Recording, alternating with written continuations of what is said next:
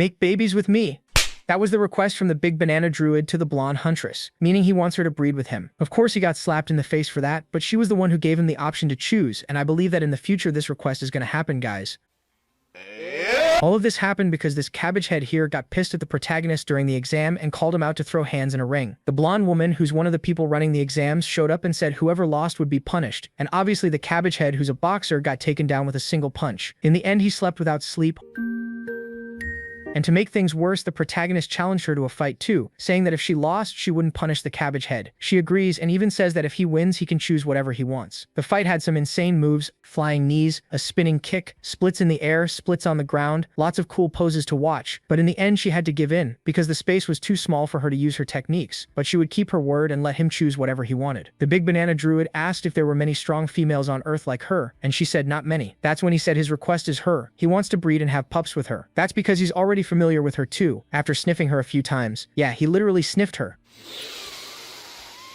Now I'm going to explain why he says breed and have pups, and why he keeps sniffing people around too, besides me calling him the big banana druid. It all started on a normal sunny day, when lightning struck the city, a rain of giant lightning bolts. Everything quickly turned into chaos, and the protagonist was right there in the middle. In the panic, he ran across the street, and Truckholm was already waiting to send him to Isekai, but then suddenly he got sucked into another dimension. Obito, is that you? When he woke up, he didn't know where he was, but when he looked at the sky, he saw some really weird creatures flying and 2 moons, and he also realized he had the clothes he came into the world with, meaning no clothes. This place definitely wasn't Earth. Suddenly he witnessed a battle of wolves against a bear. All of that was driving him crazy. In the end, the pack beat the bear. The wolves together were strong and had food for a long time, while the protagonist didn't even have clothes. Soon a wolf showed up behind him and stared him down. Our protagonist panicked and took off running. So he ran and got tired until his constitution went up by 1. Then he ran and kept running, but he tripped and started rolling down the cliff and landed headfirst with his banana out. He was all messed up, but that's where he found food. The fruit looked like a tomato and some ants were eating it, so it seemed fine to eat. He started devouring it fast, but soon noticed something. Something was watching him. He froze. A gigantic snake, a bit bigger than mine, was about to attack him. Now it was too late for him, but the snake got eaten by an even bigger frog right in front of him. All of that was insane. This place was completely nuts. And then the protagonist passed out. A few months later, it was raining. He was drinking the water that drips off the leaves. It had been 67 days since he came to this world. The pack was still following him, trying to get him. He needed to find another safe place. 1 year passed quickly. Our druid was picking some big bananas. That's why I said he was the big banana druid. Suddenly, one of the bananas came loose, but he caught it before it fell, and that increased his strength by 1 point. His body was changing completely, and now it was time to get his reward. Besides surviving this chaotic world, now he was also adapting. One of the wolf pups was always following him, to the point that he missed the animal when he didn't see it. Suddenly something got his back wet. When he looked up, it was a giant gorilla. Maybe he grabbed the gorilla's banana. The thing swung hard, but he dodged. That hit made the branch snap, and the gorilla fell right on top of the little wolf who got thrown far away. That hurt him. Even so, the animal didn't get scared. The gorilla was even more furious and then attacked, hitting the animal, and that's when our big banana druid came up behind it, striking it in the eye, but he got tossed away easily and ended up crashing into a tree. The gorilla, still furious, ran toward him. Now it was clear everything was over in these lands. There will always be a ruler until all of a sudden a giant wolf jumped on the gorilla. The whole crowd started biting the animal while little by little, the protagonist began to lose consciousness. This was probably the end for him. That pup he saved was the son of the Wolf King, and that was the day he became part of the pack. When he fell behind, the wolf waited for him. When the wolf fell behind, he carried the wolf in his arms, and that's how they grew up and got stronger together. By now, it had already been 2 years that he'd been stuck there. At that moment, he'd already been accepted by the whole pack. After 31 years stranded, he climbed a steep mountain like it was nothing, leaping at a giant serpent and ripping it apart completely, together with his wolf friends. Every day he took part in territorial fights with his family, so little by little he started fitting in and becoming part of that insane world. Now 120 years had passed, and he was probably the only human on that planet. Along the way, he gained and lost some friends, until there came a point where he lost track of time. He only knew that hundreds of years had gone by. Much later, he started a war against the gorilla race over Moonlight Hill. The wolves and the gorillas were running toward each other. The beatdown started. Our big banana druid was right in the middle of it. He went after one of the biggest gorillas, but suddenly a light formed and he got sucked into another dimension again. An explosion swallowed the place. Only his dagger was left behind. On the other side, the hunters felt something weird. The dimensional energy was way off. They were even calling for backup, until a burst of energy appeared right in front of them. Everyone ran, knowing a portal was about to open. The blonde girl immediately drew her sword for whatever was going to come out, but when she saw the silhouette, she couldn't believe it. Then it looked looked at her and she froze on the spot. Her whole body trembled like she was prey to something. The man shouted, furious, and she realized that thing wasn't human. The energy was insanely dense. Then the man staggered and fell right in front of her. Nobody had ever seen that much energy before. She hadn't felt a threat like that even against high-level monsters. So what the hell is this guy? And here we are telling the whole story to a psychologist. The man thanked him for the account and said his testimony would be shared with the awakened Central, when suddenly the protagonist called out to the bald guy who stopped to see what he wanted, and it was just to thank him for listening since he hadn't talked to anyone in 1,000 years. And it was the doctor who wanted to thank him for the story of a wild warrior who returned after 1,000 years. But as he left the room, he thought all of it was really bizarre. Now at the awakened Central, the blonde is confused. The man doesn't get her concern, and she's confused because the card says he's rank F, which means he's just a normal person. But how did someone rank F make it through the portal? The man says it must have been luck, but the test results are already out, and he asks if she wants to read them. He was diagnosed with post-traumatic stress disorder. Basically, he acts like a wolf, but what she saw was it just her imagination. So she decides to personally deliver the letter to him. She needs to check with her own eyes. Now at the hospital, he'd been under observation for 2 weeks. Suddenly his meal arrived. He was starving, so it was time to devour everything. At the same time, the blonde arrived and walked right into the room, greeting Park Suhu, but he was eating in a weird way on top of the bed and he looked like a dog when you pretend you're going to mess with his food. Plus he looked like L from Death Note. The girl said her name Choi Soo Young, so he got up and sniffed her, saying she felt familiar. He caught that female scent right away.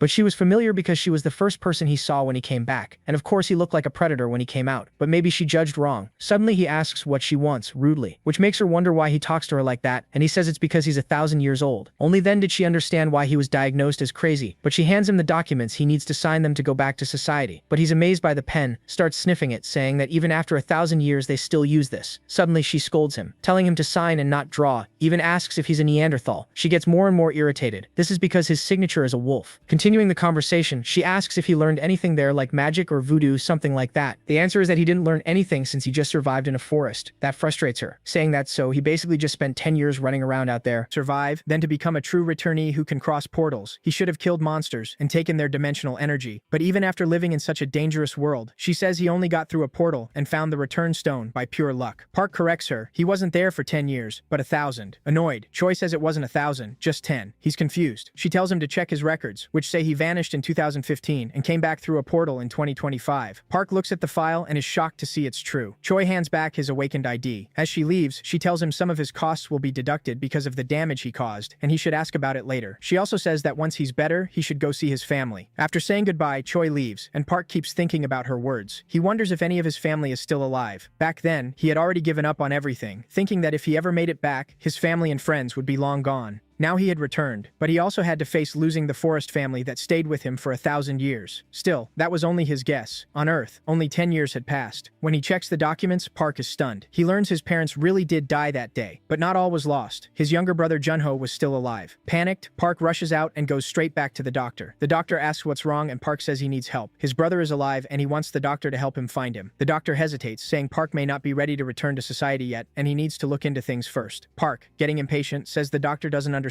how serious this is. He isn't asking for permission. The doctor then makes a small gesture. He says he has one condition. Soon after, Park is in a car. He thanks the doctor and says he won't forget this help. The doctor says they'll stay in touch, then tells the driver to make sure Park gets there safely, since he still hasn't fully recovered. As the car pulls away, the girl points out that the doctor paid all of Park's hospital bills, gave him clothes, and even arranged a driver. She asks why he went that far for Park, especially when low-rank returnees usually get ignored by the central office. The doctor says he wants to hear more of Park's story, and besides, he still needs to replace that doorknob. The girl is surprised and remembers how it got broken, thinking back to Park yanking the door open in a rush. Later, the doctor sits in his office, thinking that this is the second doorknob that's been broken. He says it's been a long time since he smelled an irregular. Meanwhile, Park rides in the taxi. A news report says that at 3 p.m. that day, monsters escaped in an unprotected field in the province. It happened because of a miscalculation involving a small break portal. The monsters had surrounded the area, and officials expected things to be under control in about 50 minutes. 2 attacks were stopped, but 12 awakened soldiers had died. Park listens closely to the report. He remembers the doctor saying the world had changed a lot and became something completely different after the Great Disaster. The doctor had joked that if he were awakened, he'd quit his lousy job and get rich hunting in fields. Park had asked what all that meant, and the doctor told him he must have hit his head hard if he didn't even know that. Park told him to stop dragging it out and just explain. The doctor said that 10 years ago, gates opened all over the world. That's why that day is called the Great Disaster. It was the first dimensional convergence on Earth, when their world connected to others and monsters invaded. That day, 10% of the world's population died. The military wasn't enough to stop the monsters showing up everywhere, so weaker regions used mercenaries instead. People who vanished during the disaster, along with the awakened, were given given mercenary licenses and the right to hunt monsters.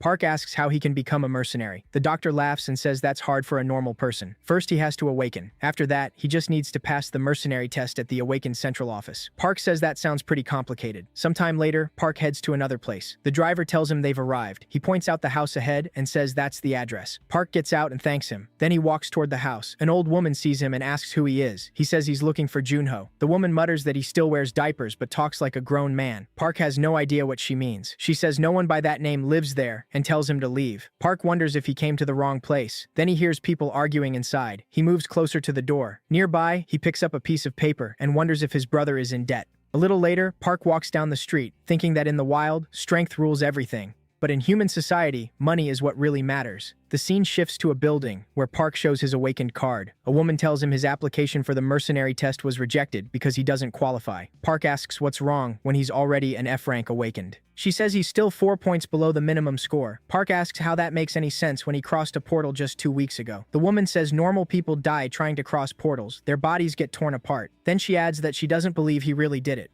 Either way, he can attend Awakened School or earn points in field battles, then come back once he's a proper Awakened. As he leaves, Park thinks the whole system makes no sense. Still, he becomes interested in the Goblin Field in Swan. The scene changes again. In another taxi, Park asks how far the walls go. The driver says they surround the whole city and tells him to check the map app. He asks if Park has it downloaded and explains the city is split into 12 zones with hundreds of gates between them. Looking around, Park decides he needs to act fast. Soon he spots the place, and the driver says they've arrived at Swan Field Gate 27. Park gets out and faces the huge entrance. He figures the gate leads to a hunting field. Then he starts walking toward it. 2 soldiers stop him there. They ask what he's doing. Park says he's here too. He says he came to hunt, so one soldier asks for his mercenary license. Park admits he doesn't have one. The soldier tells him civilians can't enter this area. Then both men spot something nearby. One soldier yells to shut the exit, but they're too late. A car smashes through the checkpoint. Inside, a monster is eating a man. Then the car slams into a wall. One soldier calls the emergency team to contain the monster, while the others surround the car and get ready to fight. The creature climbs out of the car, and the soldiers open fire, hitting it again and again. It seems like the monster is dead. The soldiers report that the situation is under control, and that the monster that came through the gate was killed. Then one of them asks where Park went. He wonders if Park already left. He probably ran after seeing the monster, but Park didn't run. He was already walking outside the area, saying that even though this was a field, he could still sense everything. He also decides he needs to buy his own car. Looking around, he wonders if every city besides Seo had been destroyed. He can hardly believe it. A while later, night falls. Park says the darkness feels familiar. He moves through the ruins and says it's time to hunt. Soon he drops to the ground and figures his body still feels a little heavy. He studies the nearby buildings, then sprints toward them. He climbs up fast and reaches the roof. Standing there, Park looks over the area, but he isn't posing. He shuts his eyes and focuses, using his senses to find the best direction. He snaps his head to the side and picks that way. Then he jumps down with ease. Those shoes have insane grip. As he moves through the empty streets, he reaches a shady alley. At the end of it, several goblins have a helpless dog cornered. The drool hanging from their mouths makes it clear they're starving. Still, the dog keeps fighting back. That's when Park steps out of the dark. He glances at the dog and jokes, asking if it wants help. The answer is obvious from its eyes, but the goblins are already set on attacking. They rush straight at him. Park grins and charges in too. In an instant, he spins and strikes from behind. The first goblin takes a punch so brutal its head caves into its body. Then something even stranger happens. System windows start flashing in front of him, one error after another, and Park has no clue why. It looks like the system is failing to read his actions right. While he tries to understand it, the other goblins attack. They think they have the advantage, but that confidence vanishes when Park knocks them down one by one, each with a single hit. The last goblin sees all his friends die and tries to flee, climbing a building in panic. But he makes one dumb mistake. He stops at the top and looks back, only to find Park right behind him. Park throws him off the roof, and the fall kills him. Once he's back on the ground, another system window appears, warning that there's an error showing his class abilities. That makes Park remember when, 100 years ago, he was naked in a forest fighting to survive. That's when he first started getting status points. So maybe even here, back on Earth, the system still works. And maybe these errors are tied to why his body has been weaker since he returned. Then a new window pops up, Achievement Shop. Curious, Park opens it. He has 7 points and a few items he can buy. Nothing amazing, but he picks some anyway, and the items appear right in front of him. Before he can eat, he hears something. It's the same dog from before, and now a puppy is beside it. Park walks over slowly, puts a hand on the dog, and realizes it's dying. The animal seems ready to rest, but Park doesn't want to give up on it yet. In silence, it seems to ask him to protect the puppy. He can't ignore that. In the other world, world, wolves were his family. Maybe this is fate repeating itself. He takes out a snack and gives it to the dog. Then he walks to the goblin corpses, 7 in all. He keeps working through the night, only finishing at sunrise. He makes a small grave for the dog that died protecting its pup and stands there quietly for a moment. Meanwhile, at Area 27's entrance, traffic is a mess. Horns blaring and drivers getting mad. Then the noise dies down when someone walks up, carrying several dead goblins on his back. Even as corpses, the monsters are enough to make everyone step away. Park sells the bodies and gets over 10 grand. The most valuable part is the crystals inside them. That's where the real money is. Since he doesn't have a bank account, they pay him all in cash. Seeing that amount, he wonders how much he could make by clearing dungeons and gathering more crystals. Elsewhere, a truck is parked by a convenience store. Inside, a man chats with an old friend while buying a chocolate bar for his kid. Back at the truck, he's in a good mood. It had been an easy day, and he just wants to go home. But that calm doesn't last. Someone suddenly calls his name, Park Jun-ho, and a hard punch drops him to the ground. The man says it's been a long time, and they were worried Jun-ho really meant it when he said he'd ditch his kid and run. Jun-ho looks up and seems to know him. Then the others start beating him, mocking that he looks better than last time. They ask how many times they think they've had to come here. Jun-ho quickly pulls out some cash and says this is all he got. After counting it, the man says the monthly payment is 8,000 Brazilian real, and the interest is over 6,000 more, so he's still short. With tears in his eyes, Jun-ho begs for 3 more days. The man hits him again and asks if he even knows how much interest builds up in 3 days, telling him to stop lying. Then someone calls out to Jun-ho. One of the men asks who that is. Jun-ho freezes when he realizes his brother is alive. Park walks up to him and asks if he's Jun-ho. A flashback shows Jun-ho being bullied, while Park watched. Jun-ho begged for help, but Park ignored him and walked away, leaving him alone. So as a brother, Park had never really been there for him. The flashback shifts to reports of mysterious explosions across the country. Then red spheres, portals, start appearing with the blasts. Jun-ho watches in shock and runs to his mother's room. His parents are glad he's home, though they still don't know where Park is. Then an explosion hits, and monsters begin pouring out. At the same time, a giant eye watches Jun-ho. Soon after, he disappears. Back in the present, Park says Jun-ho has grown since he last saw him. Jun-ho answers that he thought Park was dead. Then the other guy cuts in. He asks if this really is Jun-ho's older brother. Park grabs the guy by the head and in seconds throws him back. Jun-ho stares in shock. The guy is hurled aside so hard it stuns everyone. The 2 henchmen can't believe what they just saw. Park asks his brother if he's hurt and Jun-ho says he's fine. Then another man rushes at Park. Park tries to kick him, but instead of hurting the guy, his own leg breaks. He drops to the ground, screaming in pain. The last thug is shaking now. He guesses Park isn't awakened, and Park tells him to come on. But the man swears he never touched Jun-ho and says he even told the others to leave him alone. A moment later, Park hands him some money and tells him to take it and go. Later that night, the old woman appears. Park and his brother stand in front of her. She asks if he's sure this man is really his brother, and Jun-ho says yes. Calling her grandma, Park says he brought some meat. She says family should stay in touch and tells them to hurry because the boy fell asleep waiting for his father to come home. Inside, a child is sleeping. Park asks if that's Jun-ho's son. Jun-ho says his name is Gung-ho, and he's his only treasure. Park asks where the boy's mother is. Jun-ho says she left to live her own life, and blames himself for not being able to provide. Trying to lighten the mood, Park suggests they have a drink. Later, they sit at the table drinking. Jun-ho says that after Park vanished, he thought he was dead, yet now he's back and hasn't aged at all. Park asks how much debt he has, and Jun-ho says around 220,000 Brazilian real. Still, he says it's fine because he'll deal with it somehow. He explains that he has a job now, and Park asks what kind. Jun-ho says he works at a logistics center. Park asks if the truck is his. Jun-ho says no. It used to belong to his grandmother's son, but he rents it from her now. Park asks again what his grandmother's son used to do. Jun-ho says he heard Park died in the Great Disaster. A little later, the boy wakes up and sees a dog in front of him. When he looks over, he spots his dad nearby. Jun-ho smiles and asks if his son is finally awake. Shy, the boy asks who the man is. Jun-ho tells him it's his uncle and asks him to say hello.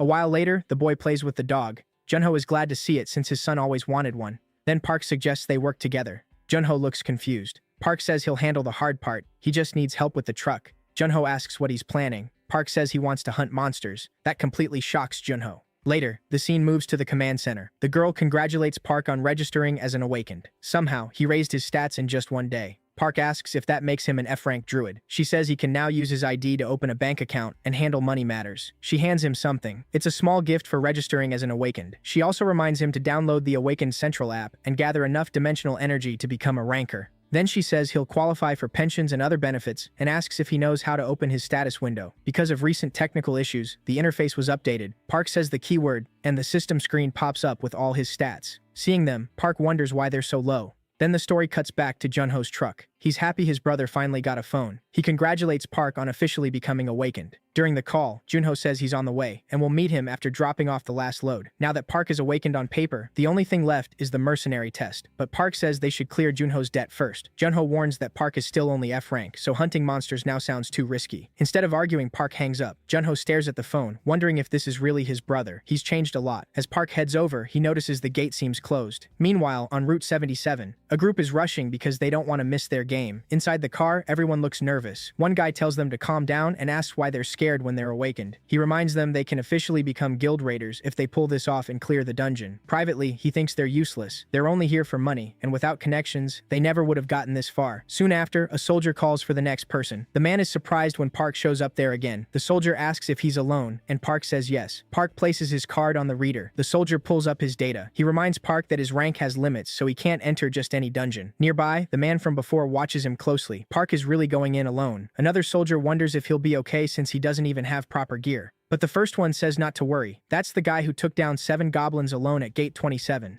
Back in the car, another man gets jealous and wonders who Park thinks he is. Going into the field like that looks insane to him. The soldier then apologizes for the delay, saying there were technical problems. Once the check is done, the man tells his friend to hurry up because they're going to follow Park's path.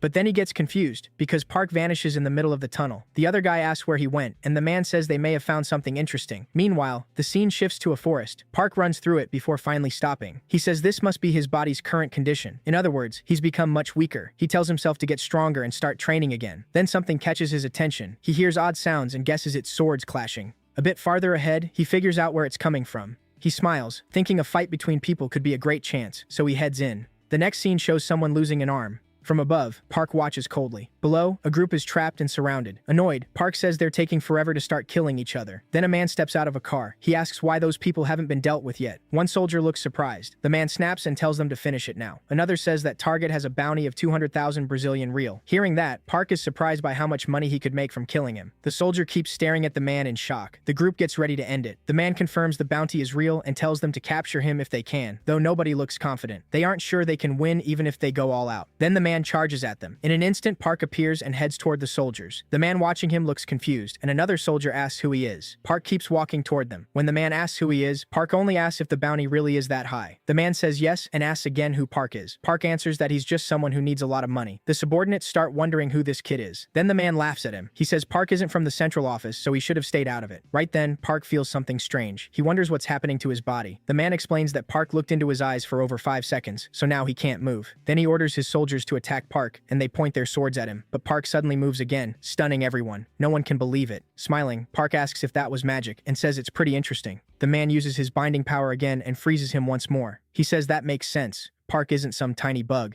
Then he pulls out a dagger and says Park should have known better than to cross him. But Park suddenly strikes first and wounds him. Park asks if that's all he's got. Then he lands one punch after another. The man is sent flying back, looking completely beaten. Park says the whole thing was boring. Seeing how easily Park handled him, one man realizes he must be insanely strong and starts wondering who he really is. The rest of the soldiers keep staring at Park. He asks if they still want to fight, and they quickly say no. Then Park points somewhere and tells them to move over there. He asks if anyone has a rope, and one man says he does. Park asks what reward there is for them. The group says they don't have bounties. They were forced to work for that man, or die. So turning him in alone should make Park rich. With tears in his eyes, the man can't believe his own people sold him out after everything he'd done for them. Park asks if he's finally awake. The group starts cursing the man, calling him trash. Park then asks if he gets nothing for taking care of the rest. The man argues they're lying. They're criminals too, so some of them must have bounties. But they deny it and insist they're just useless drifters. Then the man calls out to Park and asks what kind of city laws made him act so free. He says this land is real freedom. If Park lets him go, he'll make sure Park lives like a king.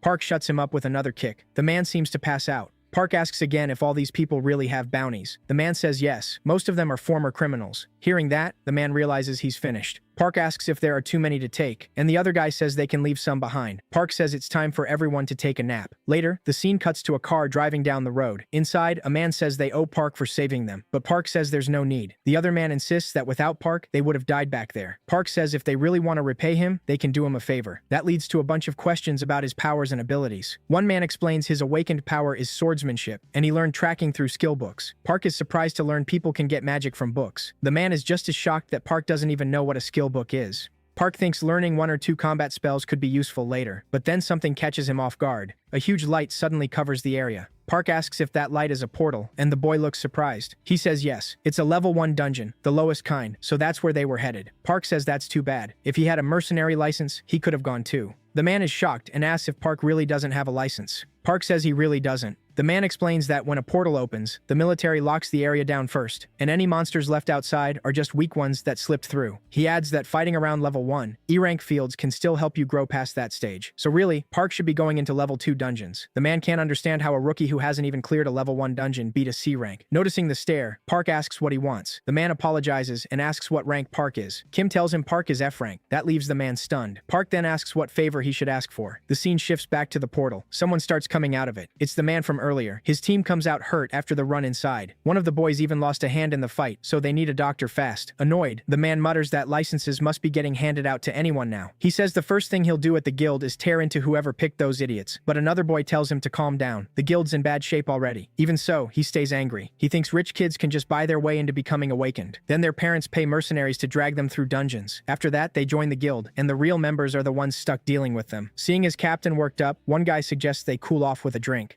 Instead, the man asks how things are going since a level 1 dungeon is about to vanish. He asks if anything happened, and a soldier says something big did. Someone just turned in 10 looters. One of them was even a C rank he likely knows. The man asks if some high rank visitor came by the camp. The soldier says no. It was an F rank rookie without a mercenary license who caught him. The man can't believe it and asks how. The soldier says he doesn't know all the details, just that witnesses saw the F rank beat the man down. The man realizes it might be the person he saw in the tunnel and asks where that rookie went. The soldier says he saw him heading for the portals. The man rushes back toward them. He wants to see that boy's skill for himself and maybe get something useful out of it. Soon he climbs into a truck. The other guy asks what's wrong. He asks if the boy who captured that man just went into the portal. At the same time, Park and his brother are already entering one. Park says this time it didn't hurt at all, and his clothes seem fine. Junior explains that items without dimensional energy can't pass through portals, but these clothes can because they're made from dungeon materials. Park looks around, confused. He asks what the thing in front of him is. Junior says it's called a door. He explains that the portal they used is one of many doors leading to all 38 dungeons. Both of them are caught off guard when Park notices something. He asks why the door disappeared. The man says it comes back after the dungeon is cleared. Park asks if they need to kill every monster, and the boy says no,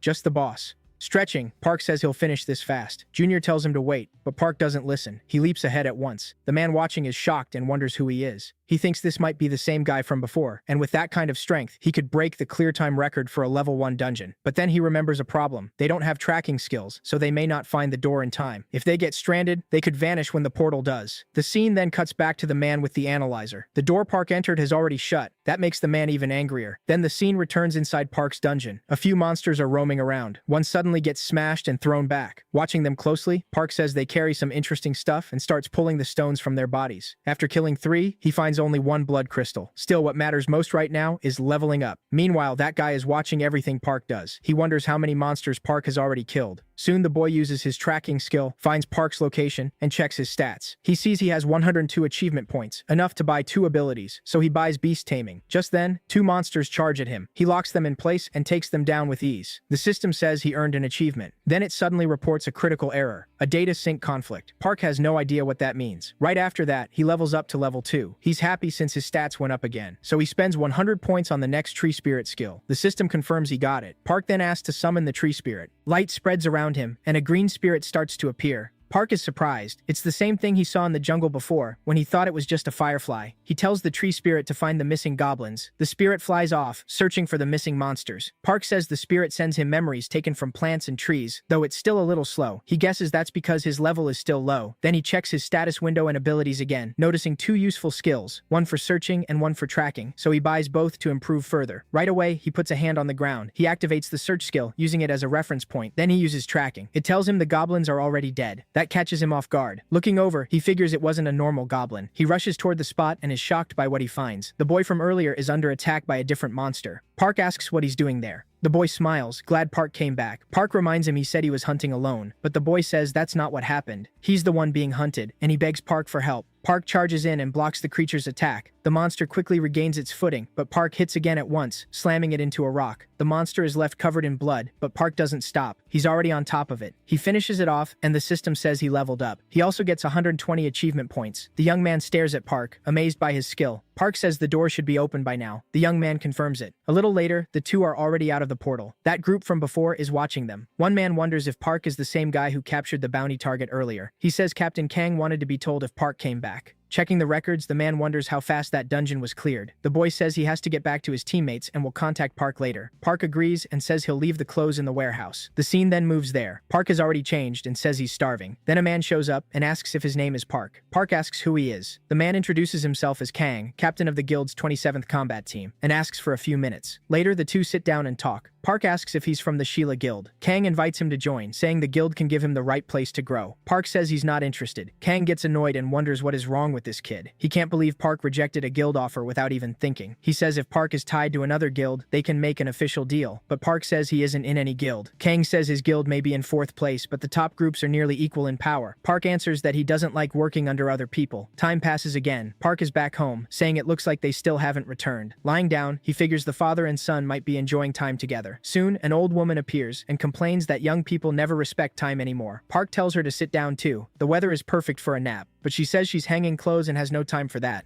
Seeing his grandmother doing it alone, Park goes to help her. Then his grandmother asked if he was really Junho's older brother. Park said yes. She said it was a nice surprise to have him at their home, but Park said it wasn't a good thing at all. The old woman answered that with all these strange monsters showing up and wrecking everything, looking younger wasn't something to be shocked by. She'd heard he hadn't seen his brother in 10 years, so she told him to take care of himself and not hurt his family again. Park smiled and told her not to worry. He wouldn't die that easily. Soon his brother arrived with his son and greeted Park. Park handed him a paper, and the man asked what it was. Park said it was money for the debt and told him to use it to fix his life. He added that his brother should pay it off fast so they could eat together. Moved to tears, the man asked how he could ever repay him. Park told him to stop getting emotional and just go. With tears in his eyes, his brother left. Then Park called after him again. He asked if he had enough money for food and drinks on the way. The man said yes and promised he'd be back before they noticed. Park stayed on the terrace with his nephew when a system window popped up. It said the target was following him and needed a name. Park wondered what to call the dog. The child suggested Baku, and Park said that name wasn't bad. So from then on, the dog was called Baku. After a while, the boy said he was starving and wondered why his dad was taking so long. When Park spotted his brother's truck, he figured he was back and went to meet him. He and the child walked over to the truck, but the man came out covered in blood and collapsed. Seeing that, Park was stunned and wondered what happened. Later, the scene moved to a building at night. Inside, a group of men were playing cards. One asked if the fight would start that week, and another said yes, adding that online, everyone was betting on a man named Miho.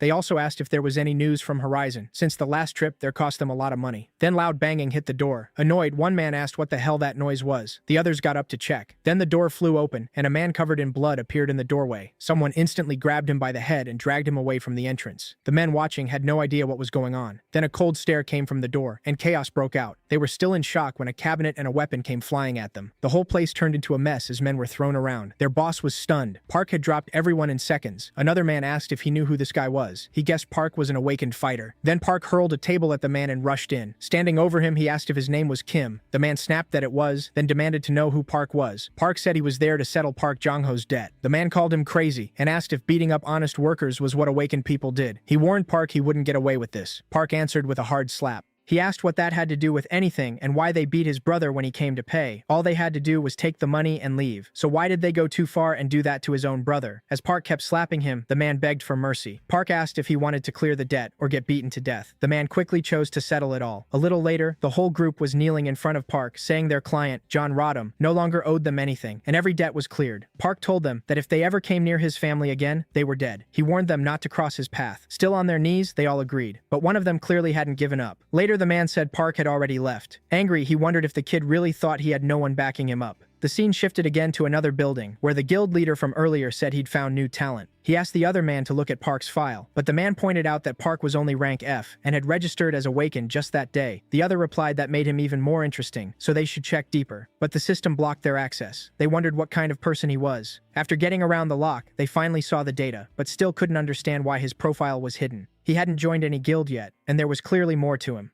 Then they asked to see his abilities. The report said he was a conjurer type. It also said he had easily beaten a man with a huge bounty. Then they noticed he had been missing for 10 years, which made everything even stranger. They started wondering if he was some kind of special agent. Though one man said he only thought Park was strong because of his powers. He never thought Park might be tied to intelligence work. The other man said they should stop trying to recruit him. He was sure Park belonged to another country. He said he expected this the moment all the trouble started. Trying to move on, the other suggested coffee and asked why a special agent would enter a level 1 dungeon. The boy asked why that mattered so much, but the man again told him to watch Park, and the boy clearly didn't want to. Then the scene moved to a hospital. Park visited his brother and asked if he was awake. Junho saw him come in and asked why he'd brought so much food. Park said he'd heard eating a lot helped recovery, so he brought plenty. Park asked if he was feeling better, and Junho said the bandages would come off the next day. Then Junho asked if his mercenary test was tomorrow, and Park said yes. Junho said it would be great if he passed and got picked up by a guild, but Park clearly didn't want that. He thought that he used to be king of the forest, so there was no way he'd join a group and serve under someone else. Junho still told him to look into a top guild. Park said there was no need, he'd start his own. Shocked, Junho asked if he really meant that. Later the scene shifted to the adventurers agency, where Shui was walking through the building. An older man stopped her and asked what had been going on with her lately. He said there had been 2 breaches in her area, and if yesterday's portal had been a breach portal, the whole city could have been destroyed. Shui asked if they really couldn't do anything without her. He told her to help because the portal department manager had been bothering him all day. What he really meant was that she was wasting her talent, but Shui admitted she'd had trouble focusing lately. He handed her a paper and told her to quit talking nonsense and read it. Shui was shocked. They were sending her to do manual work when she thought she'd finally get a break. The man said she wasn't the only one, and it wasn't her first time anyway. Annoyed, she started walking off. He called after her, telling her not to fail candidates just because she was upset. He reminded her they were short on people and needed everyone they could get, but Shui said it was better to reject idiots who couldn't even protect themselves. Soon the scene shifted again. A group of people talked about how badly they needed to pass the test. Nearby, a guy was live streaming on YouTube. Everyone there wanted to earn a mercenary license. Then another group entered the area. The streamer said he had to end the broadcast because the test was starting. At that moment, Park showed up and looked at the boy. The boy asked if it was Park's first time watching his stream. Park asked who he was even talking to, and the boy told him to give him some space. Soon after, the supervisor introduced himself and said he'd be in charge for the next 3 days. He explained that 21 supervisors would judge whether they were fit to pass. Everyone should have gotten a numbered ticket at the entrance, and the supervisors would be assigned through a random draw. When their number was called, they had to line up in front of that supervisor. Time passed, and more names were called until Park's turn came. He got number 15, but something caught him off guard. His supervisor was the same blonde girl from before. Looking at her, he thought it had been a long time since he'd seen her, and he recognized her right away. Then they were told to head to their waiting rooms and rest until the next announcement. Meanwhile, the streamer headed to his room, telling his viewers the test would be rough, though he acted like he'd be gone by the next day. Then it turned out that the streamer was in Park's room too. When Park looked to the side, he noticed the boy. He asks why he looks so down after being so excited before. Then he realizes Park is the same guy from earlier. He asks if Park knows about the blonde supervisor everyone calls a witch. According to him, she'll fail people just because she's in a bad mood. Park asks why that's her fault, instead of the fault of people who came unprepared. Annoyed, the boy thinks Park brushed him off and asks if he knows how to respect his seniors. Park says if there's a problem, they should settle it with a fight. The boy asks if Park thinks he's easy to beat. Park says yes. Now furious, the boy tells Park to come with him. At the same time, Choi arrives, but the place is empty. Annoyed, she wonders where everyone went. The scene shifts to a ring. Park and the boy get ready to fight. The boy says Park picked the worst target. He should have won 2 matches before trying him.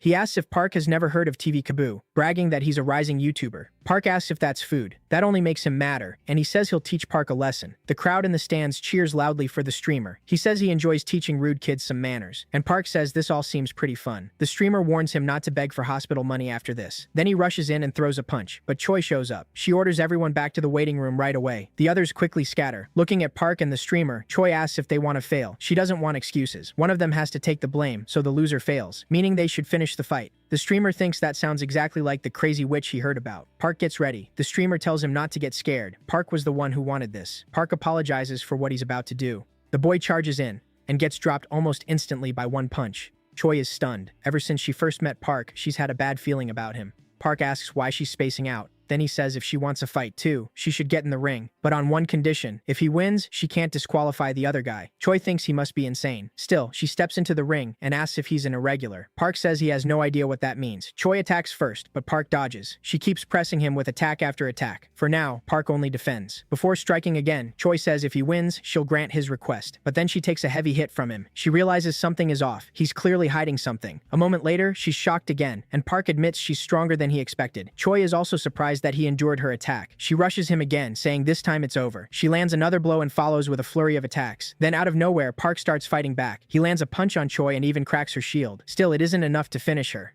Even so, Choi is shocked that he broke her shield at all. Park charges again, saying he's having fun. Choi says that proves it. He really is an irregular. Still confused, Park asks what that is. Then Choi suddenly surrenders. Park asks why when the fight was just getting good. She says the ring is too small for her powers, and they should fight somewhere bigger next time. Park asks if Earth has many strong girls like her. Choi says not many. Then Park says he chooses her and asks if she wants to have babies with him. Choi answers with a hard slap. At that moment, the streamer wakes up and wonders what happened. Choi, still furious, turns and walks off. The guy is shocked he got knocked out in one punch. He figures he should just go home since he wasted his application fee without even taking the real test. It's humiliating. Still angry, he asks Park if he's happy now. Park points out that he wasn't disqualified. At the same time, someone watches them through a camera, and the scene cuts to an old man at a computer. He's stunned that Choi lost. Park tells the streamer they should leave together, but the guy is still confused about why he wasn't failed. Park explains that he asked Choi to let it slide. The streamer still wants to know why Park got slapped, but Park says that's none of his business. Then the boy seems to figure it out. He assumes Park took that slap for him and used it to calm Choi down so he wouldn't be disqualified. After realizing that, he starts following Park. Then the intercom calls Park to the supervisor's office right away. A little later, Park arrives there. He asks why he was called in. The supervisor says the room is being recorded, and he saw Park's fight with Choi. He's shocked a candidate could hold his own against a rank B awakened, so he asks if Park is awakened too. Park says he still doesn't know what that means, even though people keep asking. The man figures Park needs a basic explanation about the portals. He says the pit portals connect Earth to 3 other worlds. The first is Aruka, home to elves and dwarves.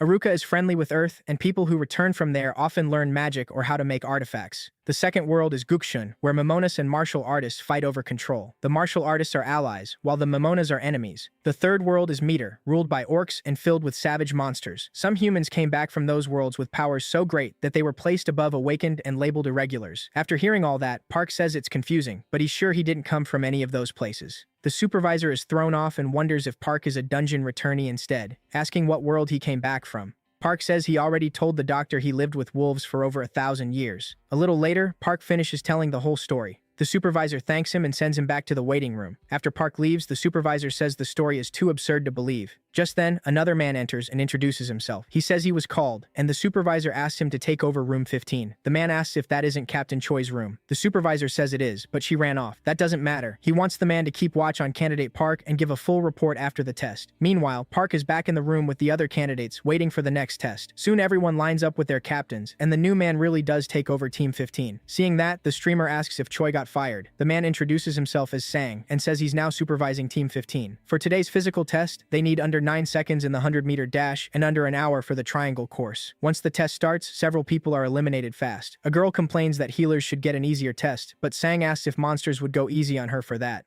Then he calls the next candidate. Han steps up, saying 9 seconds is easy, and tells Park he'll see him in the next round. Sang gives the signal, and Han runs. Sang announces 8 seconds, so Han passes. Then the next candidate is called, and Park gets ready. From the side, Han cheers him on. As soon as the race starts, Park takes off and finishes in seconds. Everyone is left stunned. Soon after, the director gets a call from Sergeant Kim, who says candidate Park Suho's physical test result just came in, and it's shocking. Back at the field, reporters start filming and taking pictures of Park because of how amazing he is. At the same time, someone else gets a call. The woman on the line introduces herself as Miso from the Association and the Returnee Center. The caller says he'll send videos of Park and asks her to watch them. After seeing the footage, Miso is surprised. The man adds that Major Young can detect lies, which means Park told the truth in his interview. Even then, Miso still struggles to believe the doctor's report. But at the very least, Park is probably an irregular, meaning he should be stronger than rank B. If his story was real, then Park Suho might have come back from a 4th planet, so Miso tells him to make sure reporters never get near the training grounds again. But the man is shocked and says it's already too late. Park has already made it into the news. Miso immediately orders every article taken down. Then it cuts to photographers snapping pictures. Meanwhile, Park and Han walk down the street. Miso realizes this means Park somehow kept his body in top shape even after going through a portal without any protective gear. She starts to wonder if he got ranked F only because he lacked dimensional energy. Either way, if he really came back from a 4th planet, South Korea could gain a huge edge in exploring it. At the same time, several reporters try to get into a building. Inside, many test participants are eating. Park and Han are eating too. Han is amazed. Almost no one could knock him out in one hit. Seeing Han stare at him, Park asks what's wrong and if he's done eating. Han says it's nothing and offers to get him some water if he's thirsty. Just watching Park eat, Han can tell he's on another level, and he's sure Park will become someone important. Soon after, time passes, and Park looks ready to sleep. Han notices all the empty lockers and guesses the others failed the test. He says that means they're in trouble, and Park asks why. Han explains that the next part involves dungeon raids, so bigger teams have an easier time while small ones struggle. Even so, Park tells him not to worry. They don't need more people. Han is surprised by how confident he sounds. Still, dungeons are different because anything can happen, so Han thinks having more people and more skills would help. Park tells him again not to worry, then asks what he was doing on his phone when they first met. Han says he was streaming on YouTube and asks if Park really doesn't know it. Park says yes, it really is kind of like he lived in a cave. Pulling out his phone, Han says the app is called YouTube. Then he starts showing Park how it works. After a bit, Park says Han is a really nice guy. Later, the two leave the house, and Han thinks his partner has everything needed to become a big YouTube star. He's handsome, built perfectly, and already made headlines for breaking a world record. So if Park also shows real power in dungeon raids, all the guilds will probably start chasing him soon. Then Park says he likes Han and asks him to join his clan. Han is stunned and asks if he wants to make his own clan instead of joining a guild. Park says he does. Han starts imagining a video about the clan being formed and going into dungeons with the top candidate from this year's mercenary test. Then it cuts to Han falling to the ground. Boxing was the only thing that helped him survive his awful childhood. Even though he kept losing, he still got his pro license. But then the great disasters crushed all his dreams. With nothing left, he ended up becoming a YouTuber. Back in the present, Han realizes this is exactly what he'd been searching for. He can't believe this chance is right in front of him and says he'll do anything for Park. Park says he's starting to like him more, so he should tell him more about the stream. With tears in his eyes, Han says he won't take back his promise. Park asks why he's suddenly crying, and Han says it's nothing. Then he explains a clan needs at least 3 members to be made official. Park clearly didn't know that. A moment later, an unknown man enters the room. Han asks why that monk is there. The man introduces himself as Miyuki Jin and says he's been assigned to Team 15. Just then, a device rings and tells the candidates to put on their battle suits. They have to gather in the 3rd floor conference room within 30 minutes. Park and Han stare in surprise, wondering if they really have to suit up this late at night. Park asks if the dungeon run wasn't supposed to happen tomorrow. Miyuki Jin says Reapers sometimes start dungeon raids at night without warning. Han says that's insane. Then everyone gathers, and they are told the dungeon raid is part of the test. The dungeon is in Seoul's Sector 5, which is protected by the Phoenix Guild. Because of that, it's a level 1 dungeon with 250 doors. Park asks what under protection means. Han can't believe Park really knows that little. He explains that since doors started showing up everywhere, the government couldn't handle them all, so it hired private mercenary clans to guard the 12 sectors. A guild is just a private mercenary clan working for the government, and in return, it gets rights to process the dungeon's dimensional energy. Park asks if that basically makes it a tax-free hunting zone, and Han says that's pretty much right. Park thinks he only wanted a clan because he missed hunting with his pack, but now he could even claim land of his own. Han says having your own dungeon is great since you don't have to pay to use it. Park says his clan's goal is to become a guild. Han asks if they shouldn't focus on passing the mercenary test first. He starts wondering if Park is only acting clueless. Soon after, the instructor shows an image of the portal in Sector 5 and says the dungeon has only 15 days before it breaks.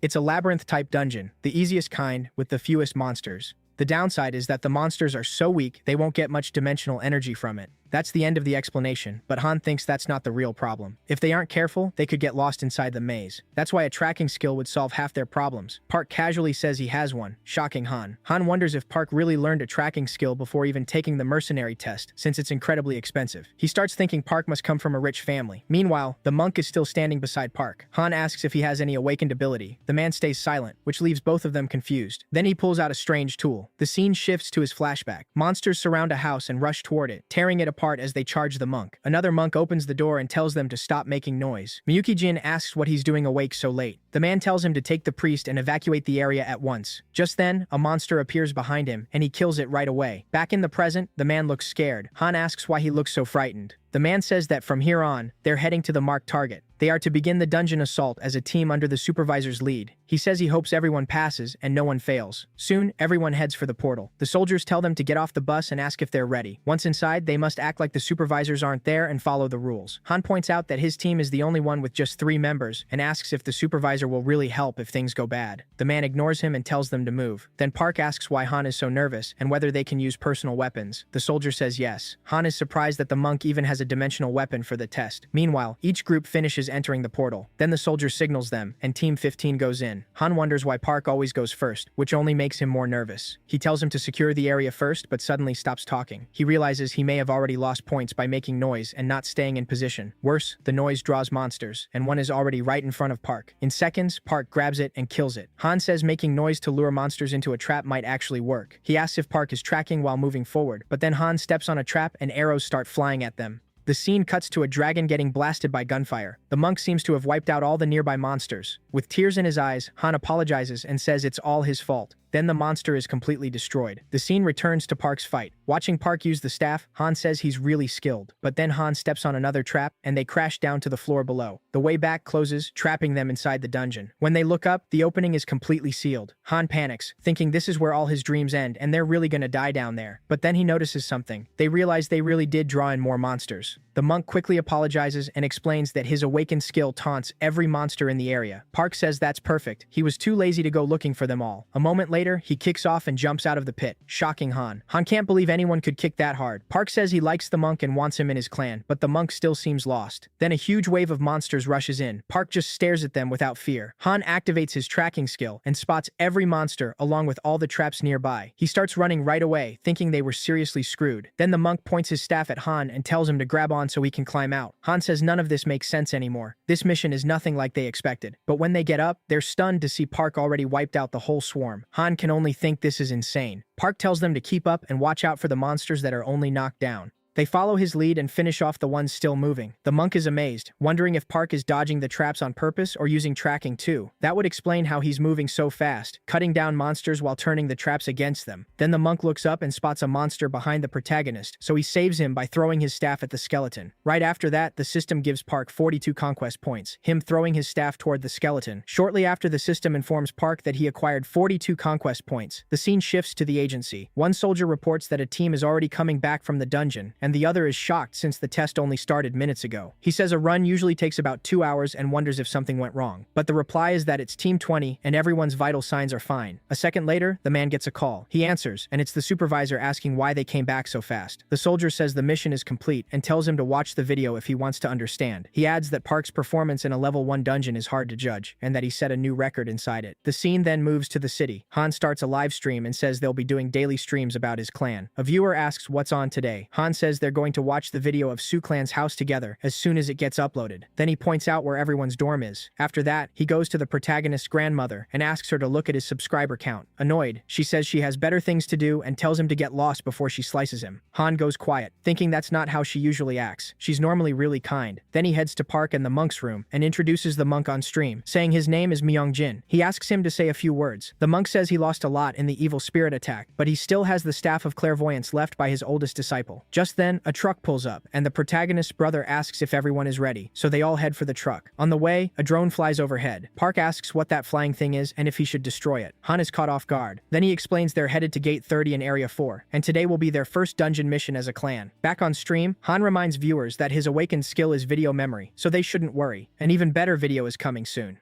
Sometime later, Park and the others enter the dungeon. Han asks if Park has any long-range skills, and Park says no. Han wonders how they're supposed to handle the bats without one. The monk tells him to leave that part to him. Then he starts pounding on a kind of drum, creating a huge deafening sound. The whole swarm of bats rushes toward them. Han is stunned and asks why they're all pouring out at once. The bats then dive at the monk, who starts using a fire skill. But it's not over yet. A giant bat appears. It doesn't matter though, because Park cuts it in half. With that, the mission seems finished. Park says the gate is open, so they need to move. The viewers can barely believe what they just watched.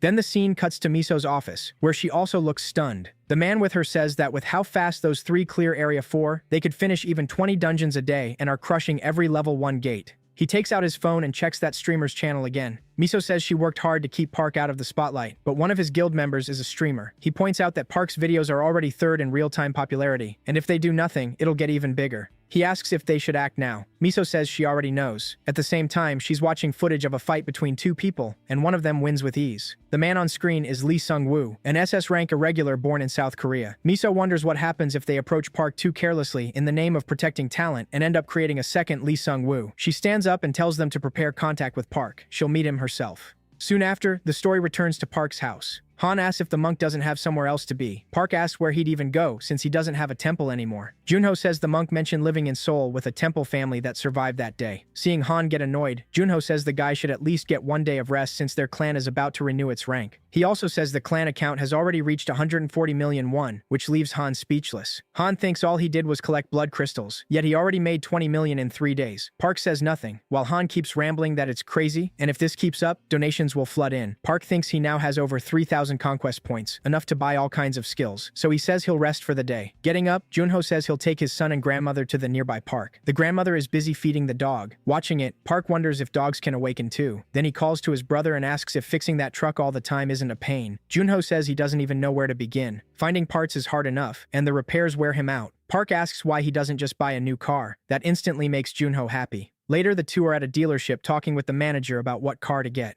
The salesman goes on and on explaining every detail. Park just asks if his brother likes it, and Junho quickly says he does. With that settled, Park says he'll pay cash and asks if they can leave with it right away. Not long after, they drive off in the new car. Junho is thrilled, saying it's amazing and way better than his old one. Park says even the passenger seat feels great. They should have bought it sooner. Then Junho notices they're heading toward Area 34 and asks why, since that place is restricted. Park reminds him that he once said he couldn't awaken because he had no money, so they're going to fix that today. Soon after, they arrive at the spot. The area is full of ruined houses. Junho clearly doesn't like the look of it, and the dog is tense too. Park asks if the dog can smell it too, because he's sure the scent belongs to a goblin. Junho says he has a bad feeling and asks if they can leave. Instead, Park steps out of the car and says he'll be back soon, so they should stay put with the dog. Then he leaps away. Junho is clearly not happy about it. A moment later, the scene switches elsewhere. A group is watching footage of Park and his team. One man says Park is blowing up on YouTube, and that, as an irregular, his combat level can't even be measured. Another says if he's really that strong, hiring an assassin would be pointless.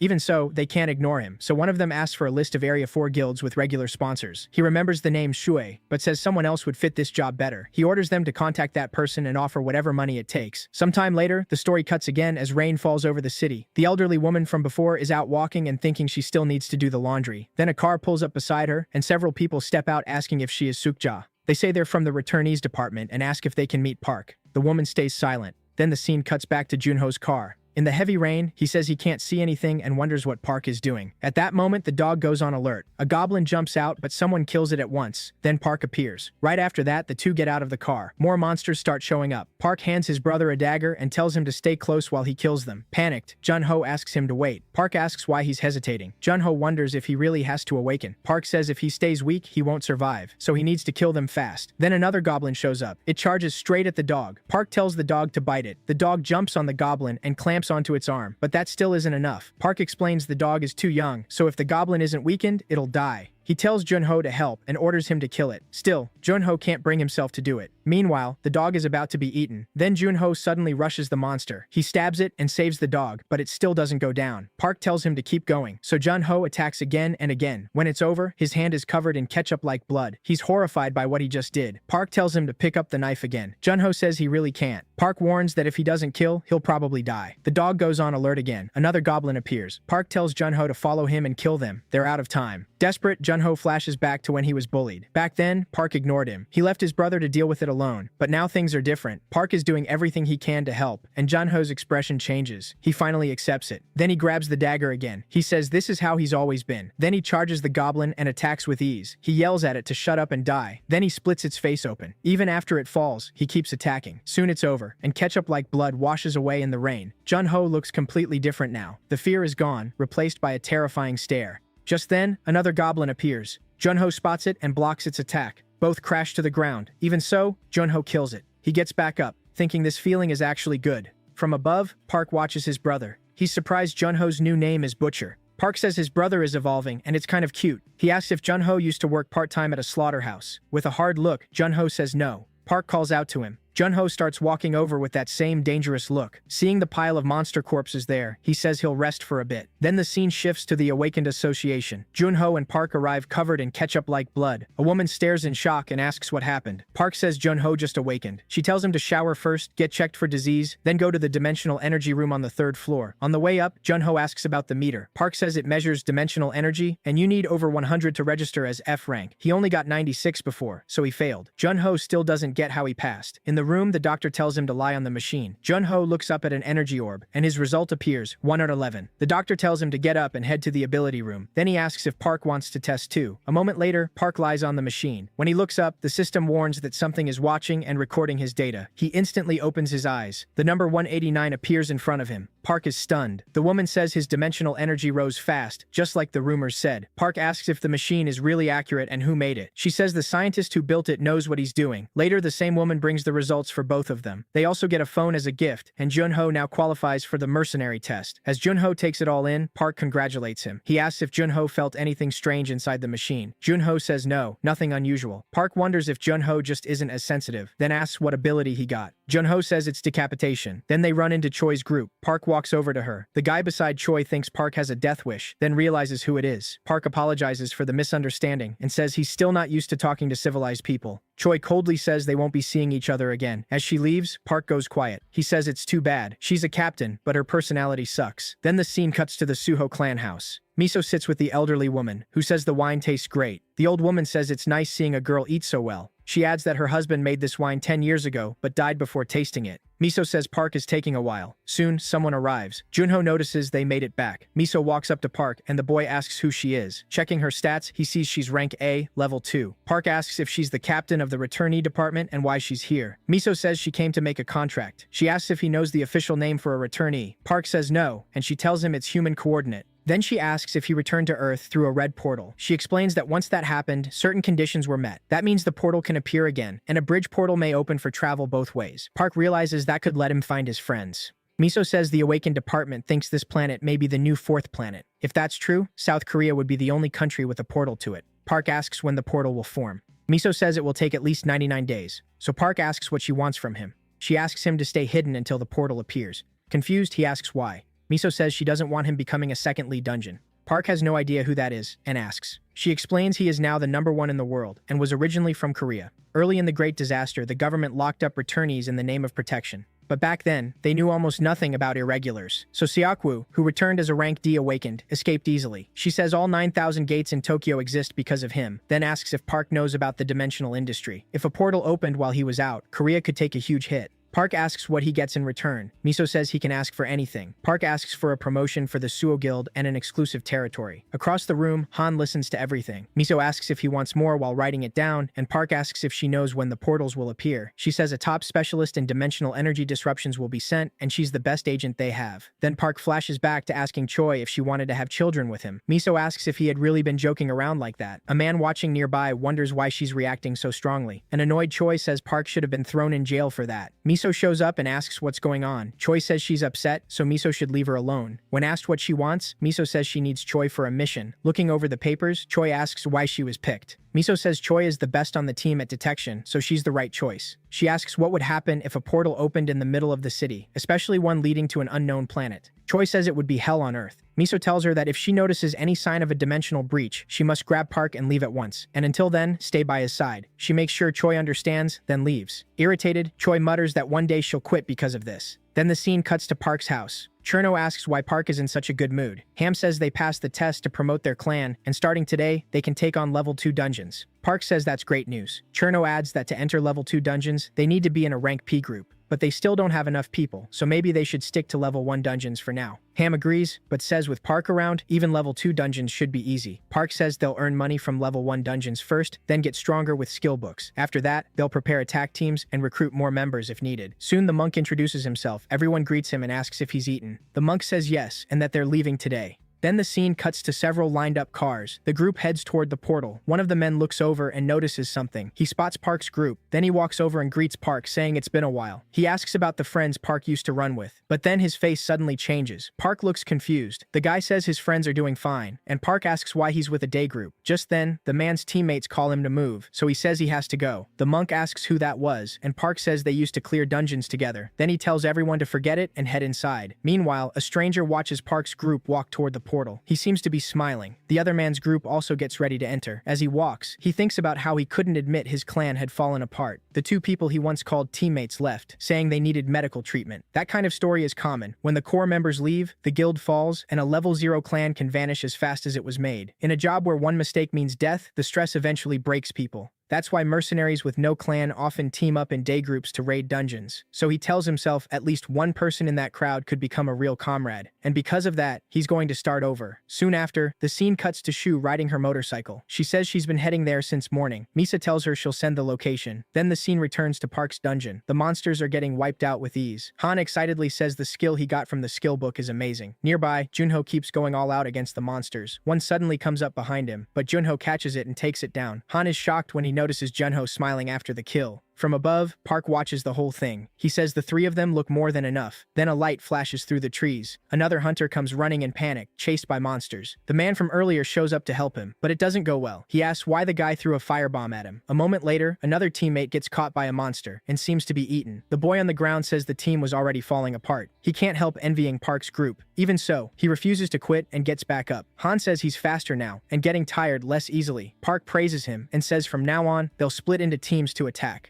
Then a man walks up and asks if they're from the Suvo clan. The boy asks who he is. The stranger introduces himself as Choi Myung-woo from the Bigi Guild. Everyone is surprised since it's a famous guild ranked 20th in the country. He says it's a coincidence they ended up in the same hunting area as the Suvo clan, so he wants to offer them a gift. Since the group just ranked up, they can get a free pass to a level 2 dungeon. Han gets excited because a ticket like that costs around 10 million won. Myung-woo asks if they want to go right away, but they wonder if they shouldn't prepare first. He tells them not to worry, plans are already set, and the gear will be provided too. Han tells Park that kind of support is already a huge deal. But Suvo tells the others to stay in a level 1 dungeon and work on teamwork while he goes to the level 2 one alone. Hearing that, the man gives a sly smile. Suvo's group agrees to follow his order. Then Myung-woo tells the young man to get in his car. On the way, he says they'll be using Portal 47. Suvo says he doesn't see any mercenaries around, and the man explains the portal opened recently. He adds that all the entry paperwork is already done, so the boy can go right in. He also says his guild would appreciate it if the Suvo clan kept using their portal. The protagonist says he just likes portals that are close by. When they arrive, someone tells Myung-woo that everything is ready. A soldier hands over strategy notes and a survival kit. Before entering, the protagonist looks back and says they'll grab food when he comes out. Myung-woo waves and tells him to come out fast so they can get a drink. Then the boy activates his helmet and steps into the portal. Right after that, a motorcyclist arrives. She parks, removes her helmet, and asks if Suvo already went in. The man says yes and asks who she is. Choi runs toward the portal, saying she's with the Suvo clan and is going in too. The man smiles when he hears that. Myung-woo tells another guy it'll cost 2 billion per person, and the guy asks why it's so high when this isn't even murder. Myung-woo says tricking them was easy enough, but the risk is high because the boy is famous. Then the woman enters the portal. Earlier, she had met Park's group and asked where he was. After they explained, she sped off to catch the young man. She told Miso he was heading to another portal and that she was going after him. Miso then told Choi to go in with him and personally confirm his abilities. Choi said there wasn't much to see in a level 2 dungeon, and she wasn't even dressed for it. Miso pointed out that she already had the bracelet on. The girl replied that she liked her current clothes. Miso said she'd give her double bonus for any property damage. Choi asked if they really had to go that far. Miso asked if catching Suho wasn't important. While riding, the girl says Miso told her the contract was already set.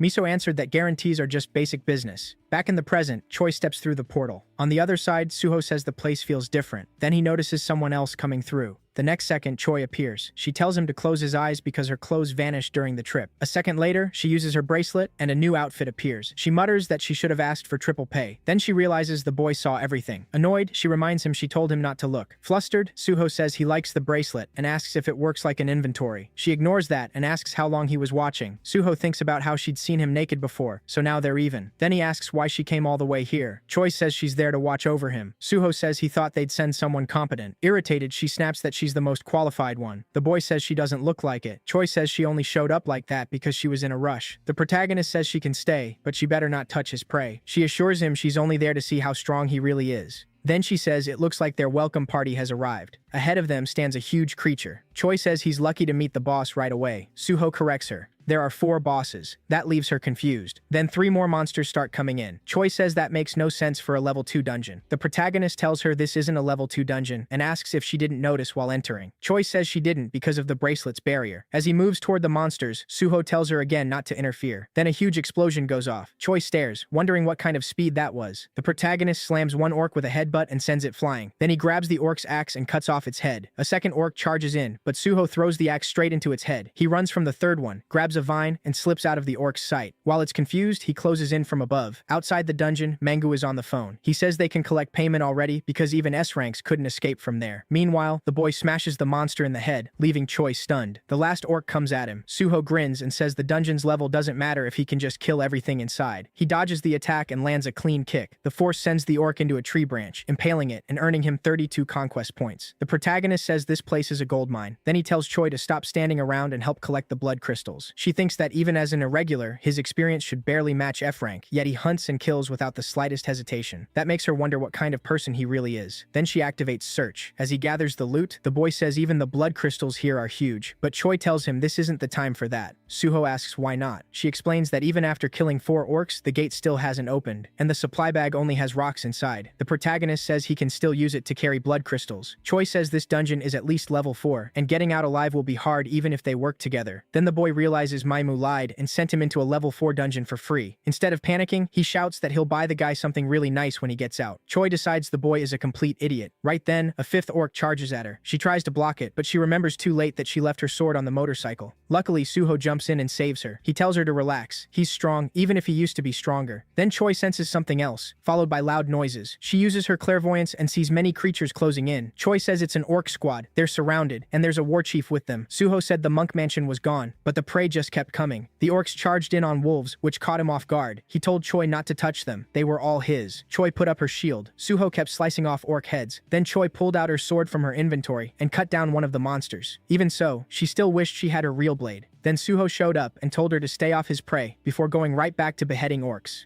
But then one of them smashed him with a club. It was the orc war chief. Suho got right back up and asked if that thing was the boss. The creature answered by charging him. Suho dodged and drove his knife into it. Choi wondered if that finished it, but the orc was still standing. Elsewhere, Miso asked if Choi had gone after Suho, but both of their phone signals were in different places and hadn't moved for an hour. She was sure they were together and figured they had stopped to rest and sort their gear before moving again. Then they realized Suho had left his phone in the car and Choi had left hers on the motorcycle. Miso told them to track Choi another way and learned she was inside a newly opened level 5 dungeon. Miso wondered why they were there and told the person handling the DGB guild portal to call right away. Back in the dungeon, Suho got thrown aside while the orcs kept closing in. He muttered that things were getting rough. Then he jumped up, pinned one of the orcs, took its axes, and hurled them at the others. Arrows started raining down, and Choi dodged them, but she tripped. The monsters rushed to finish her, but she used a defense bomb and blew several of them up. Suho pulled her away just before the war chief's attack landed. Choi asked what he was doing, and he said they had to run. She pointed out that orcs were everywhere, but Suho spotted one open route. Choi said that way led to a cliff, and that was exactly why he chose it. He scooped her up and told her to hold tight. Then they jumped off the cliff, with the monsters still after them. Park hit the ground safely, and the monsters behind them seemed knocked out. Choi was shocked she was still alive. A second later, Park dropped her and complained he had almost died. Choi still couldn't believe what he had done, especially after realizing how far they had fallen.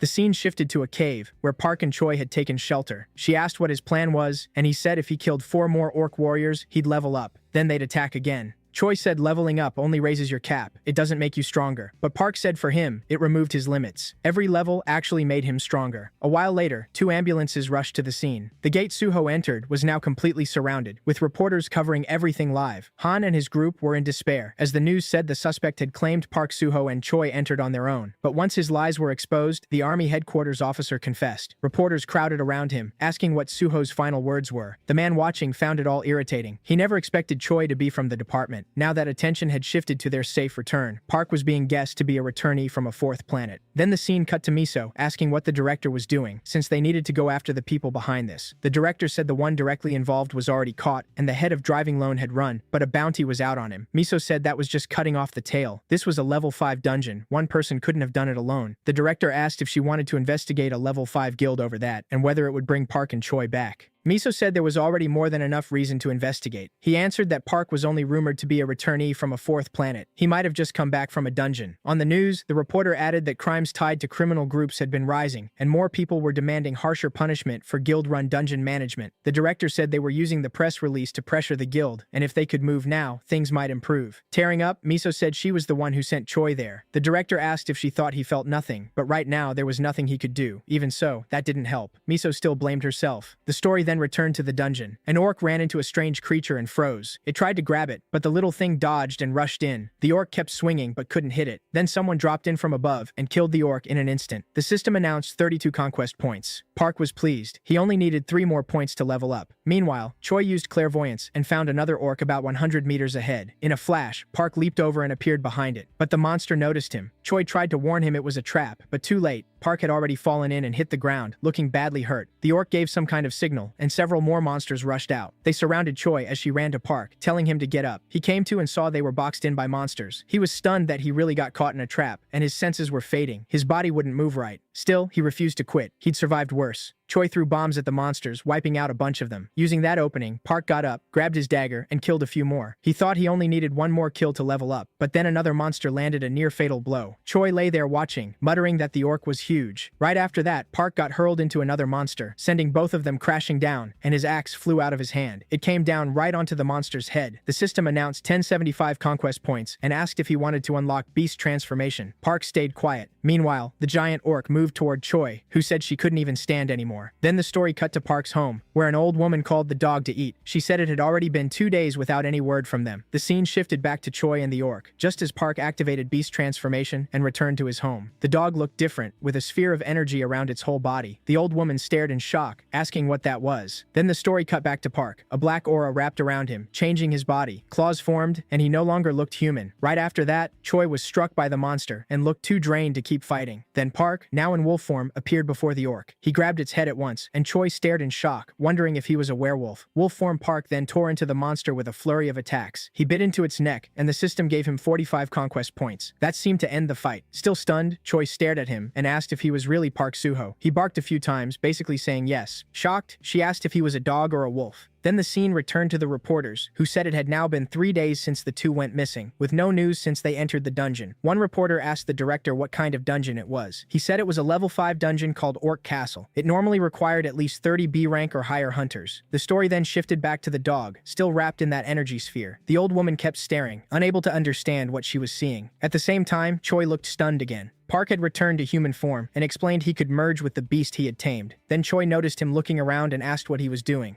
He said they should grab as much loot as possible and roast some later. She said none of it mattered, because that place would be their grave. Park didn't get what she meant. Choi said the gate still hadn't opened, even after the orc warchief died. She asked what he thought that meant, and said they might be trapped there forever. Park asked if she meant that wasn't the real chief. Choi said yes. There was something even stronger inside. Park asked what kind of monster could make her think she'd die before even seeing it. Then Choi started talking about what happened 3 years ago. Back then, right after they reached B rank, the department sent 20 fighters and 10 A rank mercenaries into a level 5 dungeon. The flashback began with an unknown man looking at Choi. He asked if her ankles were okay, and she told him not to worry. She said she was feeling much better now. Then several orcs charged at the group. The leader ordered everyone to hold formation and push toward the central tower. The team started cutting down the orcs in front of them. He kept shouting orders to help them advance. Then he was suddenly killed. Choi dropped to the ground, and the orcs rushed toward her. She froze in fear and couldn't move, but another man jumped in to save her. He wiped out the orcs around her. In the middle of the fight, Miso yelled for them to clear the way, taking down the nearby monsters. She told Choi and that man to fall back. He grabbed Choi's hand and urged her to run, but Choi said they had to wait. Something felt wrong. He insisted they could talk once they got out, so they ran from the monsters. Still, Choi sensed strange energy from the other side, while a terrified monster stood on the tower. Then an arm suddenly twisted out of place. Choi fell, and a katana landed in front of her. Mitsu and the others were stunned. The captain was dead.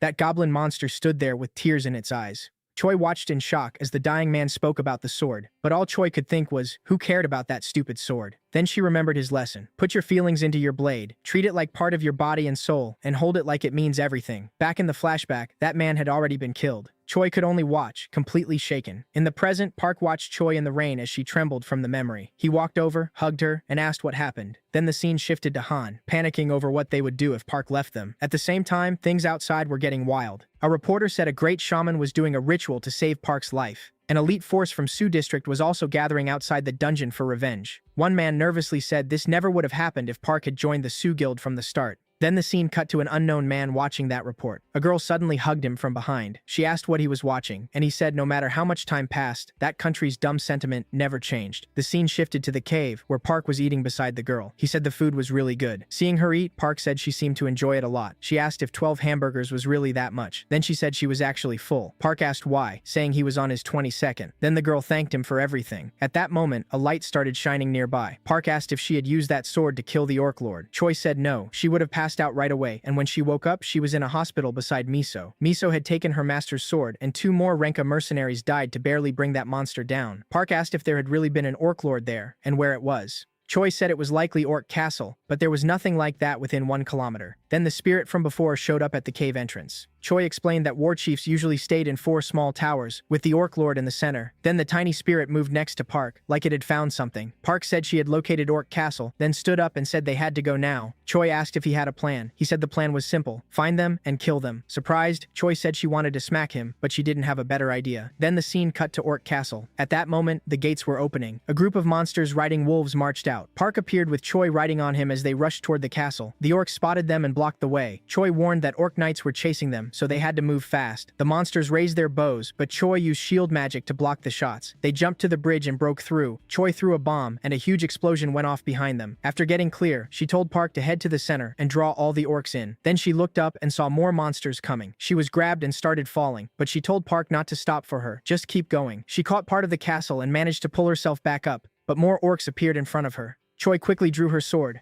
Meanwhile, Park kept climbing to the top. He reached a room with a throne. A terrifying goblin was waiting there. The goblin rose to its feet. Before it could react, Park bit its neck. He slammed it down and killed the boss with ease. The system announced that he leveled up. Then the castle started to collapse. At the same time, Choi was falling and thought she was about to die. But Park showed up, grabbed her hand, and saved her. Choi asked what happened to the Orc Lord. Park said it was already dead, and they needed to find the exit portal. They ran from the monsters. Still shocked, Choi asked if he had really killed the Lord that fast. Park said yes, and told her to scan for the door. She used her ability and was stunned. The dungeon door was open. She still couldn't believe Park had killed the Lord that quickly. Then the scene cut to a truck where analysts were checking data. One of them was shocked. He said the CT-27 dungeon was opening. Outside, Park's group was stunned too. A reporter announced that the countdown to the CT-27 dungeon breach had started. The crowd erupted with excitement. Meanwhile, Park and Choi kept running from the monsters. Park asked if she had found the door. Choi said yes. The exit was close, so they had to hurry. But Park caught a strange smell and suddenly changed direction. Choi asked why when they were running out of time. Park said he wanted something to drink. Then he found some wolves and told them to follow him, and they obeyed. Choi asked in surprise if he was bringing those wolves along. Park said yes. Starting today, they were family. Soon they ran into that orc group again. Choi groaned that they were surrounded now, but Park said his friend had told him there was another small exit. Choi used her ability again and told him to go right. They found the exit. Choi warned there was only 1 minute left before it closed. Then the countdown hit 23 seconds. At that moment, an arrow was fired straight at Choi. It hit her immediately. She collapsed. The orcs rushed toward her. Park started to turn back, but Choi told him not to come. He ignored her and charged in. He cut down one of the orcs blocking him. Meanwhile, outside the dungeon, the reporter said the door had been closed for 8 seconds. Everyone there kept hoping Park and Choi would come back. Inside, Park fought desperately to escape. As he lifted Choi, she said there were only 4 seconds left. Park told her to hold on tight, then made a huge leap. Outside, the countdown reached 0. Then a beam of light appeared, and the dungeon seemed to break apart completely. Outside, the reporter said everyone had been given hope, but sadly Park and Choi still hadn't returned. Then everyone was shocked when several wolves came out first. Right after that, Park appeared with Choi. People shouted that someone had flown out. They rushed over to check. Then they realized it was Park, and Choi was alive too. In the middle of the chaos, the reporter called it a miracle. The 2 people trapped in the dungeon had returned alive after 4 days. Watching the footage, Miso said it was taken right after they escaped, and they were sent straight to the hospital. Soon, headlines about the event started popping up everywhere. The director, amazed, said the reporters were really pushing those headlines. Miso said someone had tipped them off, so of course they were. The man said they were there to solve the problem, not blame people, so they should keep the meeting going. Miso went on, saying news about Park had spread fast, and scouts from many countries were already coming for him. One was Victor, a KGB agent from Russia. Another was Gorenstein from Israel. And last was Nakamura, vice chief of Tokyo's Awakened Federation. Annoyed, the director asked if that idiot Nakamura had shown up again. Miso said yes, and he had taken Sungwoo with him, but she thought America was even more dangerous. The director said they had to lock Park down first, and asked if they had any protection beyond the current contract. Then the doctor said Park wouldn't leave Korea as long as his family stayed there. The director asked, surprised, if Park cared more about family than money. The doctor said Park had lived with wolves for over 1,000 years, so he likely missed his family a lot, but it was actually the wolves he started missing after coming back to Earth. The director said Park was hard to understand, and the doctor said he simply valued time with family more. So in a way, he was just a regular person. They should give him a place where he and his family could live safely. That way, Park would have no reason to fight the department. The director liked the idea, but said they still had to stop foreign scouts from signing him first. Miso put an image on the TV and said an abandoned factory would work well as the Suo Guild's new territory. They could also mark the nearby land as private property. The director said the buildings should work after some repairs and asked if Suo would keep watching Park. Miso said she was the best person for it. Then Then the director asked if she had woken up yet, and Miso said she was recovering already. He then asked if she was resting after writing that report on Park, and Miso said he was like a dogman. That shocked everyone. The director told her to go on. The scene then moved to an arena, where the announcer welcomed fans around the world. It was the biggest event to decide the strongest fighter, and the final match had finally come. The crowd exploded as the shadow of an unknown man appeared. The announcer started introducing him, saying he was the current #1, defending the title for the 21st time, and still unbeaten after 45 fights. He was called the strongest being in history, and humanity's hope in these terrible times. His name was Okita Hiro. His sword gave off a dark aura. A woman watched from above. Then Hiro jumped down into the arena. The announcer moved to the next fighter, the S-rank human weapon and rising star of this generation, Michael, unbeaten in all 13 of his matches. He also leaped into the arena and charged straight at Hiro, saying Hiro's era was over. He swung a punch, but Hiro dodged it. Michael kept pressing the attack, but Hiro turned it around and landed several clean hits on Michael, cracking his armor. Michael then pulled a blade from his hand, but Hiro avoided it and struck him again. Even so, Michael trapped Hiro in chains, happy that he'd finally caught the boy, then started attacking again. Hiro calmly told him he was already dead. Suddenly, blood spilled from Michael's mouth, and the whole crowd froze at what they were seeing. In seconds, Michael collapsed. The announcer, stunned, asked what had happened, saying Michael had been on a huge winning streak but was beaten with ease. Medics rushed in to heal him, but he still didn't move. While the announcer kept talking, the referee made the call. Michael couldn't continue, so Hiro defended his title for the 22nd time. After leaving the arena, another man asked if he'd used a new move. Hiro said yes. He had thrown the aura from his sword into Michael, then let it spread on its own. He added that everyone did well and said they should grab drinks later. Then he opened the door, and at that moment, the woman from before hugged him. She asked if he had killed Michael. Hiro said Michael was supposed to become one of the 7 future villains, so maybe he should have.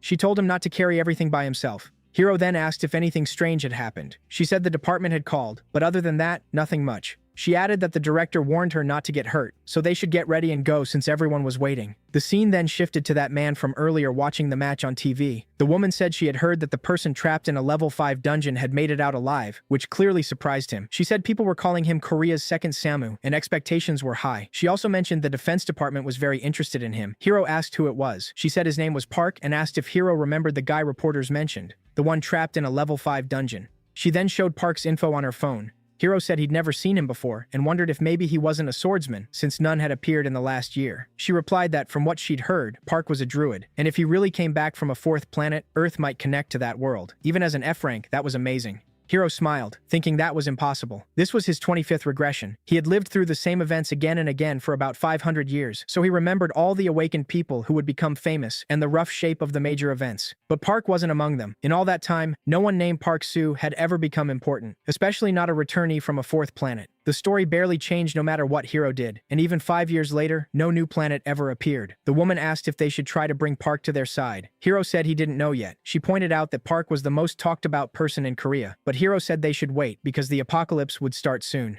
The survivor cities, the last strongholds after the disaster, would fall one by one from dungeon breaks across the continent, with huge waves of monsters pouring out. Soon monsters would rule the skies, and as people died across the continent, a mass escape would begin. During that long war, everything else was forgotten. The awakened of Asia and the homeless would place their final hopes in the heroes who rose up. That was why Hiro chose to build his base in Japan, even though people called him a traitor. If he cleared that country's dungeons and gathered the gifted people who revealed their true talent, Japan would become the best place left for survivors. Still, Korean survivors didn't call him a traitor. They called him by name, and as a hero. Back in the present, Hiro said Park's story felt like a show. It might even be fake, and if Park was still alive once the apocalypse began, it would be too late to recruit him. So for now, they would keep watching. The scene then moved to the hospital. Miso entered the room where Choi was. She asked if it hurt, and Choi said yes. Miso sat on the bed and said she didn't look hurt, but Choi insisted she was. Miso brought up a rumor in the hospital. A masked man came every night and left at dawn. She asked if it was Park. Choi kept reading an ebook. Then she asked if Miso bought what she wanted. Miso said she got lucky, sent one over, and brought food too. A little later, Choi finished eating.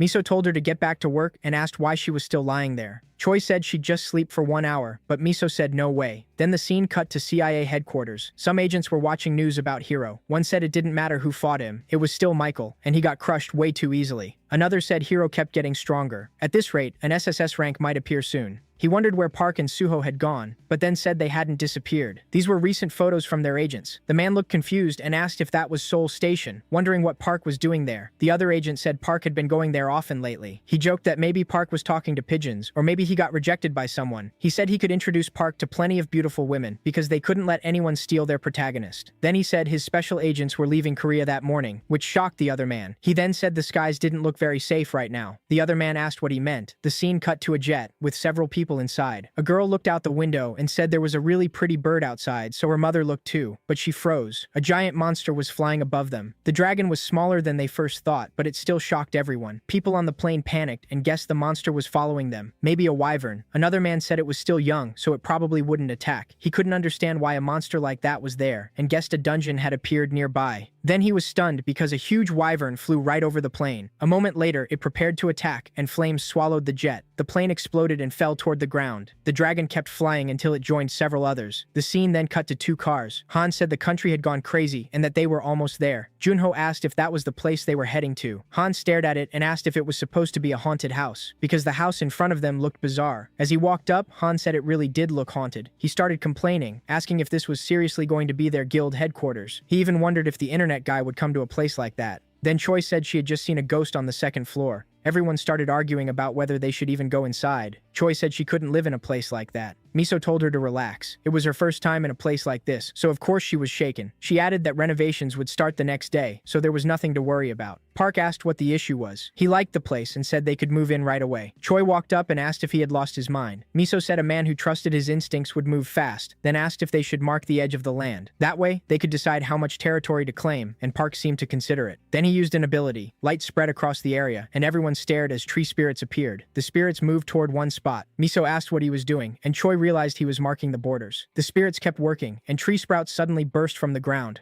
In seconds, they grew into a huge forest. Everyone was stunned by how fast it happened. A whole forest now stood there. Park then said he was done. He guessed the boundary stretched about 1 kilometer from the house, so that should be their limit. Smiling, Miso said it looked perfect. From that day on, the place would be the Shugal Guild's territory. Everything inside it would belong to the guild, but Park asked if that wasn't too much, since he only planned to stay a few months. Miso said it was standard procedure, and her department already saw Park as family. Park said he liked that. A moment later, Miso asked him to sign the contract. Choi cut in and told him to read it first, but Miso pushed him to just sign. After that, everything seemed settled. They agreed to keep doing their best until the portal opened. Park said he would keep his promise. Miso told him to trust the government. They got into the car, and Choi demanded the renovation team be sent over, or she was leaving. Then the car drove off. Annoyed, Miso said the girl was becoming a bigger headache every day. Another man asked if so few people could really manage land that large. Miso said if they couldn't, she'd use that as a reason to send her own people there. So she ordered a list of attack units above level 5 and told them to get ready. The scene then shifted to a ship at sea. A group of bandits moved in, saying they'd hit the jackpot. They opened fire on the ship. The people on board panicked and called for help. They sent out SOS signals to anyone nearby. Then the bandits started boarding. One man yelled to start the engine and hide in the engine room, but it didn't help, and everyone was suddenly shocked. Within seconds, the men on deck were thrown into the air. A huge tentacle rose up next, and a giant creature tried to swallow the ship. The vessel started sinking. The captain fell into the water, and a monster appeared in front of him and swallowed him whole. Then it became clear the water was full of strange, shark-like monsters. Meanwhile, a helicopter flew over the area, reporting that it had reached the boat's coordinates. After searching a 16-kilometer area, they found no trace of the ship. Below the surface, the giant tentacle moved on, heading for another ship before the scene cut back to Park's clan house. The tree spirits kept working, and the house was already being rebuilt. Soon, Choi's phone started ringing, but she was still asleep. She finally answered. On the other end, Miso joked that she seemed to be enjoying life in that house. Still half asleep, Choi asked why she'd say that and said she was still on duty. Miso asked if she was with Park right then. Still groggy, Choi said she didn't know. Miso called her lazy and asked how she could not know. Told to get up, Choi finally did and found a giant tree in front of her. As she drank her coffee, she said Park had planted a crazy amount in no time. All the trees were already fully grown, and the huge one by the house amazed her. Wolves were roaming around it. At the same time, system windows appeared in front of Park, showing data on the wolves. Park started giving all of them names. The system warned that if dimensional energy went beyond his own during fusion, he could lose his mind.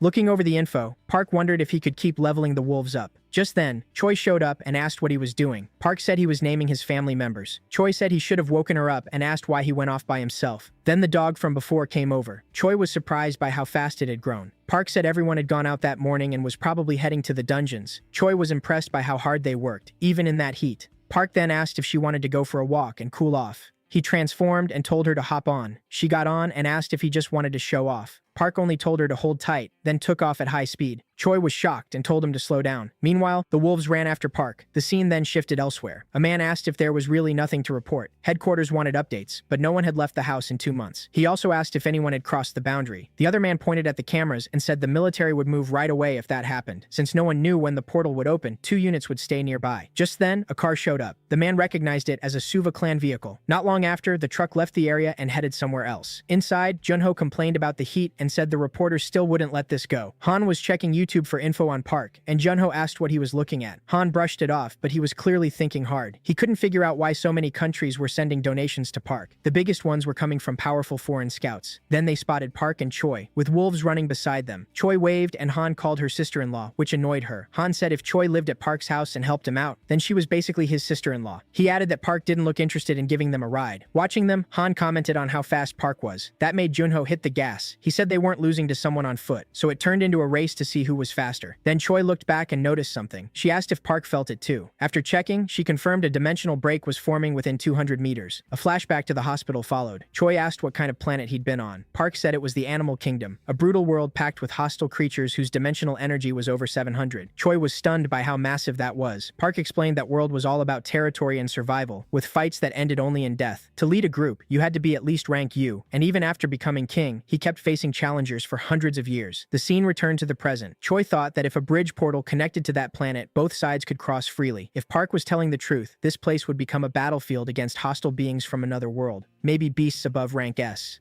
Then it cut to Choi speaking with the director. She asked if he really thought Park's planet would be friendly, and he wondered why she was so worried. He reminded her that Park had been that world's king. The scene shifted back to Park and Choi. Choi asked why he had said he was the king there. Park said if the current king was someone else, that ruler would try to kill him after seeing how weak he was now. Choi, baffled, said that somehow made perfect sense. Then she told him to run full speed toward the northeast field. They needed to get far from the city center. They rushed toward the bushes, while Han wondered where they were going and hurried after them. As they moved, a beam of light appeared. Choi said the portal was starting to open, but the warped space around it left her confused. Soon, Miso got a call. Choi told her the portal was about to form. Miso asked what exactly she meant. Choi told her to send the portal location to the guard units. A little later, several convoys arrived and aimed their missiles in case they needed to strike. Park noticed something strange and said this wasn't the planet he'd come from, just a normal portal. Choi asked how he could know that without any equipment. Park stopped and said the feeling was different from when he crossed before. Choi explained that his old one had been a teleport portal, the kind returnees sometimes used, so that could be why it felt different. But then she realized something. Now that she thought about it, the teleport portal Park crossed had stronger dimensional energy than a bridge portal. Back then, she'd assumed the device was broken, but maybe her instincts had been right. Those same instincts still told her this was dangerous. It looked like a dungeon portal, yet she wasn't even sure it was really a portal. The soldiers watching guessed it might be a dimensional break. Soon, more cars arrived at the site.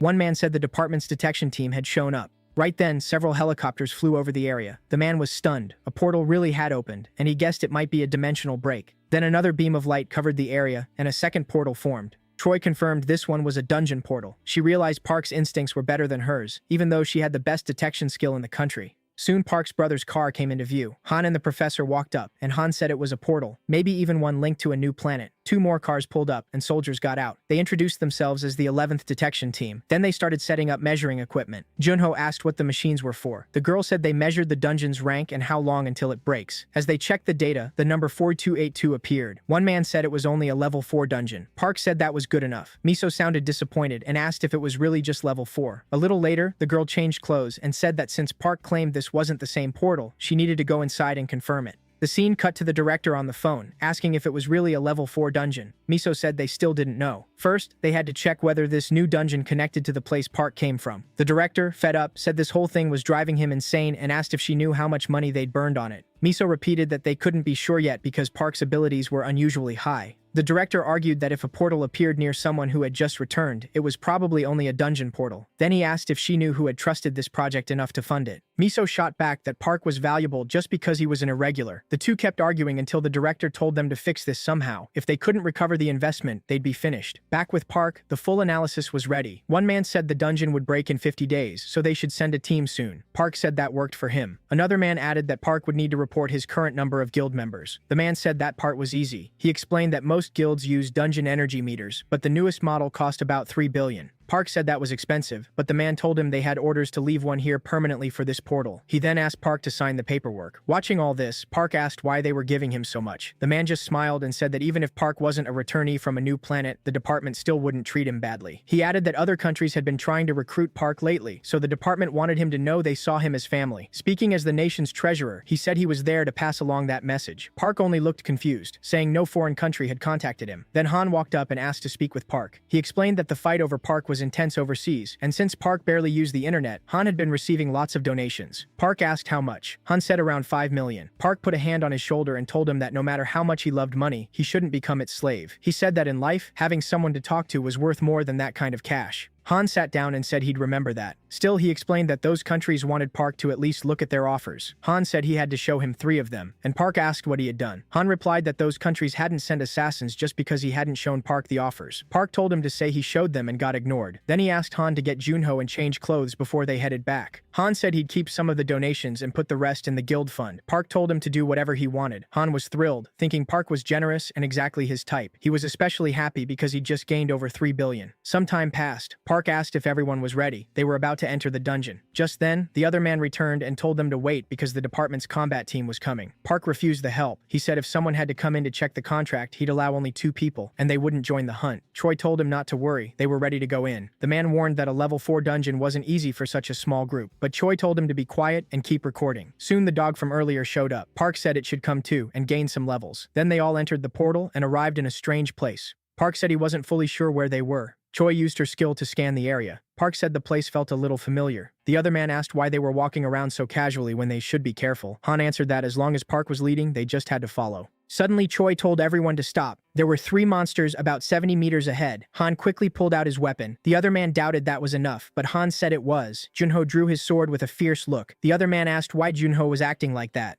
Junho charged at the monsters, but Park instantly knocked him out and asked Han to wake him later. The man demanded an explanation, and Choi said Junho had a condition. When he held his blade, he went crazy. Han kept trying to wake Junho, but Park noticed something else. Something moved in the bushes, and Park told everyone to get back. A monster jumped out and rushed the group. Everyone took defensive positions, but Park ran straight at the monsters instead. The other man recorded it all. Several monsters charged Park, but he killed them with ease. The system told him he earned 48 conquest points. The group stayed alert in case more monsters were nearby. Park was surprised by how fast he reacted and wondered if this was real. Then he reminded Junho not to forget the loot, and the two started pulling stones from the monsters. The other man muttered that Junho looked normal outside a dungeon, but once he grabbed a knife, he turned into a psychopath. Choi told him to stop talking and keep moving. Park said he'd handle the next monsters too, so everyone should stay alert. After they gathered the stones, the other man wondered if sending C-rank soldiers and interns with a rookie and a psychopath had really been a smart idea. Park called the dog over and told it to run into the forest and lure more monsters back. The dog obeyed and rushed into the forest. Choi and the other man watched, wondering what would happen if a whole pack came charging at them. When the team leader asked if they'd be okay, Choi just told him to keep filming. Soon, Park said the monsters were coming, and a heavy rumble echoed around them. The other man started panicking. Han noticed Junho was losing control again and told him to take a tranquilizer. But Junho, crazed, rushed at the monsters. At that moment, the dog came back and an arrow shot straight toward it. Junho dodged the arrow and cut down one of the monsters charging at them, then pushed forward and finished it easily. Right after that, the other man yelled for Junho to be careful because another monster was behind him, but it was already dead. Han had taken it out from the rear. Using his crossbow, Han finished the monster while backing up Junho. Both were pleased with their teamwork, and Han reached level 9. Seeing that, the other man went quiet. He asked if this was really a level 4 dungeon, and Choi sarcastically asked if he thought it was level 3. Then she told him to stop talking so much and keep recording. Suddenly, the dog went on alert, and Park noticed right away. A monster burst from the bushes and rushed at him, and Park quickly drew his dagger. The scene cut to a car stuck in a big crowd. A man seemed to be greeting the sector director, but Miso asked what he was doing and whether he had a death wish, wondering why he still hadn't moved aside. The young man said he'd only move if something actually happened. They said Captain Lee's combat team had entered the area not long ago, and if a combat team went in, then it had to be a level 4 dungeon. The new dungeon was probably one of those. Miso stayed quiet for a moment, then ordered them to clear the way immediately. As she left, the young man sarcastically thanked her and called the whole thing a waste of time since it was only a level 4 dungeon. Then they started packing up. Meanwhile, Miso's car kept heading to the site. One of the men asked what they would do if the information got leaked. Miso asked what mattered more, higher-ups gambling with money, or Park. The man admitted Park was probably more important, and Miso said that if people learned Park was a returnee from a dungeon, the news would get even bigger. The man asked if Park would be okay. Miso said that was exactly why they were going to him now, to figure out a solution. Meanwhile, the teams were getting ready to enter the portal. The captain asked asked if they were ready, saying it was time to take down some monsters. A soldier asked him to wait because someone had told them to hold off. The man asked why they would do that just as a car pulled up. A woman stepped out of the car. Miso greeted the captain. He asked what she wanted, and Miso said he couldn't go in. Confused, he asked why not. Miso explained that until Park agreed to work with the combat team, no one was allowed to cross the portal. The man snapped, asking what nonsense she was talking about when his team had changed their plans and rushed over for nothing. Miso said some things had come up, so they could not enter the portal. He argued the contract clearly had a problem. How did it make sense to send only a recon team with no combat experience? Miso answered that they planned to revise the contract, and she came to settle it. She added that the director was involved too. Annoyed, he asked why everything had to be so complicated. Miso told him they should talk in the car. Then the scene cut to the director watching the news on his computer. He muttered that they had made a mistake and needed to check a few more things before giving an official statement. At the same time, the man got a call. Upset, he asked why he still could not reach Miso. The scene shifted to a building. The doctor from earlier was going over Park's information. He said Park was like a broken dream fallen onto Earth in Korea, and this was probably a key turning point. To him, the boy's life felt like a drama full of conflict. He remembered Park saying he hid near the coast and found fruit in the trees. In the past, the sea had given him plenty of food, but he soon realized he could not live there, because when he looked over, he saw something terrifying. A huge monster was circling the area. Startled, the doctor realized a level 4 dungeon should not have an ocean, and he wondered what that meant. He thought about the current theory on dungeons, that an entire planet could become part of one. A flashback of Park appeared. He said his brother was coming and asked the doctor to help find him. The doctor agreed, but only if Park told him the full story of those 500 years. Back in the present, the doctor noted Park had promised to explain everything after meeting his brother again. For an F-rank returnee, Park seemed strangely ordinary, even after living hundreds of years as the king of the jungle. Still, the doctor regretted losing the chance to hear a far more interesting story because of one rushed choice. Back in the dungeon, Park was still cutting down monsters, calmly taking them out one by one. Watching him, the other man said it was insane that Park could dodge an ambush like that. Park asked what the problem was and told him to help collect the loot, so the man did. Later, the group kept moving through the dungeon. Kui asked what this place was. It looked oddly beautiful, and Han said the shining stone looked like a gem, but gave off a dark feeling. Park said he had never seen a place like it, yet somehow it felt familiar. Soon they found another stone, with words carved into it, warning them never to return to that territory. Park studied it. Kui asked if this was one of Han's pranks, but Park said it was not. The girl said everything was fine. Kui asked if the guy was still recording, and he said yes. Just then, she noticed Park climbing up to another area. The group followed him. There, they found a new spot, a cave hidden in the open space. Han stared in shock. The walls were covered with writings, and none of them were what they expected. One line said it really missed humans. The walls were also filled with drawings. Then they found a bigger message saying it missed even the people it used to hate, along with its family and brother. Han was shocked because the name Junho was written there too. Then they found another line saying Park Suho had been there. Now they understood. Han said it looked like prehistoric cave art and could have huge scientific value. Choi walked up to Park and asked if he had lived there. Park gave a sharp look, focused on something else. One message said it had been 500 years since he became the owner of Moon Hill. That made him remember an old enemy, a giant black tiger that always looked at him like a threat during their fights. A moment later, Choi asked if he was okay. Park kept staring at the writing, remembering every fight and every moment he had there. Then he seemed to realize something. Han kept searching the cave and found some unfinished blades too. He wondered how they made them since the stone was so shiny. Suddenly, Park started running, and Han asked where he was going. Choi chased after him as he hurried somewhere else. A moment later, he reached the top of a mountain. Shocked, he wondered what had happened to this place. Choi caught up and asked what was wrong, and if this was where he used to live. Park said yes, but something was off. There should have been a snowy mountain that way, and a grove of fruit trees on the other side. The sea should have been over there too. Surprised, Choi asked if there really had been a sea. Park said this place was called Maelstrom 12, and no one should go there. Choi wondered if a sea could really exist inside a level 4 dungeon. She then asked if Park had written those messages, and he said yes. He wrote them so he would not forget the civilized world. When he first came there, he lived in that cave to hide from the other animals. Even after moving, he came back from time to time and kept writing on the walls. Choi asked if the lizard men had always lived there. Park said no. Then she asked what happened to his animal companions. He said that was leopard territory, and they were not weak enough to leave just because of a few lizard men. Then Choi asked if he could see that mist. Park said that was the end of the dungeon, so they could not go past it. Just then, a noise echoed through the forest, and Choi asked if it might be the lizard men.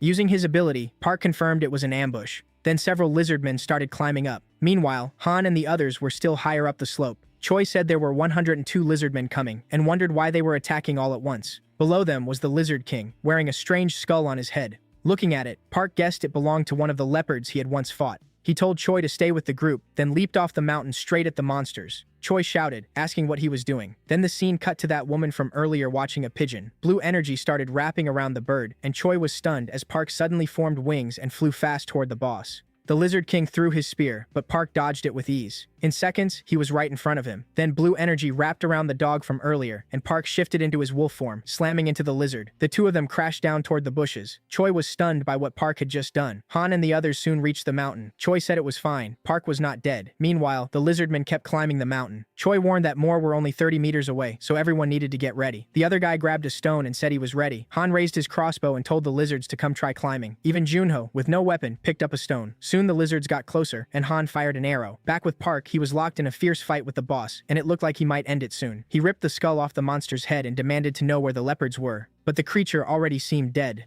Up on the mountain, Park's group kept fighting the lizardmen. The other guy asked if long-range weapons used more dimensional energy than short-range ones. Han said there was no fixed limit, it just depended on the user's level. Soon Choi warned that even more lizards were coming. Junho picked up 2 weapons. Han said Junho had gone crazy again, so they could not let him jump in. Then the other guy noticed something. Park and the monster were suddenly in the air, leaving everyone stunned. At that moment, the lizardmen were almost at the top. Then Park seemed to finish off the lizard boss. Panicked, the other guy yelled for everyone to take cover. The boss's body slammed into the mountain. Then the system announced that Park had leveled up and unlocked a wind skill. After the blast, several monsters were thrown into the air, but the mountain started collapsing too. Choi shouted for everyone to take cover, but it was too late, and they all began falling. The monsters were falling too, and then a landslide broke out. Still, Choi seemed to save himself. He called out, asking if everyone was okay. Soon the other guy answered that he was fine, and Han was relieved to still be alive. Junho was awake beside him too. Park turned back into his human form and told them to leave, because the gate had already opened. So everyone quickly got up and headed back to the exit. Watching this, the other guy asked what the point of all this was. Back in the real world, the portal was still very active. Miso and the soldiers waited for Park, and then he finally came out. One soldier quietly watched as the whole group returned safely, without a single casualty. Looking at Park, the man asked if that was really him, because he seemed kind of weak.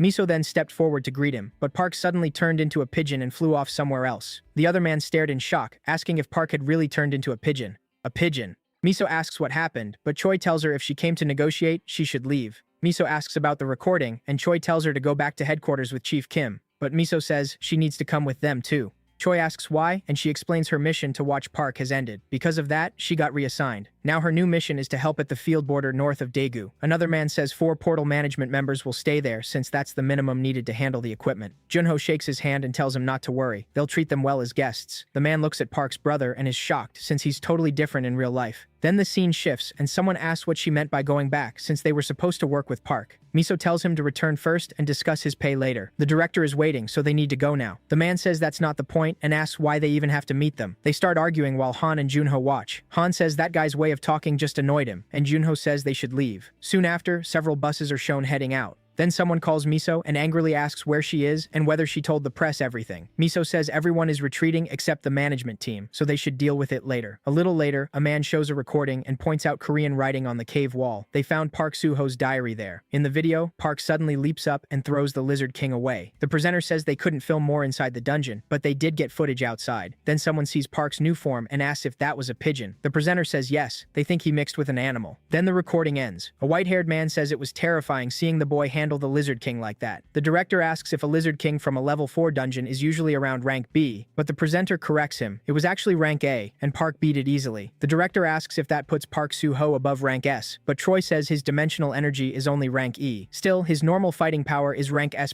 and after fusion, depending on the animal, he may reach at least rank SSS. On top of that, unlike other awakened people, Park Soo-ho has no level cap on his skills. Then the white-haired man asks if all regulars are like that, but Troy says he doesn't know. The director then asks what Park's status was before he came back. Another man says if everyone who vanished in the cataclysm returned like Park Soo-ho, their country would become insanely strong. But the presenter says entering a portal without gear means going in with nothing, so someone else like him is almost impossible. The director says that even so, the first tests already showed Park Soo-ho came back from a level 4 dungeon, but Troy says they still can't confirm that yet. The director admits he hates to say it, but the truth is, this isn't a new planet. What matters most now is the secret behind Park Soo-ho's power hidden in that dungeon. Then he asks why Park keeps blocking scouts even after signing a contract. The white-haired man says maybe Park just doesn't want to share the source of his power, but Troy defends him, saying Park Soo-ho isn't that kind of person. Miso asks if they shouldn't try negotiating a little more. The director asks what else Park could want when they've already offered him plenty. Miso says that's exactly the problem. Troy leaves, clearly upset, wondering what they meant by calling Park's strength a secret. Another man tells Miso that if she fills Squad 37 with 80 people ranked C or higher, he'll take responsibility and bring in Park Soo-ho. He says that would solve the minister's investment issue too. The director says taking all the dungeon loot alone already sounds good. The man adds they'd make 3 times the usual profit, plus a 780 bonus. Then the director asks Miso what they should offer Park Soo-ho to get full access to the dungeon. Miso asks if they don't already have plenty of that to spare. Elsewhere, at what looks like a farm, a child asks monk Myung-jin if he's going to harvest the tomatoes. The monk says not just the tomatoes, but the peppers and potatoes too. As they head into the shed, one child says they'll pick 100 cherry tomatoes, and another says they'll get the peppers too. Then they're told to each grab a hoe and start harvesting. But while they work, a creepy man watches them from hiding. The scene then cuts to a soldier saying they have 10 minutes before departure. He tells them to report troop numbers and check the equipment. The others answer that everything is fine and detection has no issues. Meanwhile, Choi is on her phone. She reports that detection team 11 has no problems. A soldier says the operation is about to start. Then they move out in a tank. Choi is still on her phone, while the soldiers talk about how the Daegu border is basically hell because of constant dungeon breaks. One asks if the detection team is really being sent to the front line. Choi says yes, and if they're smart, they'll write a will before they lose signal. Then the story cuts to the house where Park is staying. A little later, Choi calls him, but Park is asleep. Han is at the computer, saying Park has been sleeping way more than usual. He also says that now people know Park is just a returnee from a level 4 dungeon. The donations should have stopped, but then he sees something shocking. Just then, Junho walks in. Han tells him to knock first. Junho apologizes and jokes, asking if Han was doing something illegal. Then he asks if that monk had called. Han says no. Junho adds that he couldn't reach him either and wonders if something happened. Han jokes that maybe he reached enlightenment, but he's probably just having fun with the kids somewhere. Noticing what Junho is holding, Han asks what it is. Junho says his grandma thought he was seeing things because of a vitamin deficiency, so she bought him supplements. Han asks if he doesn't think Park has been sleeping too much, and Junho says he was about to wake him. But in Park's room, he was already awake and staring at the giant tree ahead. He thinks he had hoped the portal would let him meet his old friends again, but the land he came back to was only a small part of that world. Instead of his friends, he found strange red lizards, and he had no clue where his red wolf family was. He also thinks about his worst enemy, Kuro, who might be somewhere with that giant gorilla from before, and wonders where they ended up, or if they ran somewhere else to escape those lizards. But he quickly stops himself and asks if that even matters. If it's meant to happen, they'll meet again someday. Soon after, Junho comes in and asks if he's awake, saying they should eat. Park says he is, and he slept so long he didn't even notice he was hungry. They leave the room while Choi keeps trying to call him. Sometime later, Park is eating dinner with the others and asks where that blonde girl went.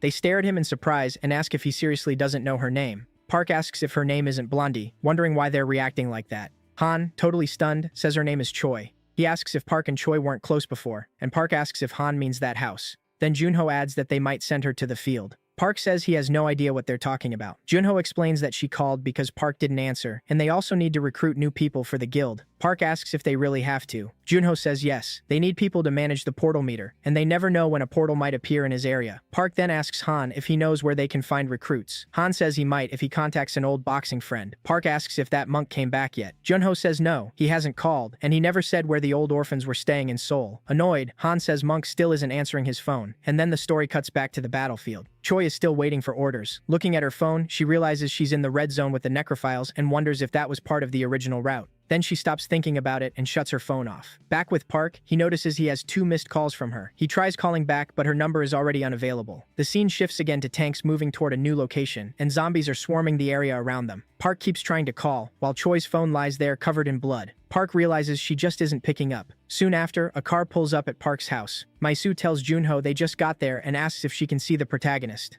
The other man looks over and spots Park. Park was sitting in a chair, looking over something. Park asked if this was about the inspection, and Maisu said yes. Park said it wasn't even a new planner and asked why they were so obsessed with checking him. Maisu said they wanted to learn the secret behind his dungeon power. Park said he'd told them plenty of times. They just needed to train hard for 1,000 years. Then he asked why they still didn't believe him. The man told him to quit messing around. They were from the same country, so in a national crisis, they should help each other. Park asked what he meant. The man explained that level 6 dungeons were appearing more often, and the time before a dungeon break was getting shorter. The number of infected in the field had shot up, making things worse during a huge food and worker shortage. That was why they badly needed strong people like Park. Park asked what infected people were. The man said that after the Great Shift, an unknown virus started spreading among people living in the field. The infected were called necrophiles. He added that the red-marked areas were red zones full of necrophiles, and if those zones spread, land travel would be cut off. That would make handling dungeon breaks in the field much harder. They believed the virus came through a portal, but it had spread so fast that their current manpower couldn't contain it. Park asked if, in exchange for freely inspecting and hunting in dungeons, they would give him 2 rewards. The man said the first reward was raising his guild to level 5. That meant he could enter any dungeon level 5 or lower, which he called a pretty exciting deal. The second reward was new territory, land in the north near Park's current area, and he asked if Park could manage it. Park said that if he meant the field, that land was already abandoned. Then he asked if they wanted him to protect Eastern Seoul. The man said most of it was empty land, aside from a few cities. After the disaster, the people left in the field couldn't take it anymore and started moving to safer places. But the larger secure cities didn't have enough room. Park asked if that meant he should stay there and receive them. The man said that when people gather, they start rebuilding, trade grows around dungeons, and farmland gets cleared again. If Park's guild proved it could manage the area well, it would likely make a lot of money. He also said modular mobile homes in dungeon trade districts should help during dungeon breaks. Park looked over everything. Then he said it wasn't a bad offer and asked about North Korea's current state. He said their command system took a huge hit at the start of the disaster. The other man explained that coups followed, and when the system collapsed, many escaped to the mainland. The survivors left behind were wandering from place to place just trying to live, and since no one could manage the dungeons properly, breaks were happening everywhere. He asked if it wasn't only a matter of time before they crossed into South Korea. Park then thought maybe he hadn't been mistaken. After that, he accepted the offer and said they should sign the contract. Pleased, Mei-su said he had made the right choice. Park asked if the rule about staying in the country for 30 days had been removed. The girl said it had. Park said he had 2 personal requests. First, he wanted to meet the scientist who made the dimensional energy measuring device. Second, he wanted help finding Monk, a guild member who had suddenly stopped answering his phone. Mei-su said both requests would be easy, and they'd handle them. Park stood and said he'd start the mission. Soon the scene shifted to a building where 3 people sat near a chair, waiting. A man thought about the Estila Guild, the mercenary group backed by Korea's biggest company. They only opened recruitment twice a year, and most applicants failed during the first stage. It was the dream guild for mercenaries, so getting in was hard. But if you made it, the support was huge. That was why he applied, hoping to gain something, even if he got rejected again. Then something unexpected happened. He passed the registration stage. After 3 years in small clans and life as a known mercenary, it felt like real recognition. But it still wasn't over. Out of the 50 who passed registration, only 10 would survive the interview round, so he couldn't lose confidence now. This might be his only chance. Just then, he got an email.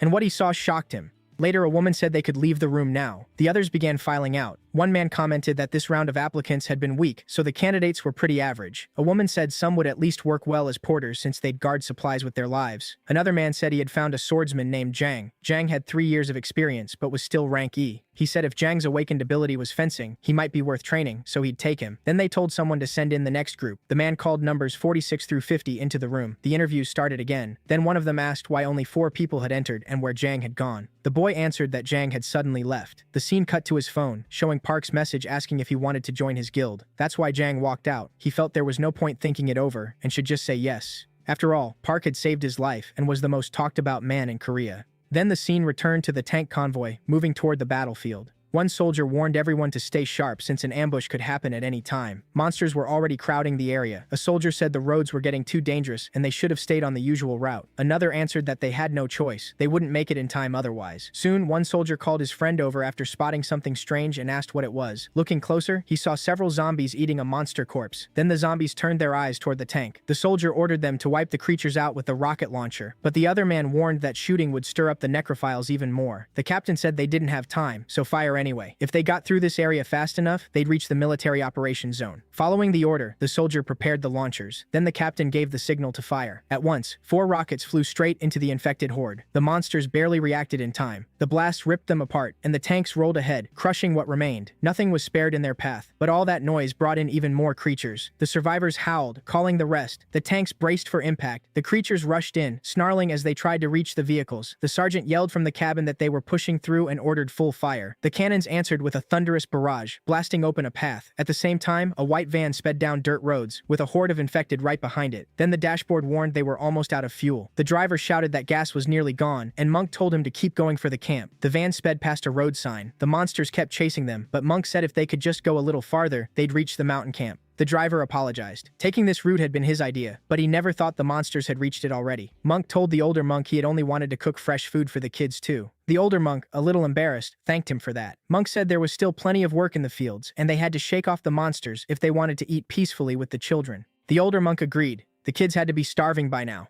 The infected were getting closer. When the van reached camp, Monk shouted that the gate was open and told the driver to slow down. He pulled the curtain back and looked inside. Then he asked the children if they could run, because the second the van stopped, everyone would need to sprint. The kids were terrified, and the women nearby had no words. But Monk had made up his mind. He was going to save them all. The monsters were clumsy, but they were fast. As soon as the van stopped, everyone jumped out and ran, with the infected right behind them. Monk was carrying 2 children when he heard a scream behind him. He turned, and one of the monsters was already almost on them, arms stretched out and breathing hard. Without hesitating, Monk set the kids down and told them to run without looking back. Then he faced the monster, gripped his staff, and smashed its head in one clean hit, snapping its jaw loose. He charged straight into the zombie horde with shocking speed. After breaking through the first wave, he paused. More infected were closing in. There were already too many, and the dragons would arrive in 6 minutes. Then he noticed something strange. Firefly-like lights started appearing around him, glowing as he stood surrounded by zombies. In the next moment, columns of wind rose up and lifted the monsters into the air. Everyone stared as the infected spun like leaves. Monk froze in place, surrounded by that strange light. Then someone appeared behind him. It was Park, standing on top of a building, looking down calmly, hands in his pockets. He said that power was pretty useful. The survivors and the bald man turned at his voice and recognized him at once. Monk shouted that his benefactor had come. The protagonist just told him to back off before the tornado caught him too. When he used the skill again, the monsters spun even faster. The fireflies also started glowing brighter, making the whole thing look almost beautiful. With shining eyes, the protagonist said he liked it. Elsewhere, the military convoy kept firing to slow the monsters down. The sergeant, clearly rattled, yelled into the radio for a military channel. He called for backup right away. They were being overrun by zombies. Then stones suddenly started raining down on the convoy. At the same time, dozens of infected swarmed the tank, clawing at the cabin while the sergeant told everyone to hold on. The rocks kept falling, and even when the infected slipped off, they climbed right back up. Then the vehicle hit a cobblestone and flipped onto its side. The soldiers behind them saw it happen and ordered an immediate turn. At the same time, Choi, still unaware of the mess outside, noticed her sword starting to glow in the car.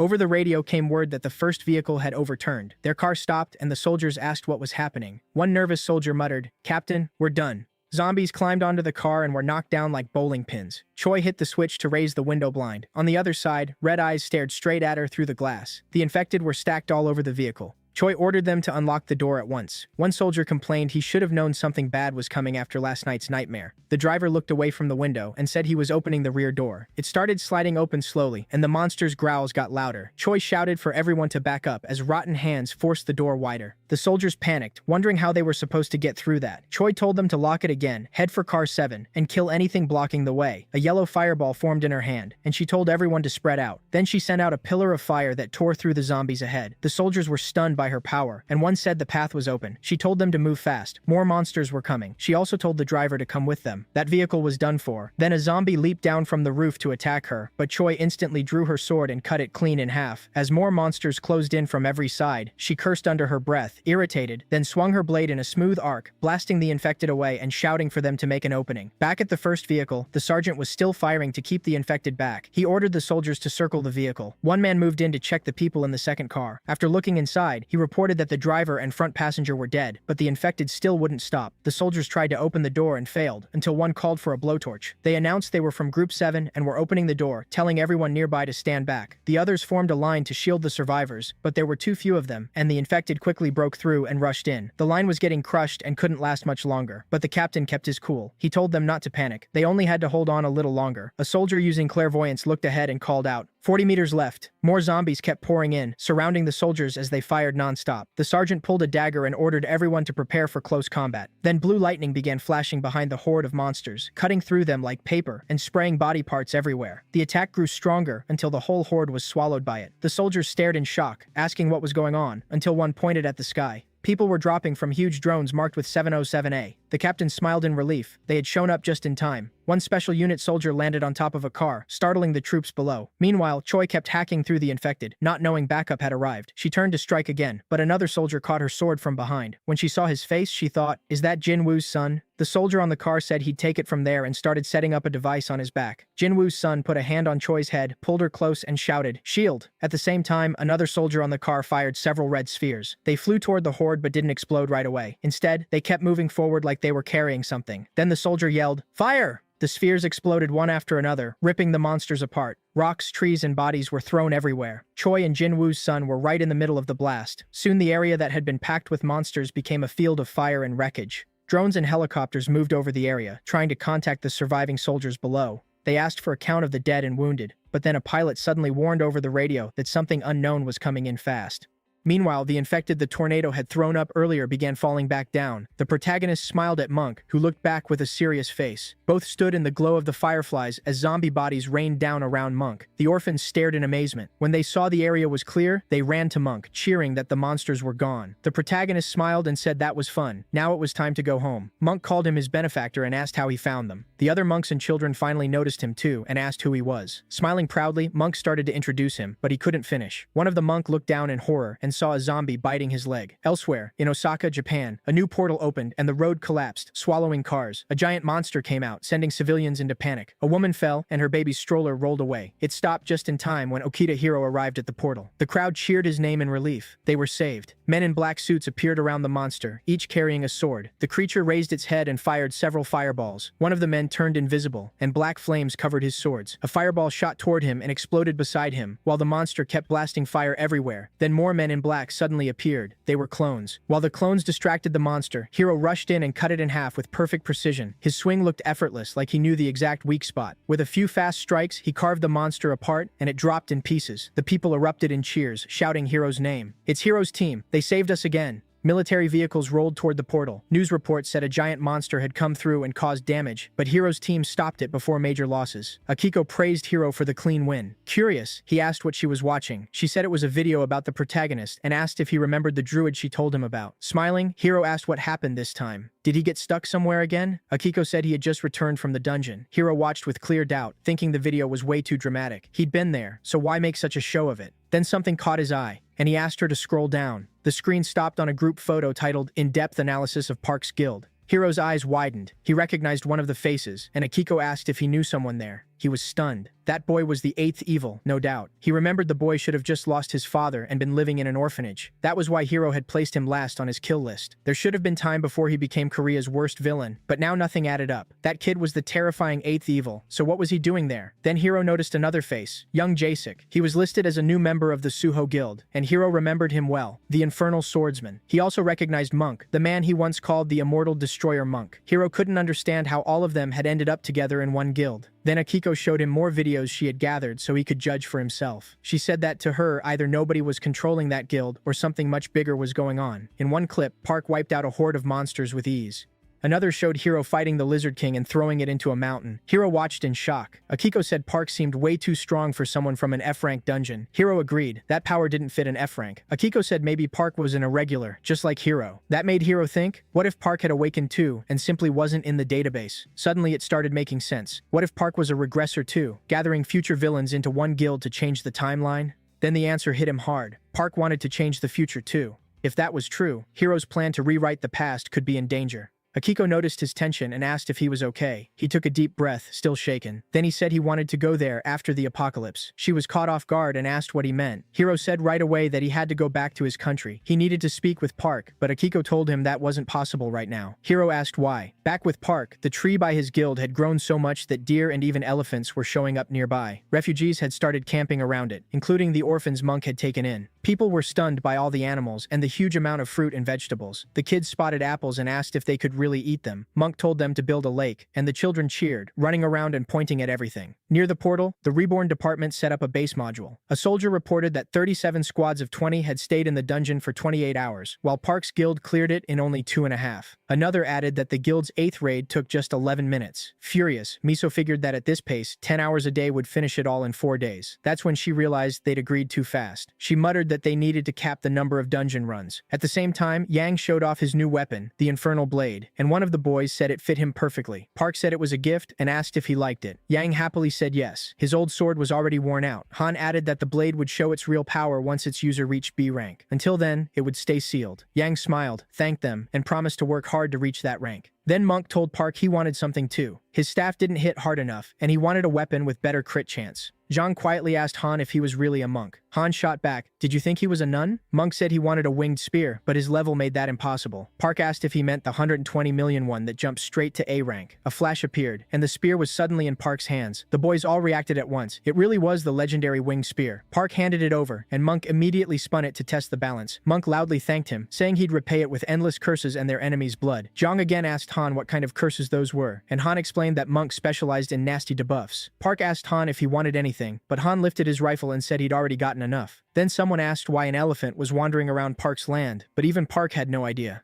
Zhang was still thinking about how insane it was that an F-rank group walked around level 4 dungeons like this. Park turned to his brother and asked about the medicine. Zhang looked confused, so Han said that if they refused to take it, he'd shove it down their throats himself. Blue glowing blades appeared in Junho's hands, wrapped in a dark aura, and Zhang flinched. Junho grinned and said, "Alright, let's start." Meanwhile, Hiro was still waiting to hear why he couldn't return home. Akiko explained that all flights were grounded, so getting to Park in Korea was impossible. Hiro hadn't heard that and asked why travel was blocked. She showed him a headline on her tablet. A wyvern attack had brought down a passenger plane. Akiko said the skies weren't the only problem. The sea routes were blocked too. She pulled up another article about a ship that had vanished in the ocean. Hiro read it in shock, wondering why the wyverns had broken through already. Just then, the minister called him. The voice on the line was urgent. They had to move now. A level 7 dungeon had opened. Hiro couldn't believe it. Akiko was just as stunned. By his calculations, that dungeon shouldn't appear for 5 more months. Staring at his phone, Hiro realized the timeline had changed. He checked it against his records. The wyverns weren't supposed to appear for another 3 months, and the army should have had 1 more month before dealing with them. If that level 7 dungeon wasn't closed fast, the world would fall apart. He decided it had to be Park. Park had returned from the future too, and everyone around him might be extraordinary. But one question stayed with him. There was only one time stone. Had Park gone back 20 years too, or come from some other point? Did he know things Hiro still hadn't learned? Hiro knew he couldn't ignore him anymore. He had to find him fast. And if Park wanted something different, Hiro would have to kill him for humanity's sake. He turned to Akiko and said firmly, "First, we go to the level 7 dungeon." She agreed and said she'd keep collecting info on Park. Inside the dungeon, Park told Monk to gather the monsters. Monk walked up to a bull, started hitting it, and muttered a prayer. Han ran over yelling for him to hit harder. The sounds of shouting and Monk's staff rang through the area. Zhang felt embarrassed. Did these guys really not see how weird this looked? Peering through his rifle sight, Han warned that the enemies were getting close. The team went quiet and watched ahead. Han called out, 40 meters. Junho drew his blades with a quiet laugh. Zhang got his sword ready and Han said, 30 meters. Then the enemies came into view, a horde of lizard men with spears. Han shouted that 125 were rushing straight at them. Park raised one hand and summoned spirits. They rushed toward the monsters. With his other hand, he cast Tornado. The lizard men were hurled into the air and spun around in the water. Han spotted one that slipped through and fired at once. The shot was perfect, and the creature dropped. He cheered that he had 13 points, but the mood changed fast as even more enemies showed up. Han yelled that there were way too many. Then Monk used Dragon Rupture, and a huge blue dragon launched another wave of monsters skyward, but not all of them stayed up. As bodies started falling, Junho charged in to cut through them. Han looked at Zhang and asked why he was standing there like a statue. That was exactly the problem. Zhang had frozen until Han snapped him out of it. More lizard men poured in, glaring at the group. Han kept firing and yelled for them to die already. Junho tore through the monsters with his daggers, slicing off arms with clean strikes. Then one got too close to Han and thrust a spear at his head. Zhang jumped in, cut the spear in half, and in one smooth motion took the monster's head off. Han grinned and thanked him for saving his life. But when he turned, he saw Zhang already finishing another enemy behind him. A second one rushed in right after, and Zhang cut it down with one swing. Han thought the infernal blade was really doing its job, and looking at Zhang, he realized the guy was on another level. At that moment, Zhang remembered the past. When he tried joining the Scylla Guild, he thought no major guild would ever send an E-rank swordsman into a level 4 dungeon. But Park's guild was different. Then a huge lizard man appeared before him, and Zhang noticed the mask on its face. It was the Lizardman King. Junho came from behind and slashed its arm off. Zhang poured all his strength into his blade and rushed forward with a shout, unleashing a savage flurry that tore the monster apart. The group fell silent as blood dripped from the king's body, but no one was more shocked than Zhang. He could barely believe he'd beaten the Lizardman King in one blow. Han then complained dramatically. Did he really have to kill it that fast? With a sigh, he said now they had to leave all those blood crystals behind again. At first, Yang didn't understand why Han was upset, but then Han gave an awkward smile and said he just got carried away. A portal opened beside them, and a voice announced 5 minutes until it closed. Park told everyone to get out, and the group headed for the portal. Han looked back in frustration, saying they were leaving 400 million worth of crystals behind. Junho told him to forget it. They could come back later. Still hungry, Han said he wanted fish cakes and told Junho to come too. While they talked, no one noticed Monk falling behind. He was sweating and limping. The bite on his leg was getting worse. Elsewhere, another team was sweeping the dungeon. At headquarters, a soldier asked Group 2 for an update. They answered that they'd covered 30% of Sector 3, and if Park found anything important, he would have marked it. They'd also finished checking the cave drawings and were moving to the next sector. Then another soldier radioed in. 6 targets 70 meters from base at 4 o'clock. The white-haired man heard that and ordered 2 soldiers to kill them come quietly and collect the crystals. Then he contacted base and asked where the Lizardman King was. The operator said the recon team had tracked it to Sector 12. The man sighed, set down his coffee, and muttered that this dungeon was too slow. He wondered when they'd finally find something worth it. Then a strange sound cut him off, and he turned. Another soldier rushed in and reported that 8 lizardmen were approaching the base from 70 meters out. The man stayed calm and asked if the monsters had spotted them. He glanced over and saw a red light blinking in the bushes. Holding the remote, he warned that if they came any closer, they'd be blown apart. Then something slimy dripped onto his face. He looked up and found the Lizardman King above him, grinning down from the roof. At the same time, the team kept killing lizardmen and pulling blood crystals from their bodies. Then they heard a noise in the distance and quickly called over the radio to ask what happened. The answer came right away. The base was under attack. They had to defend it now, but an explosion hit HQ before they could react. The captain cursed and sprinted toward the blast with the others right behind him. More lizardmen rushed the group, but the captain twirled his axe and got ready to fight. He cut through them easily and opened a path to the ruined base. He yelled for everyone to run. They still had time, but not much. Above the landing zone, helicopters and drones from Unit 707A watched the battle. Another wave of infected came at the soldiers. One man noted the zombies were pulling back, while another shouted that the wounded had to be airlifted out right away. The troops tried to stop the infected from escaping, firing at anything that moved. Jinwoo's son told Choi they had picked up an SOS during an air mission and arrived just in time. Choi said they were about to meet up with the SDS group, but the young man explained the CDC was fully active. They had to handle 5 level 2 dungeons at once. Suddenly, everyone looked up. A fireball was flying straight at the helicopter. It hit hard. The helicopter exploded in the air, and the wreckage rained down, leaving the soldiers stunned. Then a huge creature came out of the trees and started hurling fireballs everywhere. Back at the base, a soldier stood before a dark screen and told Miso it was the last footage sent by a soldier who could transmit data in real time. Miso asked if they had learned anything from it, but the answer was no. They said they'd know more only after the area was fully cleared. Losing patience, she demanded to know why the groups had changed routes and ended up there. The soldier started to explain that the instructors believed it was a mistake, but Miso snapped, asking who authorized anyone to enter the zombie red zone. She swore that if that idiot came back alive, she'd deal with him herself. She tried calling, but only got a message saying the phone was off.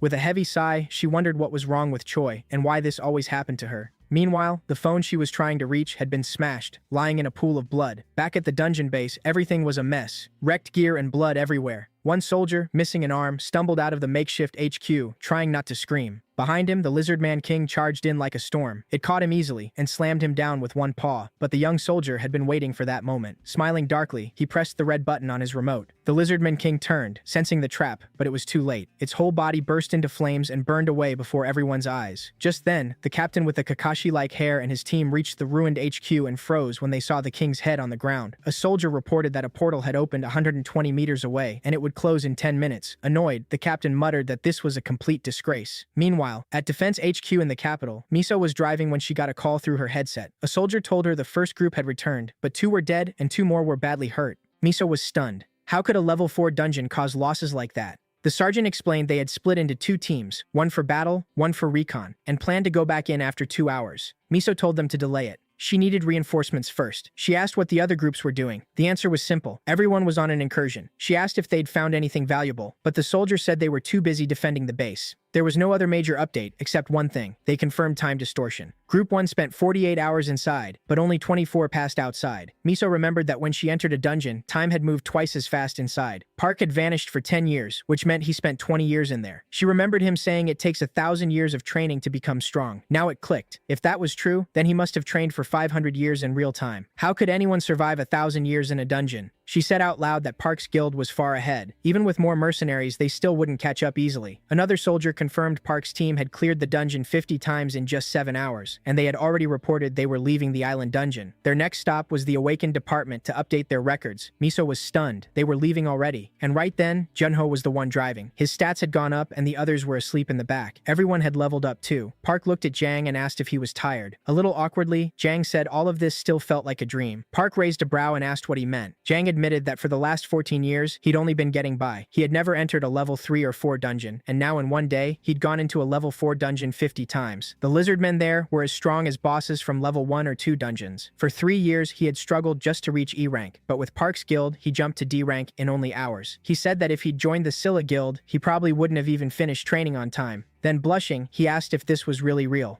Park joked that he could hit him if he wanted proof, but Jang laughed and said he'd rather keep dreaming. Soon, the car reached the awakened department, and Junho shouted for everyone to wake up. Park told them to finish quickly. After this, they were going to eat lobster. In the energy test room, lightning crackled through the air, and strange eyes seemed to appear inside the sparks. Park heard voices through the device and realized the stronger he became, the clearer they sounded. He remembered Miso saying the device had been made by an English scientist, and she'd tell him when she could arrange a meeting. Park had already decided. He wanted to go to England and meet the man. Han looked at the results and said the number was way above C rank, so why did they only rank him there? Still, he congratulated him. Park found it funny that they were only now figuring out his level. It seemed he was the only one who could see other people's levels. He walked up to a staff member and asked who created their system. Han, surprised, said it felt like it had existed since Awakening began. The staff member said it was more like an old legend called the Godstone. After the Great Cataclysm, that item was found, and it led to the rise of spatial engineering. Han said he'd heard that story before. Curious, Park asked what the stone actually was. The staff member explained that after the Great Cataclysm, a red stone covered in symbols appeared somewhere in Europe. Since then, every awakened person in Europe had an integrated interface. People believed the stone carried a divine message. After its commands were decoded, pieces of it were sent across the world. That let awakened people use their interfaces, and one fragment was placed in the department's processor. That's what powered the interface system. The group was stunned. They had never heard any of this. Park then asked what exactly had been decoded. The man said it covered the basics of the dungeon world, the level system, spatial energy, all of it. Park said it sounded like all of this was part of God's plan. As they left the building, the group kept talking about it. Park wondered how anyone could even find God, and Han said probably only after death. Park then wondered if someone could make an artificial awakened by injecting atomic energy during a raid, but Han shut that down right away, saying that was just fantasy. Awakening needed special conditions. Park moved on and congratulated everyone on leveling up. Jang kept saying it still felt like a dream, and Park laughed, asking how many times he'd repeat that. Junho then said his level had reset, which surprised the others. He explained it had increased. Park asked if he remembered the orc dungeon, and Junho groaned. Did he really want to go back there?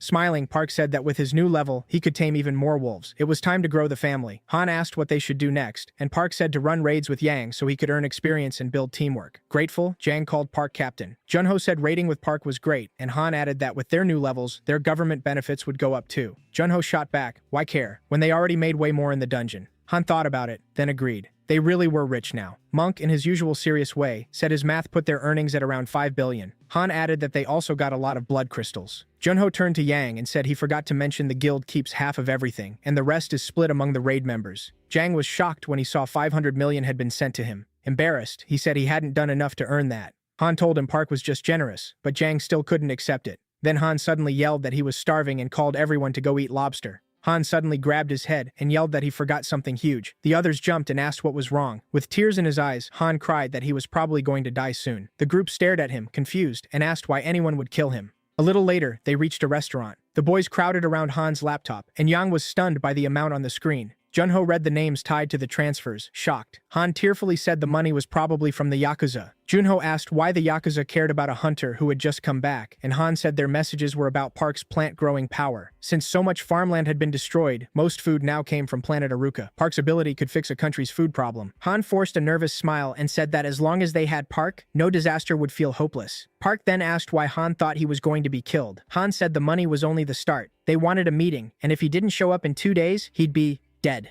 Park turned serious and said he'd already told them he wasn't going. Han said they kept pushing and reminded them that one time, while drunk, he sent a message saying Park didn't even have money to meet them. Jang was horrified. Park calmly asked what they wanted from him. Han begged him to record a video or they'd do something awful to him. Park agreed right away. Han sprang up, bowed deeply, and thanked him with tears in his eyes. He said he'd use all the money for the guild, and even joked that this YouTube channel should be renamed Park's Guild. Park told them to hurry so they could go eat lobster. Everyone agreed. They were starving. Han set up the camera, greeted the sponsors, introduced himself, and pulled Park into view. He called Park the man they had all been waiting for, then left the rest to him and stepped aside. Park looked straight into the camera and said, "I'm not going anywhere." Then, he turned around and said that was enough. "Now let's eat lobster." Han froze. "That's it?" he asked. The others didn't get the problem either. Zhang said Park was clear enough, and Monk just said he was hungry and told them to move. Then Han got a message. He read that if Park wouldn't go to them, they'd come to him, and asked if that was okay. Everyone looked surprised. Han said they wanted to come there and seriously talk with Park. Park just said, "Tell them that's fine." As he walked off, he added that no one could stop them if they really wanted to come. At the cafe, Junho asked what country the messages were from. Han said it seemed to be the same place Hero had gone. None of them noticed the man at the next table watching them closely. Night fell over the city. In one car, A young man told his superior on the phone that he was already on the way. After hanging up, he frowned and muttered that the old man was driving him crazy. Then he told the driver he was tired and they were heading to the club. But his phone rang again. He answered, annoyed. This time it was a man calling from a cafe. The caller told the director he had found Park. Surprised, the director asked where. The man said that after dinner with the guild, Park was going to a dungeon, the same one where an incident had happened recently.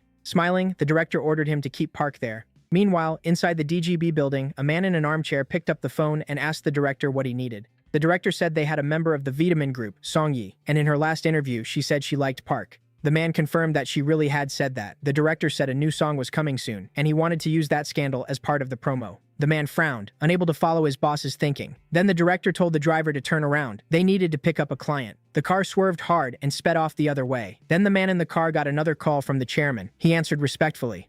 The old man was already shouting, calling him a bastard and asking why he still wasn't there. The man calmly said he was handling DGB business and asked why he was cursing so much. The chairman yelled louder, accusing him of plotting against him again. He ordered him to come at once and warned that if he went anywhere else, he wouldn't leave alive. The director tried to calm him, saying he was still his son and DGB's vice president. He promised that this time he'd actually help the company. The chairman, confused, asked what he meant. With a sly smile, his son said he wanted to recruit Park. The old man blew up again and asked if he really thought it would be that easy. He revealed he'd already sent a manager to deal with it. Fed up with the shouting, the son hung up, furious that his father didn't trust him. Looking at his phone, he muttered about being treated like that by his own family. Then Songyi called him, calling him brother. Hearing her voice, he smiled and asked how she was. She asked if it was true he planned to introduce her to Park Suho. He said yes, and told her to get ready because he was coming to pick her up. After the call, he replayed the talk with his father and got annoyed at the manager. How dare that old fox get in his way? In his mind, young people should handle young people. Surely not even Park Suho could resist a Vita group idol. If this worked, he wouldn't have to bow to his father anymore. Power would finally be his. Meanwhile, in an abandoned dungeon, a loud buzzing filled the area. It came from a helicopter overhead, watched by monsters peeking out from buildings. Glowing spheres dropped from the helicopter and spread out. Each one gave off an infrared glow. An image popped up on the helicopter screen, and the pilot reported goblins everywhere. It was like searching for a needle in a haystack. He wondered why such elite soldiers with top gear had been sent after just one man. Then a person suddenly appeared on the ultraviolet display. The pilot shouted for a left turn, and the red light shifted. A man was hiding in a corner, crouched low, with a huge scar on his face. Annoyed at being found, he grumbled that they used him first and were hunting him again now. From the helicopter, the soldiers told him to stay put. They were there to rescue him. The pilot cursed, saying the man was surrounded by goblins, and right then a goblin popped up in front of the scarred man. The soldiers yelled to move faster and reach him in time. The man pulled a pistol and fired wildly. He dropped the nearest goblins and ran for it, but the creatures chased him hard, almost catching him. The helicopter followed from above. He ran full speed until a goblin nearly hit him with an axe. He turned and fired again, killing more of them. He rushed up a staircase, shooting to hold them back. Then his luck ran out. He tripped and hit the floor. His pistol flew away, and before he could rise, a goblin reached him and opened its jaws to kill him. At the last second, its head exploded from a perfect shot. Glass shattered as a squad crashed through the windows. The man recognized the old DGB team and realized he had nowhere left to run. He cursed. Then he died of natural causes. Meanwhile, a black car raced through the city.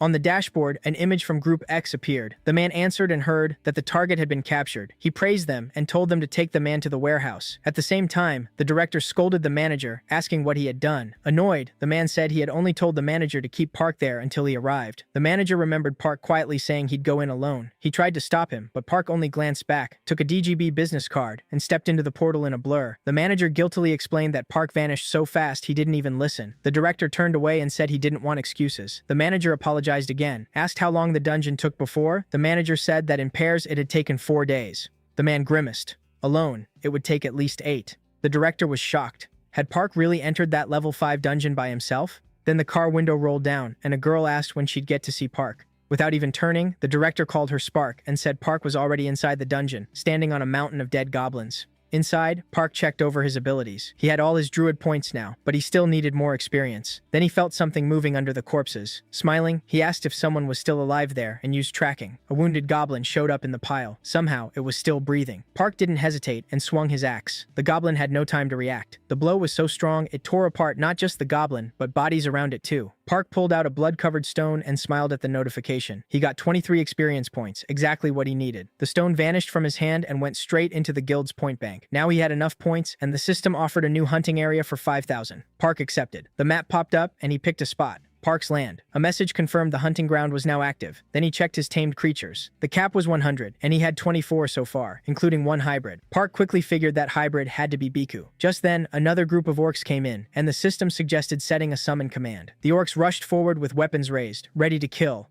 Park barely paid attention. He was still thinking of the command. He held out his hand, and a blue glow appeared. Then he said, "Summon beasts." Lightning and blue light burst across the field, but the orcs kept charging, smiling through their sharp teeth. A wolf's jaws came out of the light first, then the rest of the pack followed. Park smiled, pleased with the result. The wolves tore toward the orcs while a dove circled above, watching. A moment later, Park joined in with a dagger, grinning that today was perfect for filling all 100 slots. Meanwhile, loud music blasted through a club as young people danced, but the director complained the place felt boring and asked for pretty girls. Then his phone rang. It was the manager again. He picked up, annoyed, then froze when he heard Park had already come back from the dungeon. He thought the manager had to be drunk. Who clears one in 2 hours? He was even more shocked to hear Park had already gone back in. The manager said a vendor had seen this before, and Park was apparently clearing level 5 dungeons in just 2 hours. The director refused to believe it and said the manager was losing it. Nearby, Song Yi looked up from her tablet when she suddenly heard her name. Inside the dungeon, Park kept enjoying himself, shredding orcs with ease. Then he turned and saw arrows raining toward the wolves. He instantly ordered them to retreat, and they jumped one by one into blue portals. The arrows came down on the orcs instead, making them cry out as they tried to block the shots. At the same time, Park launched himself into the air, and white wings spread from his back. The orcs shouted in their language as he flew at the enemy archers. He circled over them, then dropped down and used tornado. Shining whirlwinds rose up, yanking the monsters into the air and tossing them around. Then something else caught his eye. He glanced over and saw a huge creature falling from the sky. Park sprinted toward the landing spot while the tornado still held the others. He arrived just as the orc king crashed down. Without pause, he said it was time for the gray wolves and summoned one. In a flash, Park turned into a giant white wolf, ready to fight. The orc king growled something in its own language, and Park answered,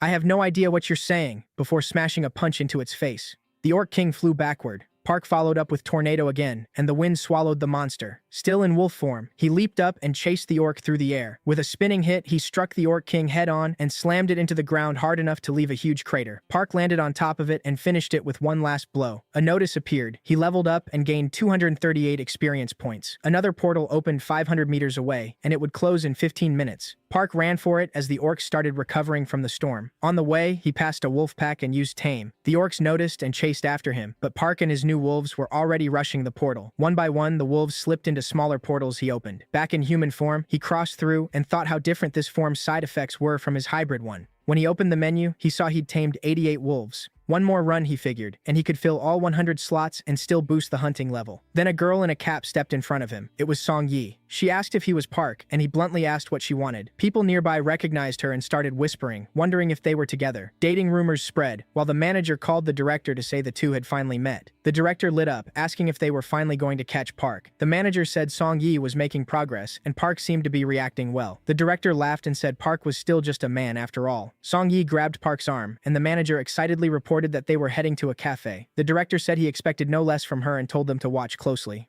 In the car, he told the driver to hurry. Meanwhile, Park seemed busy as usual. When the director finally got there, he looked around, asking where Park was. Song Yi sat at a table crying. She said they had come there together, but Park only said he wanted a drink, then left right away. The director yelled in disbelief, and Song Yi cried even harder. Then she burst out that Park rejected her because she was weak. He didn't like girls like that. The director completely misunderstood and asked if she was on drugs. Furious, she slammed her hands on the table and shouted, "Of course not!" Then she stormed out, declaring she'd become a hunter too. The director, totally lost, asked the manager what just happened. The manager explained that Park said his girlfriend had to be strong. The director started panicking, saying everything was going wrong. The manager tried to calm him, saying there were strong, awakened women in the clan. The director asked who. The manager mentioned a red-haired Class A who was very strong, but the director snapped and demanded to know where Park was right now. The manager said he'd gone back into the portal. Desperate, the director grabbed his head and complained that nothing ever worked out. Then the manager pointed behind him. Park had already come back out of the portal, checking his interface like nobody else was there. With a faint smile, he looked off into the distance. The director stared in shock. It had only been a few minutes. Then he ran toward Park, determined not to let him get away again. He sprinted over, yelling Park's name. When he finally caught up, Park simply asked what they wanted. The director said he needed to talk and reached into his jacket, trying to introduce himself properly. Park ignored all of it and stepped right back into the portal without a word. The director stood there stunned, asking if he'd really just been brushed off like that. The manager said yes, apparently. Furious, the director started cursing and moved to chase Park into the portal, but the manager stopped him. Still Still angry, he asked if that really just happened, and the manager tried to calm him down. Then someone walked over. A voice cut in, telling them that was enough. Annoyed, the director demanded to know who it was. A man stepped forward with bodyguards in black suits. At once, the director recognized Chief Secretary Cheon. Cheon said there were too many people watching and they should drop it for now. Around them, people started whispering. One said, "Isn't that the president's son?" Another mocked that Park ignoring him was why he was acting like this. Someone else laughed, curious what he'd mess up next. The director felt his image falling apart and muttered that this really wasn't his day. Cheon told him to rest and leave the rest to him. Still upset, the director said coldly that this was his job. But Cheon praised his effort and said there would be another chance to approach Park. The director perked up and asked if he meant it. Cheon said yes. Then the director left, muttering that he was sick of that crazy guy. Right after that, Cheon called the president and said he was waiting at the dungeon entrance. The president asked if his son Junho had caused trouble again. Cheon said the bigger issue was Park's dungeon clearing speed. It was beyond what they expected. The president sounded pleased and said that was exactly why they were investing so much money in him. Just then, Park came out of the dungeon again, catching Cheon off guard in the middle of the call. Without looking around, Park opened his interface and checked the results. He had finally tamed 100 creatures, and at hunting level 2, the cap had risen to 200. After checking everything, he decided his next step was simple: rest and eat. He didn't even notice the people standing in front of him. Cheon greeted him, and Park joked that he was really popular today. The secretary introduced himself as part of DGB, and Park noted that this guild must control the dungeon. Cheon confirmed it and said he was there to apologize for what happened. Park didn't follow at first and asked what he meant, but then realized they meant the level 5 dungeon incident. He asked why the apology was coming now. Cheon said they were preparing more than words, and they also wanted to thank him. Park's presence had greatly raised the dungeon's value. People nearby whispered, wondering who this guy talking to Cheon was. Cheon said they had something prepared for him and suggested continuing over a meal. Since he was hungry, Park agreed right away and said he'd be happy to eat. Cheon said the cars were ready. Park remarked that they had good taste, and the secretary asked if he liked them. Park only smiled. Back at Suho's guild, the night felt special. The main tree had grown even taller, and fireflies drifted around.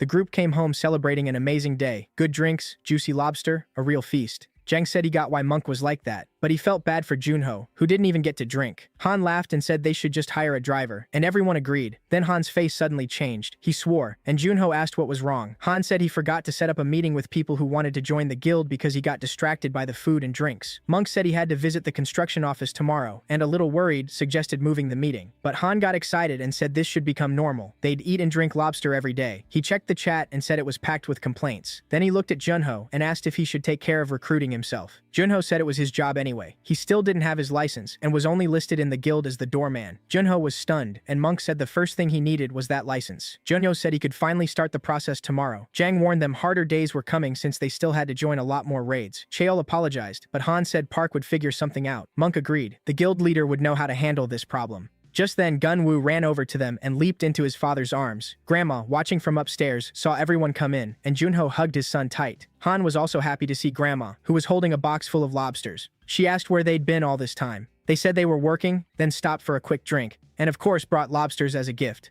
Park rubbed his full stomach and said that meal was amazing. The secretary was glad he liked it. Park asked if the fancy dishes and customized SUVs were a bit too much, but Choi answered that when someone risks his life like Park did, nothing is too much. And that wasn't all. There were more gifts. Far outside the city, muffled screams came from red DSS containers. A bloodied man yelled for them to just kill him already. Park, now suspicious, asked if this apology was really just an excuse for a feast. Choi laughed at his joke, then turned serious. Park asked what they actually wanted. Choi said they wanted an official partnership with Park's guild. He explained that the city had 12 sectors, but DGB still didn't control one because they had no level 6 combat team. Even with all their money, they couldn't make one. Park said that had to hurt their pride. The secretary agreed, especially for the CEO. Park bluntly said he had no interest in representing a sector, but Choi quickly clarified. They didn't want him to join one. They wanted to build a 13th sector with Park's guild. Choi explained that current sectors are centered around level 6 guilds, but those guilds are overloaded. People are scared, and if a 13th sector appeared where they felt safe, everyone would want to move there. Land prices would shoot up, and they believe Park's guild could become the face of that hope. He asked if the guild had struggles. Of course it did. Money, people, and experience. If Park kept handling dungeons, DGB would cover the rest, from management to government support. Park said they actually had money and experience. What they lacked was power. Even so, Choi said he still saw promise in the guild and asked if Park and his team were ready for that challenge. Park thought about his friends and wasn't sure. Then Choi pushed a little more. Why do big guilds always get support from companies instead of the government? He said DGB wouldn't find a better partner. Park realized that would give them full control over the dungeons. Honestly, it sounded great, but he said he'd think it over carefully. A new sector couldn't be built in a day. Even that answer surprised Choi, and he thanked him. He'd heard Park was just a goofy guy who folded when he saw gifts. Maybe the gifts simply weren't good enough. Park stood up and said he had to leave. Choi stopped him, saying there was still one more gift. The secretary said it had taken a lot of work to find him. Park asked who they meant. Choi revealed that after going on the wanted list, the former director of the debt company ran off and hid. DGB's people tracked him down, and now he was in Park's hands, officially listed as dead during capture. Surprised, Park said that man had hurt a lot of people. Then he told Choi to deal with him however he wanted. The secretary looked unsure, so Park explained the man was finished anyway. Why waste time on him? Choi asked if he really didn't want to see him after all that. Park said that was too much even for him. He even joked about tossing the guy back into a dungeon. Then Park suddenly got an idea and told them to wait. Meanwhile, Junho was buried in hugs while his son showed off everything he learned at school until his phone rang. He answered. It was his brother. After hearing Park out, Junho asked in surprise, "Seriously? Right now?" Park said yes, right now. Junho asked what this was about and got even more confused when he heard someone wanted to meet him. Park said he'd text the address. When he mentioned DGB, Junho frowned and asked what that even was. In the car, Park said he was heading out. He added that he'd leave this one to his little brother. The secretary nodded and said they were ready if Park needed anything. Even late at night, every window in the DGB building was still lit. The president called Miso's boss and asked if he was still at the office. The man said yes and asked why. The president said they had met Park and that it went well, then thanked him for it. But the man said there was no need for thanks, he just wanted a return on his investment since people would soon start moving to Park's land. He added that they needed to rebuild infrastructure and housing fast. The boss said that in times like this, everyone had to help each other. Meanwhile, Junho reached the address and was greeted by two men. After confirming his name, they led him to a container. Inside, a man was screaming, cursing, demanding food, and threatening to kill everyone when he got out. So this was the guy DGB caught. The one I said died naturally. When the door cracked open, his tone changed at once. He said he didn't mean it, apologized, and claimed he was just starving. Junho stepped inside and the man froze. He recognized him and slowly broke into a nasty smile. Junho only answered quietly. The man asked what he was doing there, and Junho said someone told him he wanted to see him. The man said Junho hadn't changed and asked if Park came too. When he heard no, he smiled in relief. Junho asked what he wanted, and the man said he wanted to apologize. He claimed he attacked Junho because he lost control after Junho's friend beat the others and said he regretted it. Junho said he understood. It was in the past. The man thanked him and brought up the level 5 dungeon incident. He insisted he wasn't the one who sent that person in there. Seeing Junho's doubt, he asked if a small-time debt collector could really do something like that. He said the government and DGB were the ones trying to use Park, and he was just the fall guy. Junho listened in silence, then said that must have been hard on him. The man said it was. His business was ruined, and he'd been hiding in abandoned places full of goblins thinking he would die there. Junho said it was sad, but if that was all, he was leaving. The man panicked and begged for help getting out. He said he'd given him money and helped Gunwoo's mom find work, then stopped, realizing what he'd admitted. Looking down, he said she asked him not to tell Junho. Junho's calm face turned into shock. He asked what kind of job it was. The man said he used to manage an employment center, and Gunwoo's mom came to him begging for work. He remembered the day they barged into Junho's apartment and found only her holding the baby. He asked where Junho was. He said the debt kept growing and had become huge. It was pathetic that the whole family was suffering over one mistake. The woman trembled and cried, begging them not to kill her. He grabbed her face and said he could never kill such a pretty woman. Then he asked if Junho was worth all this pain. He asked if they even had enough food, then offered help, said a hardworking woman like her could clear the debt in just 3 months. But she turned away, crying and begging him not to do this. He still pulled out a stack of cash and asked if she wasn't tired of living that way, saying a woman's life could change in an instant. He left the money in paper with a phone number and told her to call when she was ready. As he left, he warned that if her husband wasn't there next time, she'd have to pay. She stared at the closing door, eyes filled with fear and tears. After hearing it, Junho was shaken and asked, "She went to your office after that?" The man said that after Junho disappeared, Gunwoo's mother came to him desperate, holding the boy and begging for a job. Junho could barely speak, but the pain in his eyes said enough. He remembered coming home and finding his son crying, and only in that note, she wrote that she was tired of living with him and told him not to look for her. Grinding his teeth, Junho asked if he knew where she was now. The man said if they let him go, he'd take him to her. Junho's heart raced, but one look at the battered man was enough. He'd already decided. At the same time, Park was driving when a message from Miso came in. She said Dr. Toddler was finally ready to meet in England. Park lit up and answered right away. He thought back to Miso saying the power meter and blood crystal generator had opened a whole new age of discovery. Now he hoped the doctor could tell him where the dimensional rift came from, what planet he'd reached, and maybe whether it could lead him to his brothers. Excited, he tried to call and share the news, but the phone was off and went straight to voicemail. He immediately told the driver to turn around. When asked where, Park said to head back to the DGB container. Meanwhile, the blue SUV was already on the move, and the scar-faced man kept cursing everyone around him. Then he looked at Junho and thanked him, earning a dry, sarcastic, "You're welcome." They drove through the night until they reached the address he'd given. Junho said they were there. The man stretched, said he had a nice nap, and even praised the car. With a smug look, he added that Junho seemed to be doing pretty well. Junho ignored that and asked where Gunwoo's mother was. The man said his people would arrive soon and take him to her, and right then a group started walking over. The scar-faced man leaned out and greeted them. The thugs crowded around the car and recognized him at once. One yelled that it was Boss Yongari, another was shocked he was alive, and a third joked they'd already written him off as dead.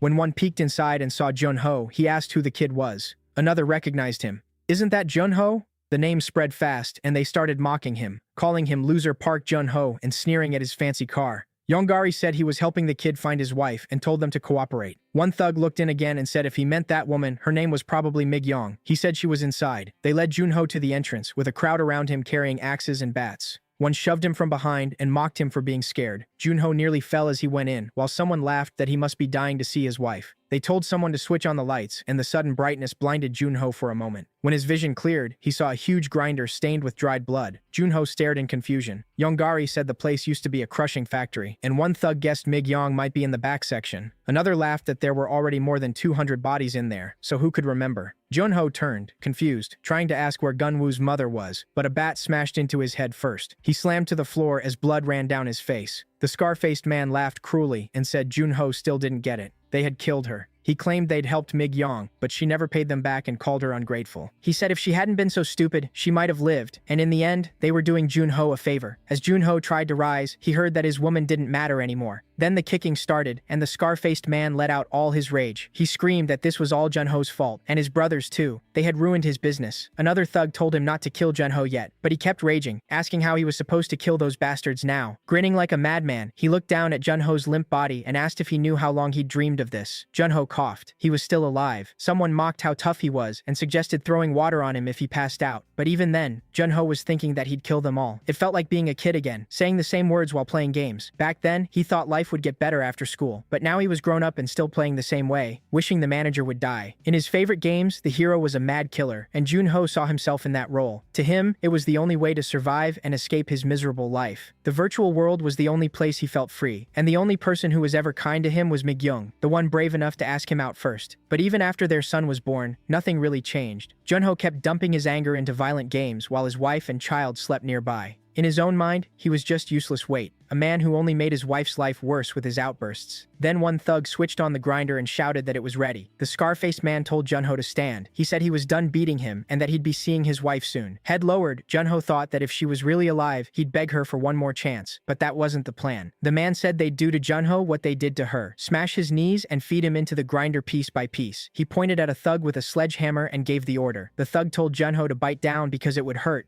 Junho only whispered, "Thank you. Now I remember." He admitted he was trash and deserved pain, but somehow it didn't hurt anymore. The thug called him crazy and swung the sledgehammer with all his strength, but in an instant, Junho rose and cleanly cut off both his hands. Blood burst out, screams filled the warehouse, and daggers began forming in Junho's hands. The thugs froze in terror. Junho said that when Gunwoo's mom left him, he swore he'd never become this again, but now it was too late. Smiling darkly, he promised no one there would leave alive. The thugs panicked, staring at the blood-covered blades and screaming that he had awakened. They ran, but it didn't matter. Junho chased them down and cut them apart one after another. Yongari could only watch in shock. With every strike, Junho's grin grew wider. The more he killed, the more twisted his smile became. The few left alive ran out of the building screaming, and a severed head flew out after them. Junho stepped out right behind it, his daggers still dripping. The thugs begged to get away, but he was already on the next one before they could react. Above them, where the snipers should have been, Park was watching with a faint smile. A man in black beside him asked if his brother was all right. Park said yes, and told him to make sure Junho wouldn't face legal trouble for this. The man replied that most of those gangsters were already marked as negative social value, so the government wouldn't care. Junho had no idea Park was there. He just kept killing as if nothing else existed. Still smiling, Park said his brother had truly awakened and could handle things on his own now. The smile on Junho's face wasn't just rage anymore. It was the look of someone who had moved past his regrets and changed. By then, the long night had ended. The next day, the news reported that even with many dungeon breakouts across the city, things were finally starting to improve thanks to the special military forces. People still worried the guilds couldn't keep up with the growing portals, but for now the city was hearing victory cheers from the soldiers. The cameras showed the elite 707 unit, and among them was was Choi, walking with her team beside a red-haired girl. Watching the broadcast, Miso muttered that Choi was an idiot for not calling her. Then the news switched to a scandal about Song Yi's new song. A photo showed Song Yi talking with Park, and the anchor asked if viewers recognized the man. Choi happened to pass by and stopped to look. The red-haired girl beside her saw the picture and exploded, cursing Park out. Just then, the captain of another squad stepped out of a portal, cursing under his breath. One soldier reported that 12 teams had searched the area and brought back more resources, but not the treasure they wanted. Watching quietly, Miso drifted into old memories. She remembered Park saying they only needed to train for 1,000 years. Then she recalled the white-mustached man saying in a meeting that Park simply didn't want to reveal his secret. That was when Choi snapped and yelled that Park wasn't like that. After putting all of that together, Miso decided she needed to stop focusing only on dungeons and pay closer attention to what Park was really doing with them. Just then, her phone rang. It was Park. She picked up and immediately asked if there was any chance of finding his brother. But Park said everything was fine and asked something else. What happens if an awakened gets bitten by a zombie?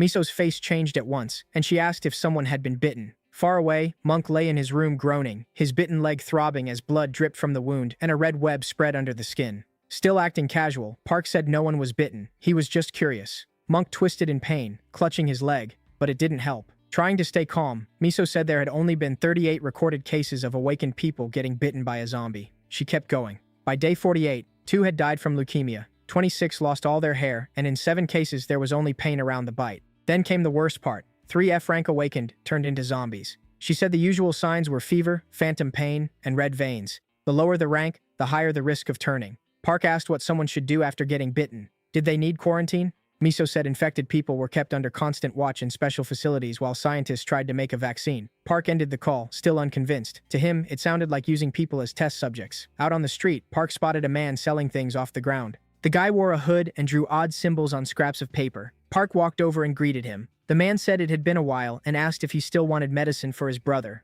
Park shook his head. Not this time. His friend had been bitten by a zombie. He asked if the man had anything that could help. The seller dug through several jars before picking one out. He handed it over, saying it worked on any bite. The ointment was called Anti-Frame. Use it morning and night, and after a week, it should start working. Park asked how much. The man grinned and offered a discount for a repeat customer. 4 million normally, but he'd sell it for 2. Park didn't hesitate and asked for 10 jars. The seller gladly agreed. Before Park left, he added one more tip. If the infected started convulsing, give him a hard slap. Sometimes that stopped it. Park walked off with the jars in his bag. Then 2 cops showed up, shouting that selling there was illegal. The vendor instantly packed up and bolted down the street. The officers rushed over and looked around, but he was gone. All they saw was a big black bird flying off, leaving them confused. Meanwhile, Monk kept tossing in bed. Outside, Han, Jang, and Gunwoo were panicking because Park still wasn't back. Gunwoo peeked in and nervously asked if Monk was turning into a zombie. Han took a breath and said yeah. Then Han pulled out his phone and showed them a button. Jang asked what it was, and Gunwoo said it was the ultimate weapon. If he pressed it, Monk would die. Before anyone could stop him, the kid hit the button. But instead of an explosion, a blinding flashlight turned on. Han just stared, and Jang froze. Gunwoo frowned and muttered that he thought 100 spears would shoot out of the phone. For one last dramatic try, he threw out his hands like a wizard and shouted for Monk to turn back to normal, instead of becoming a zombie. Just then, Grandma yelled from downstairs that the soup was getting cold. As if that did it, Monk suddenly sat up in bed, holding his head. Gunwoo pointed and screamed that he was awake. Jang, stunned, asked if he had really turned into a monster. Han said Monk probably just woke up because he wanted food. Then a voice behind them asked what they were doing. They turned and saw Park at the door with a green jar in hand. The boys rushed over, shocked by Monk's state. The red veins had already spread to his eyes. Park immediately smacked him right on the head. Then the story cut to a reporter covering the city, where a level 7 dungeon had just been cleared. The whole world was watching. 10 days and 11 hours had passed since Hero's 10-man team entered. A huge crowd waited outside, hoping they'd come back alive. Then a figure appeared in the portal, and the crowd exploded in cheers, shouting that they were back. People cried out Hero's name. The reporter announced that Hero's fire team had returned, and the mission was a success. The crowd applauded and celebrated. Then Hero's teammates started dropping one after another. Medics rushed in to help. Hero himself dropped to his knees, and the reporter wondered if the fight had taken that much out of them. Then he collapsed too, and she revealed in shock that 7 team members had not made it out alive. After the dungeon, Hero was taken to the country's best hospital. Akiko stayed by his side until he woke. When he opened his eyes and saw her, he said her name. Akiko was surprised he was awake. Holding his head, he asked for water. After drinking, he let out a long sigh. Akiko blamed herself, but Hiro told her it wasn't her fault. In his mind, though, it wasn't his fault either.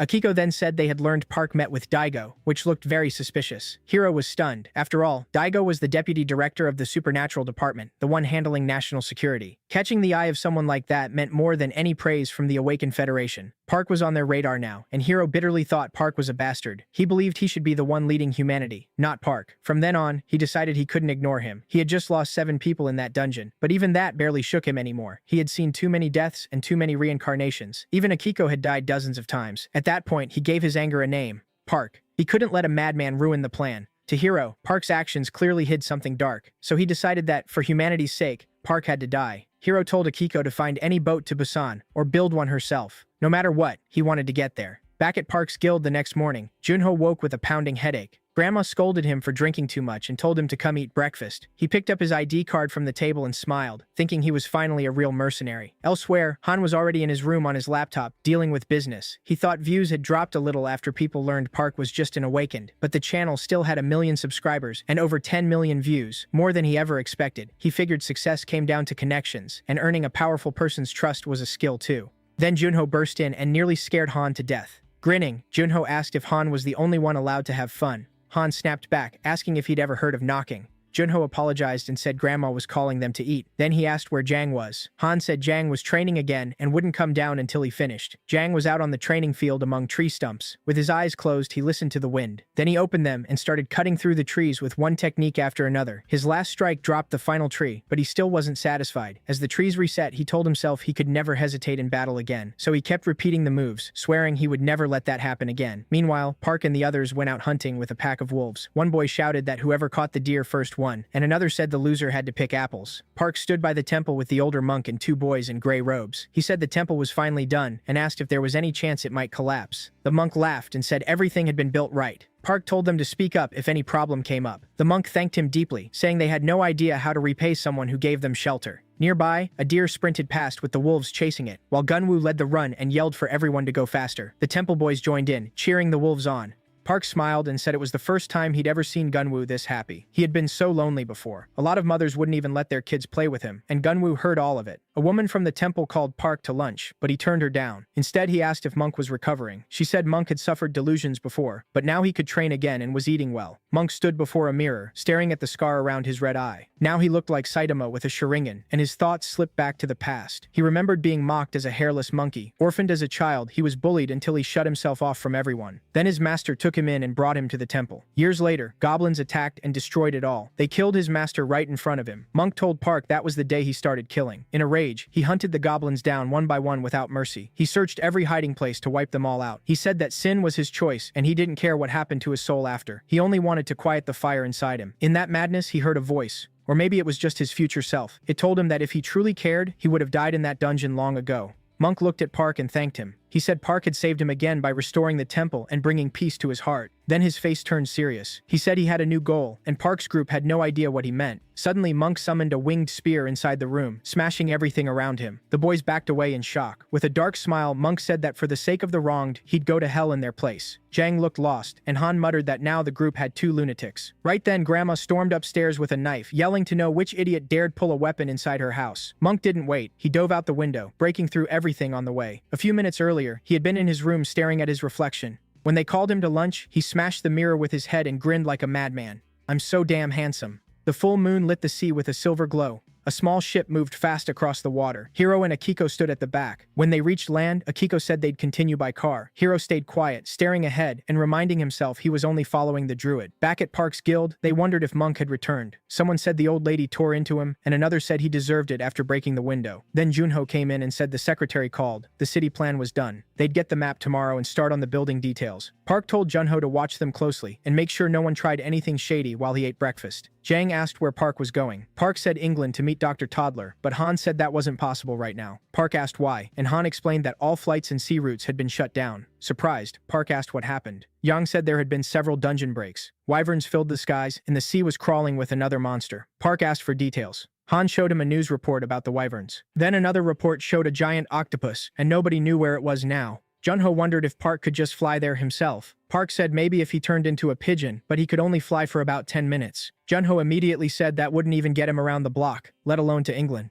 Park sighed. He never thought he'd be wishing for real wings. He asked how long this would last, and Yang said the military was already trying to wipe the creatures out. Still, it would take at least a month to get things back to normal. Park was shocked it would take that long. Then Han offered a wild but possible answer. There was another way to reach England, using a golden eagle. Not just any eagle, though. It had to be an awakened one. Park stared at him and asked where he was supposed to find that. Han said there might be one in a restricted northern area featured on a survival channel. One video showed several giant awakened animals, including a golden eagle. Soon the blue SUV was racing down the road, and someone inside cursed under their breath. Park said Han had been taking it easy, but Han nearly cried, saying running the channel was making him go blind. Park laughed and told him to be happy, but Han snapped back that if they got good footage, he'd just have even more editing to do. Akiko drove and told Hiro to sleep since they still had 10 hours left, but he refused. She warned that if people found out what they were doing, it would cause a huge scandal. Hiro knew, and it could even start ethnic conflict. When she asked why they weren't using official channels, Hiro said there was no time for bureaucracy. Doing it themselves was faster. The GPS announced that the zombie zone began 200 meters ahead. Akiko said they'd have to drive through it. At the same time, Park and Han had already stopped and gotten out.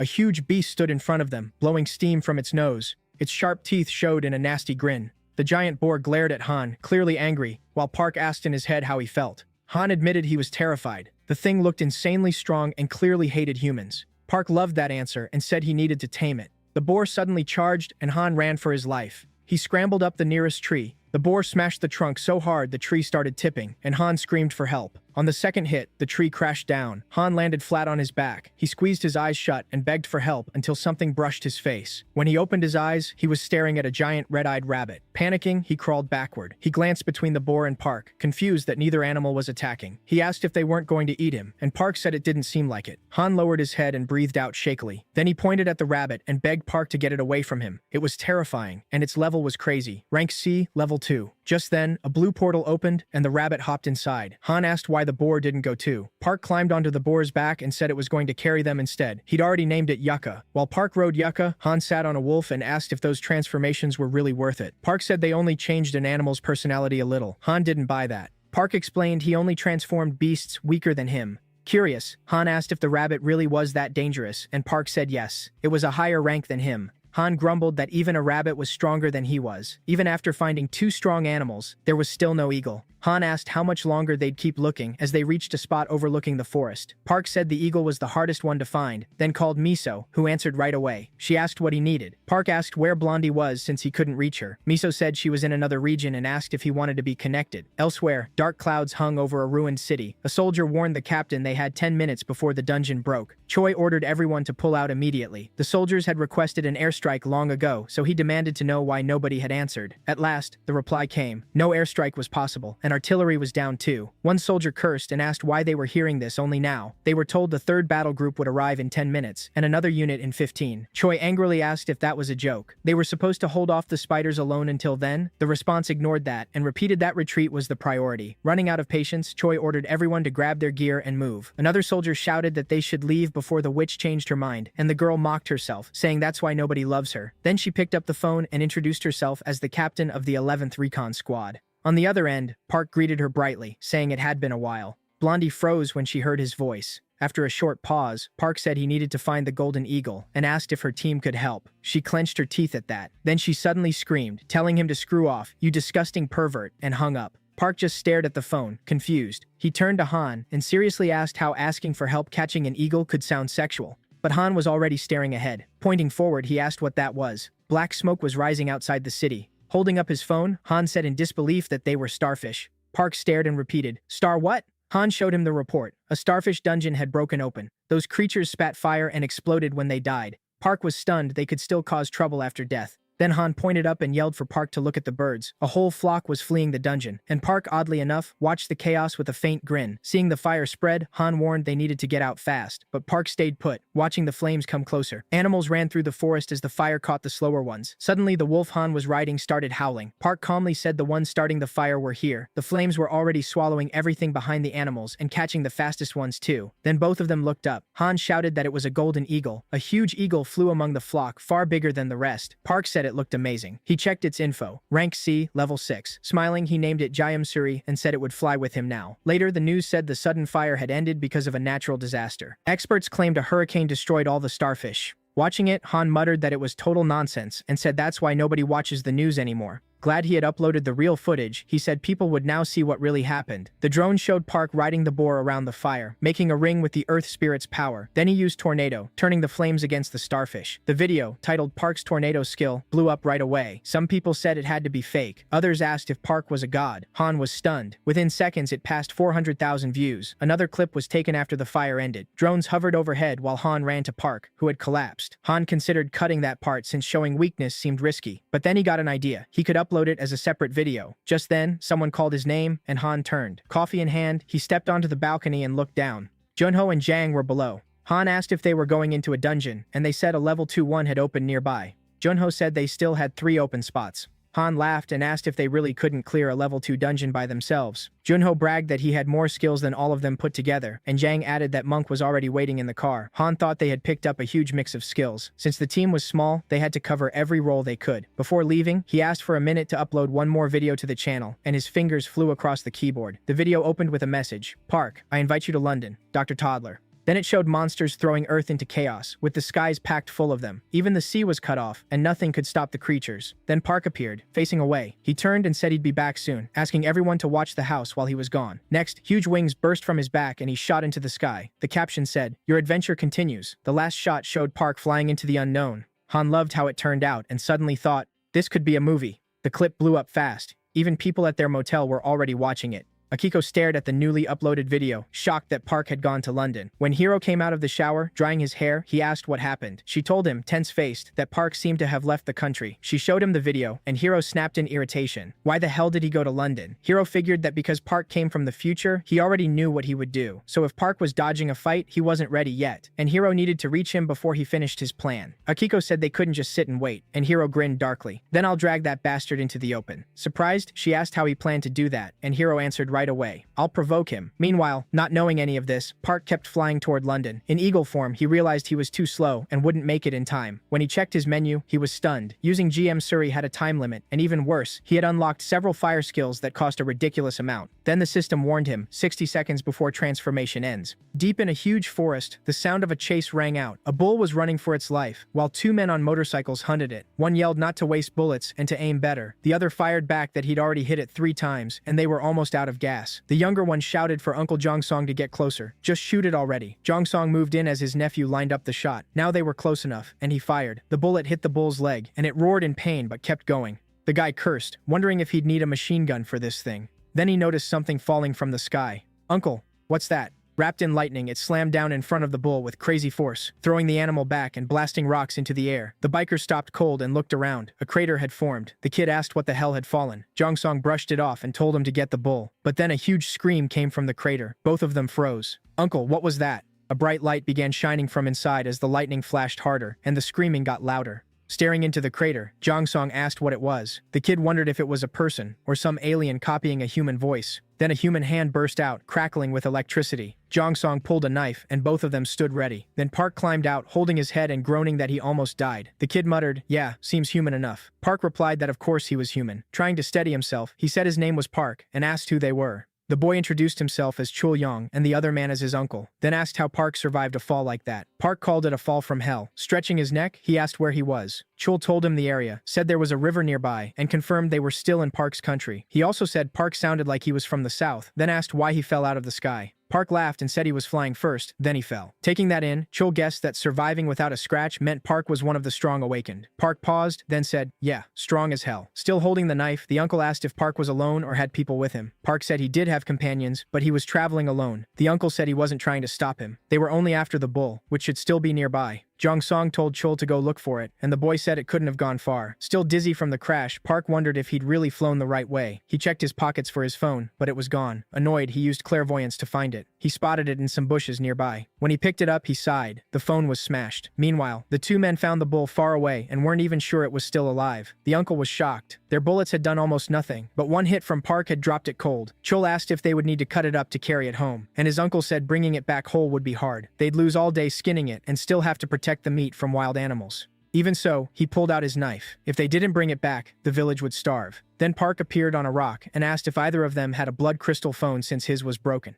Chul said there was one in the children there. How are we supposed to take an awakened one back with us? Realizing what he'd said, Chul quickly apologized. While they talked, Park walked over and lifted the bull like it weighed nothing. The man stared, stunned by his strength. Park offered a deal. He'd carry the bull to the village if they gave him the phone. The two stepped aside to whisper. Chul said Park was insanely strong, and his uncle added that bullets probably wouldn't work on him. Even so, Chul insisted they had to fight back, angrily reminding him what the Awakened did last year. They came disguised as nomads, were welcomed in, then brought allies and slaughtered everyone. Park cut in, asking if they were going or not. The two got on the motorcycle, and the uncle started it. Park followed on foot with the bull in his arms. Jung-sung told Chul to hold tight. There was no way Park could keep up. The bike tore off at top speed. Feeling bad about leaving the bull, Chul heard his uncle yell to forget him. They'd reach the river and hunt another one. But a second later, Park was running beside them, still carrying the bull like nothing. Both men were speechless. "Watch out," Park yelled. A cliff was right ahead. Before they could stop, the bike flew over the edge and both men screamed. Back at the village, everything was a mess. The gate had been smashed, and villagers were gathered around it. When they saw Yongsung, they were shocked and asked if it was true a bull had been chasing him. Another villager shouted that it wasn't the bull. Someone had been carrying the bull beside him. As soon as Yongsung stopped the bike, people rushed over and asked what happened and why the gate was wrecked. The injured villagers, wrapped in bandages, quickly explained. One said it looked like a whole herd had run through. Another came up and said they had all gone to save Hyeon. Already on edge, John asked what happened to her. The villagers said a winged monster attacked the village. It was savage, killed people, and even breathed fire. Still, one villager managed to get everyone into the shelter. But when he looked back, Hyeon was on the ground. The beast saw she was alone and grabbed her by the arms before flying off. That was it. The monster had taken Hyeon. Furious, Jung-sung shouted, "Where did it take her?" The man tried to calm him, saying the elder had already gone after her with a group, but Jung-sung wasn't listening. He kept yelling, demanding to know which way it went. At last, the villager pointed toward the mountains. They went that way. Jung-sung instantly jumped on the bike and sped off, ignoring everyone calling after him. With tears in his eyes, Chul turned to Park and begged him to save Hyeon, promising he'd never forget it.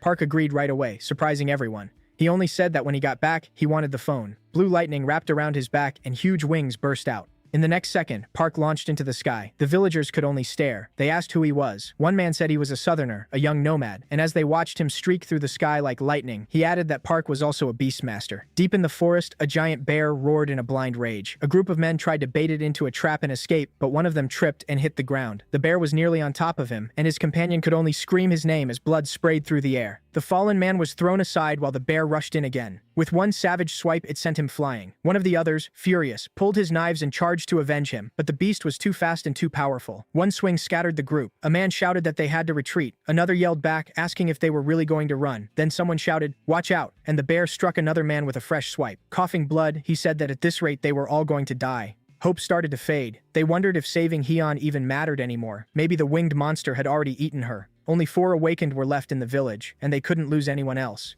As the bear raised its paw to crush another man, something slammed into it hard. The beast was launched away. It was Park in eagle form, diving from the sky and kicking it straight in the face. The men stood there speechless, unable to make sense of it. Then Park stood before them, glowing wings on his back and a swarm of shining crickets around him. They all asked who he was. Park just said he was a man helping Chul. Then he asked, "Where's Hyeon?" One man said the flying monster took her to a nest in the mountains. He added that the bear caught them by surprise, and the others were still hurt. Park pulled out a bottle and told them to use the potion on the wounded. A man took the flask, shocked by how precious it was. Park kept asking where the girl had been taken. Then the bear suddenly roared behind him. Without even taking his hands from his pockets, Park kicked it away again. He followed with a hit to its stomach, then an upper kick to the chin that sent the bear spinning. Park landed lightly as the bear slammed onto its back, but the system showed the bear was barely hurt. Park narrowed his eyes at it. "Playing dead? Open your eyes." The bear instantly obeyed and looked at him. Park gave it one more order. "Get up and obey." The huge beast sat in front of him like a trained pet. The men were stunned. Park had tamed the giant bear. The system asked for a name, so he called it Ilgon. He also learned it had once ruled the forest until the winged creature beat it and took its land. Park smiled. "Then you know where she is. Let's go get her, and your revenge."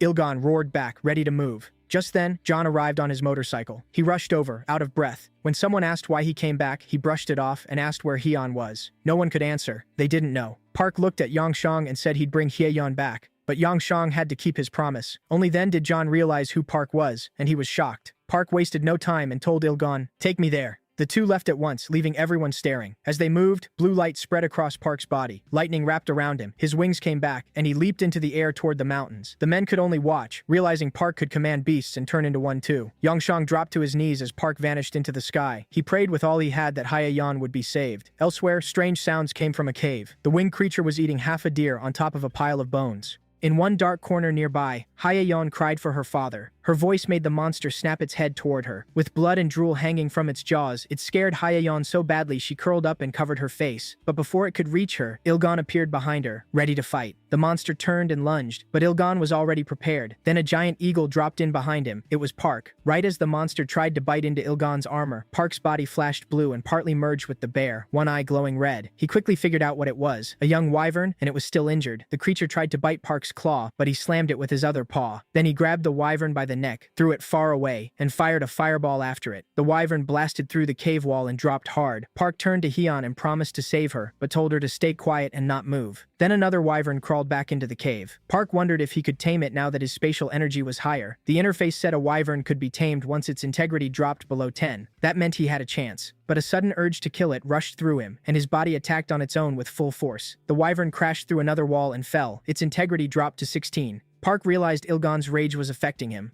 The bear's hostility was getting out of control. Again, the need to kill came back, and his body prepared the final strike. He hit the wyvern hard with a furry paw, while screaming in his head not to kill it. Knowing Ilgan wouldn't stop, Park canceled the transformation. The bear vanished back through a blue portal. The beaten wyvern rolled down the rocks, and when its integrity dropped under 10, Park used taming. An exclamation mark popped up over its head. It worked. He instantly used healing, and the wyvern's integrity started going back up. Once most of its injuries were gone, Park gave one order: fly. The creature growled and dipped for a second, then caught itself and got back in the air. Park climbed onto his new beast and rose into the sky. Wrapped in blue healing light, the wyvern flew toward the mountain peak. Back below, the villagers froze. They grabbed their weapons, ready to shoot. Jongsong broke down, whispering apologies to his missing daughter through tears. Seeing his pain, the others went quiet too, thinking of Hyeyeon. One man pointed up, saying it was the same creature from before. Another yelled for everyone to fire. Guns went up and fingers tightened on the triggers. Then the elder shouted, "Stop! Don't shoot!" Everyone paused. There was someone on its back. Then another man realized it was Hyeyeon. Jongsong could hardly believe it. The wyvern landed in front of him, and Hyeyeon ran straight into her father's arms. Crying, he held her tight. She was safe. Later, the whole village gathered by the fire, eating, talking, and calling Park the Dragon Knight. As more meat cooked, someone joked the baby needed more food, while another admitted they still feared the winged beast. Park watched the kids playing with the wyvern and thought about how calm it had become after being tamed. He also learned he could now see the past of any beast he had tamed. The wyvern's past was sad. Her group had nearly been wiped out by the Sky Alliance, and because she was young and always flew behind the others, she survived. After crossing the border, she starved, got hurt, attacked the village, and finally hid in Ilgan's den. The elder thanked Park, saying the village could finally rest and celebrate. Park had given them food, healed the injured, and even fixed damaged homes. He explained they had been poor even before the government fell after the disaster, but they were still happy. Even united though, they couldn't hold back the monsters and had to run. Their city became impossible to live in, so they moved deeper into the continent. Later, many other nomads followed. Now almost no one was left. Hunting had become impossible, and nothing grew from the land. Wild beasts and raiders kept attacking. The chief said they left the city with 400 people. 2 years later, only 60 were alive. That same day, they had planned to leave again because they couldn't stay there anymore. Park asked if the continent was safe. Sadly, the answer was no. Those lands were huge and filled with monsters and bandits. Still, the elder had heard stories of places protected by magic barriers where normal people could hide. The problem was getting in. Without connections and speaking a different language, they had no chance. Surviving the trip alone would be a miracle. That made Park remember something Miso had said. Soon, all of Asia would turn into a giant battlefield, and refugees would pour into their lands. The nomads had heard from guards too. If they couldn't defend themselves, they'd need to join someone who could, but it would cost them. The chief stood up and said everyone was drunk, so they should stay the night. He added that a room upstairs was ready for Park. Chol said it was a little messy, but he'd still sleep fine. Park just smiled and refused. He said he had to leave. The elder worried it was late, but Park said it was fine. The man nodded and said they had kept their savior long enough. Park awkwardly said it wasn't like that. Then the elder told Chol to bring the blood crystal phone, and the boy ran to get it. The villagers gathered to see Park off, while the wyvern behind him was ready to go. When Park got the phone, he said the navigation and satellites worked perfectly, and that it would be useful. The leader told him not to thank them. He had saved the whole village. Then Park's hand began to glow, and a ball of electricity formed in his palm. The villagers watched in awe, thinking he was about to use magic again. Instead, dozens of blood crystals poured from his hand. The villagers were stunned by how many there were, and how valuable they were. As he prepared to leave, Park said he hoped the crystals would help them too. The whole village thanked him. They wished him a safe trip, and he waved back, saying they would meet again. The wyvern spread its wings and took off, and Park shouted that they were heading to England. Jongsong held Haeyeon's hand as they watched him disappear into the distance. Then the story cut to a news report with breaking news. The anchor said a wyvern horde had been destroyed by the Sky Alliance, but that morning the Air Force found another wyvern. This time, though, it was different. The creature was being ridden by an awakened. The story exploded online, and people started praising an unknown dragon knight. The broadcast then showed a destroyed bridge that had just collapsed. Two giant fire ants had come out of a portal and turned the place into an inferno, but something was now racing across the bridge. The anchor called attention to the screen, where a long-haired man appeared with two swords. The commentators were stunned. Was that the #1 hero? What was he doing in a nearby country? People everywhere started asking if it was really him. The match was too clear to ignore, and the news confirmed it. The strongest awakened had suddenly shown up on that bridge. Fighting with the Scylla Guild, he cleared every monster in just 10 minutes. The commentators were split. Some called him a legend. Then the Dragon Knight joined the army in a mission to wipe out the Scorpions. Now the top summoner awakened were gathering there, and everyone kept asking the same thing. Who is this Dragon Knight really? Over the last few days, more reports said the Dragon Knight came back to help the troops, this time against ogres. After checking everything, they finally confirmed it. The mysterious knight was Park. The commentators praised him without holding back. They called Park a god, listed his powers, and even said he might be the new #1. Then came a shock. Breaking news revealed that the current top hero had openly accused Park. The anchor said his sudden statement, and his return to the country he once left behind, caused a huge stir. He then told viewers to watch the interview. Reporters got right to it. They asked why he was targeting Park and why he came back. The hero didn't soften it at all. He said he came in person to expose the so-called godly tamer as a fake. The press room erupted, and reporters demanded to know why he was calling Park a fraud. He claimed Park ran the moment he heard hero was coming, too scared to be exposed. He also said Park's videos and achievements were blown way out of proportion. According to him, Park was just an ordinary tamer with no proper evaluation, pushed by the government because they benefited from his image. One reporter pointed out that it sounded personal and asked if he had anything to say straight to Park. The hero stared into the camera like he knew Park was watching and issued a challenge. If you want to prove me wrong, meet me at SPFC station. Somewhere else, Han sipped his coffee and muttered, surprised, damn. The media was flooded with stories about Hero saying he'd beat Park with one hand. Another report showed Park with the Russian president, talking about how close they were. Seeing that, Junho wondered how Park, who was supposed to be heading to England, ended up in Russia. Then the phone rang. It was for Park's guild, and Junho answered. The caller asked if they'd reached Park yet, but they hadn't. Han asked if the agency director had called again, and Junho let out a sigh before saying yes. Han thought that was odd. Not long ago, Junho couldn't even stand hearing the director's name. Now he was taking his calls every day. The base was tense. Nobody was finding much in the dungeons, and one guy even said they should stop chasing money and just take whatever loot they could get.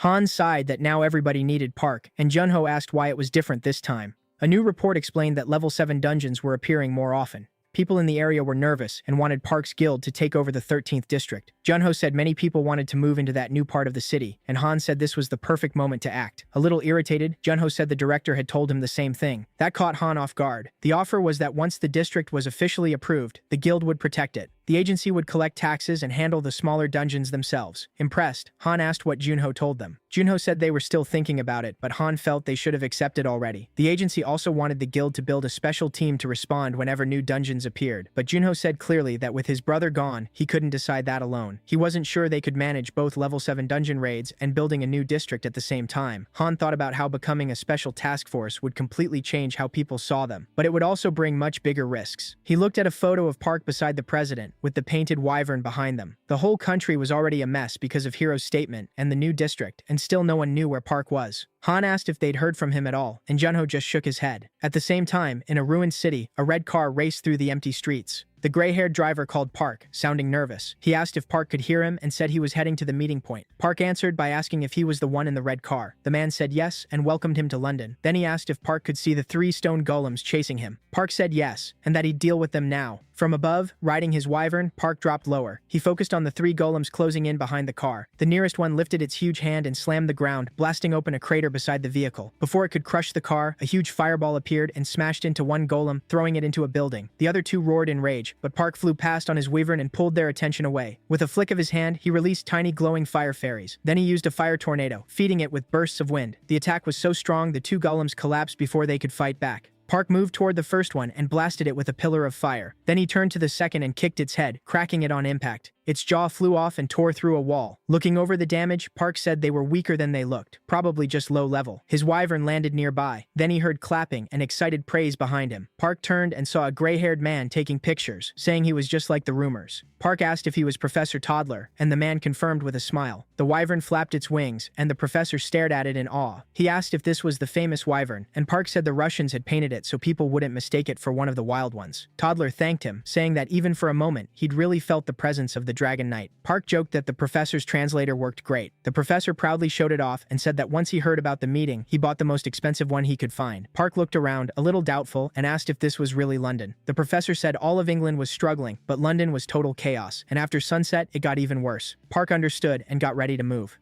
He opened a portal and called his wyvern, Biryong. Biryong slowly walked into it while the professor watched in amazement. The portal led to a place full of wolves. On the other side, they watched the wyvern come through before the portal closed. Then they gathered around it. Biryong let out a roar, and the wolves howled back. Someone said that had to be the same wyvern from the news. Another said people claimed she lived on a farm with other tame beasts. Total sweethearts. Meanwhile, the red car kept moving, and the professor still looked stunned by what he'd seen. He said that for a wyvern that big to pass through a portal, the place on the other side had to be at least level 3. Park said he was pretty informed. The professor replied that Park had been the main thing on the news lately. He added that he was really glad they'd finally met. But Park wasn't nearly as excited. To him, the man sounded like a scientist dying to run tests. As they drove through the ruins toward the coast, creatures swam in the river. Park asked if the lab was in London, and the professor said that city was basically the past now. England's new capital was New Dover, and that was where the lab had been built. Park asked why they hadn't met there from the start. The professor said he had to pick up materials here first, especially after the recent bombings left blood crystals scattered all over. He explained he was studying how to make instant teleport stations, portals that could summon creatures. He believed monster portals during rift events worked the same way. If humans could use that, he said, monsters would never be able to stop mankind's progress again. Park didn't seem convinced, but he politely said it sounded good. The professor kept going, saying rivers and air routes were blocked now. If nothing changed, humanity would become isolated and survival would get even harder. The car crossed the bridge over the river when the professor awkwardly admitted he might be talking too much. Park didn't answer. He was staring hard at the road ahead. The man asked why Park had been in such a rush to meet him, but Park cut in, voice low and serious. Careful. In the next second, the bridge exploded upward like something huge had burst through from below. A giant sperm whale tore through the road with its snout, sending the car flying backward. Gripping the wheel in panic, the professor shouted, "Is that a whale?" But Park saw more than that. He read its status right away. Level C2, integrity 18. And then it got worse. A huge shark leaped from the water, and tentacles started rising nearby. Even while the car spun through the air, the professor kept hold of the wheel and screamed in terror. That's a megalodon. Below the broken bridge, a brutal fight was already going on. Whale against megalodon. The car dropped toward the water, with the whale crashing down behind it. Military forces rushed in. Helicopters above, soldiers skimming over the water on motorboards. One helicopter reported that a small car had been hit and ordered an immediate civilian rescue. A soldier on a board asked who was coming for backup, and the answer came fast. David and Silva, the legendary pair, including the powerful muscle queen. David, a big man with a ponytail who liked guys, took command and asked if the red car belonged to Professor Toddler. A soldier said it looked like it did. David dove in, his glowing eyes lighting up the water below, and he quickly found the car, but it was empty.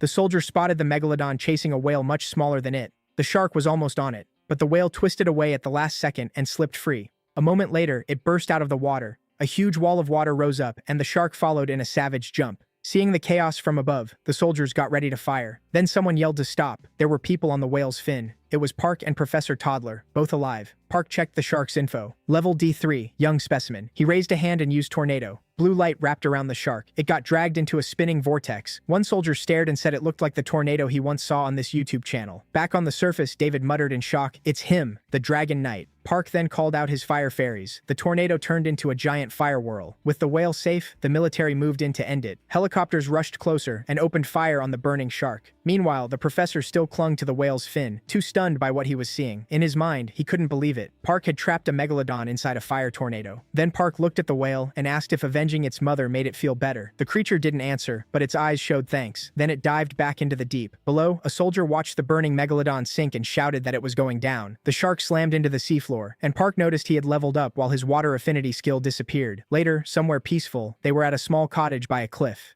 Coffee and biscuits were set on the table. The professor asked if Park slept well. Park said yes, looked out at the sea, and said the place was incredible. The professor agreed. Right then, a whale jumped from the water nearby. Professor Toddler said blue whales were getting rare because of monster attacks, but that one had survived by luck. Park smiled and said the village really felt like the end of the world. The professor nodded. English forces had been trapped by monsters for a long time, with nowhere left to flee, so the country started building walls no one could break through. But he admitted he still couldn't stop thinking about that night. He said he was amazed by how Park could control so many creatures, but what truly shocked him was the fire tornado. Seeing it in person felt unreal. Meanwhile, Park quietly sipped his coffee. The professor added that no awakened one had ever been able to control all 4 elements: water, fire, earth, and air. Curious, he asked what Park's life had been like before awakening. Park said it was completely ordinary, until he ended up in the animal kingdom. That changed everything. Then Park asked if he had made the spatial energy meter. The professor proudly said yes and asked if he liked it. Park got right to it. What laws was it based on? Caught off guard, the professor asked why. Park explained that every time his energy was measured, he felt watched, an uneasy sense that something was observing him. The mood turned heavy. Professor Toddler looked uneasy, and Park went on. He said it was tied to the planet he came back from. That world had shattered, and now pieces of it were showing up on Earth as dungeons. And those level 4 dungeons were only tiny fragments of what it once was. The friendly animals he knew were gone, replaced by lizardmen and other creatures he'd never seen. He asked what happened to his old friends, why he hadn't aged in 1,000 years, and who was watching him whenever his energy got measured. This time, the professor admitted Park was right. He said all those questions, even Park's sudden interest in languages and writing, were linked. Then they opened a hatch in the floor and headed down the stairs. There, the professor revealed his real lab. Park noted how deep it was, and the professor said it was built to survive even a nuclear blast. Even though it was his personal lab, it actually belonged to the government, and Park was the first outsider ever allowed in. At the bottom, the professor entered a code, and the door slowly opened. "This is it," he said, lighting the room with a flashlight. Park went silent as he looked around. The lab was huge and completely messy. Things were scattered everywhere, but the professor laughed and said it was fully stocked. He pointed out analysis gear, test samples, and even a robot that could rebuild projects from code and recognize voices. Another bench held stones and flasks with dungeon minerals being tested. On a monitor were notes Park had written in the cave. The professor said all of it had been collected from dungeons over the last 2 months, and the most amazing part was that they had found writing in human language inside them. Park's language. Those inscriptions had kept appearing for the last 21 days in every dungeon they entered. Park was shocked. He asked if there were multiple versions of the same dungeon, and the professor said yes. Similar dungeons had started appearing in cities across the world, from level 2 to 5, and they showed up at different times. That reminded Park of something Miso once said.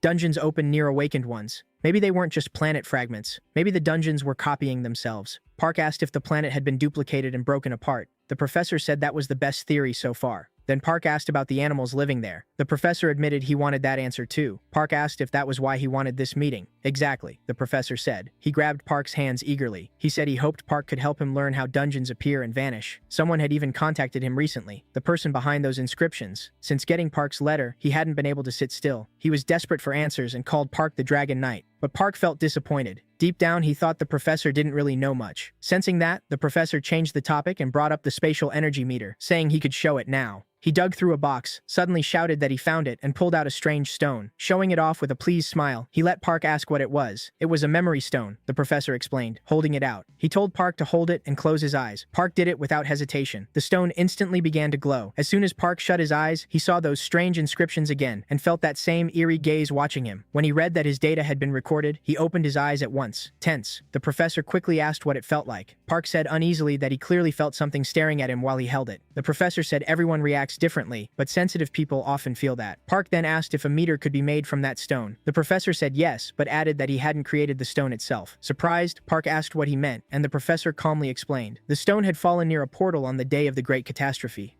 Only later did they figure out what it could do. Park asked if it had literally fallen from the sky. The professor said Europe suffered badly, but it also received a gift, the Divine Stone. It appeared on the very day of the disaster. Thanks to the knowledge inside it, they began exploring space and creating many devices. Then he showed Park a box with several vials and said it was one of those inventions. Inside was a holder fitted with a memory stone. Park didn't look impressed, so the professor added that he had transferred all the stone's information into the device. He explained that the stone stores data from contact. It has a limit, but it still works well. Then he handed the box to Park and told him to touch it. Park put his hand on the device right away. Seeing the result, the professor got excited, saying Park had passed energy level B in only 3 months, something unheard of, even for someone like him. Park asked if that was really a portable meter, and the professor eagerly said yes, though he still wanted to make it smaller. He then brought out another device he had made and showed it to Park, who asked if it also used the same stone. The professor said yes and added that this one had extra features. He explained that the stone could hold a huge amount of data and show physical traits. Park, noticing agility on the screen, asked what kind of traits he meant. The professor said it could measure strength and dexterity too, helping build better teams based not only on energy level, but also raw physical ability. Park stayed quiet, realizing that until now, no awakened person could see another's stats. Smiling with excitement, the professor asked what Park thought. Park pointed out that, in practice, there had never been a way to view another awakened person's stats before. The professor said the prototype was ready and invited Park to watch a demonstration the next day. Park handed the box back and agreed, but then the screen showing his strength and agility started flashing. An error message popped up, and the professor said, surprised, that it hadn't done that yesterday. A little embarrassed, he asked Park to wait a moment. He called the director and said the demonstration had to be cancelled because of a device problem. While he did that, Park looked through an article about him and Song Yi, then got annoyed when he saw they used that cave quote he hated. After hanging up, the professor said he wanted to keep talking, but something urgent had come up. Park used the moment to ask if he knew where those stones came from. The professor answered right away. Memory stones are mined on the planet Aruka. Back at Park's guild, evening was setting in. Gunwoo and the young monks were playing in the sand when a dark figure fell over them. It was Choi. He stood there with two swords covered in fresh blood. Gunwoo froze, and one monk whispered that it was blood. Choi looked at the boys as they got to their feet. Gunwoo recovered first and asked who he was. With blood on his clothes and face, Choi asked if he was really Gunwoo. Elsewhere, Park knew nothing about this and kept asking the professor about Aruka. The professor said memory stones weren't all that rare. They matched the same wavelength unless they were broken apart. If blood crystals were like batteries, memory stones were more like data devices. The high elves used them to stay linked, and Park asked who those elves were. The professor said they were high-ranking beings. He added that the energy scanner was only a side benefit. The real goal was to build a network for the elves, and later one for all of Earth. Smiling, he said the elves who came to Earth told them all of this. On Aruka, the elves use these stones to read energy class and other traits, so nothing can be hidden from them. Park was stunned and wondered if they saw the same status window he did. When he opened his own, he was shocked to see the professor's full info: rank, class, job, and basic traits. Then the screen glitched and flashed. No signal. Park clicked his tongue, thinking the system was bugging out again. The professor noticed Park had drifted off and awkwardly said he needed to fix the box, even if he had to stay up all night. He said he wasn't leaving the lab until he solved it. Park only smiled and said he didn't want to be a bother. The professor asked him to wait a little longer since a guide would arrive soon to show him around. As he left, he told Park not to wander far. The main street had plenty to see, and promised they would talk more tomorrow. Left alone, Park waited in the lab and looked around. On a screen, he read that time moved twice as fast inside dungeons, and that the rock markings were over 200 years old. The more he read, the more absurd it all felt. In front of him, a table held memory stones in many different shapes and sizes. Park picked one up and again saw the message saying they were watching him and recording his data. Then it hit him. Maybe the High Elves knew who was observing him and what caused the great disaster. He decided he needed to go to Aruka himself. Just then, a man came down the stairs calling his name. Park turned and asked if he was the guide. The man introduced himself as William from Lawrence Corporation and said he worked in measurement research. Park got right to it and said there was somewhere he needed to go. Pointing at the screen, he asked if he could reach that place. William explained it was the South Portal of London, inside the 11th Infantry Brigade's zone. William asked if he wanted to join the dungeon sweep, and Park agreed at once. Though uneasy, William said he'd take him there. At the same time, Professor Toddler was in his office trying to find the source of the error. He checked everything, found nothing wrong, and couldn't understand why it only glitched on Park. Then the door opened, and someone stepped in asking for the professor. It was David. He greeted him and asked where the Dragon Knight was. He didn't want to miss seeing him up close. The professor said there had been a problem, and the guide was handling things. David looked disappointed but kept pressing, asking if Park was really gone. The professor said yes, then asked him to put his hand on the scanner while he was there. David did, curious. The screen instantly showed his strength and agility. The professor brightened up. The machine was working fine. David realized the numbers were his physical stats and stared at them, impressed. The professor said he expected that from a rank C awakened who had already hit the strength cap. David was pleased, but said he'd only be satisfied when the numbers reached 4 digits. Until then, he still had to train. That made the professor's eyes widen, like he'd just found the answer. David said he'd go look for the Dragon Knight, said goodbye, and left. The professor stayed stuck on those words. 4 digits. He rushed to the keyboard, muttering that 999 had always been the top limit. Then he thought,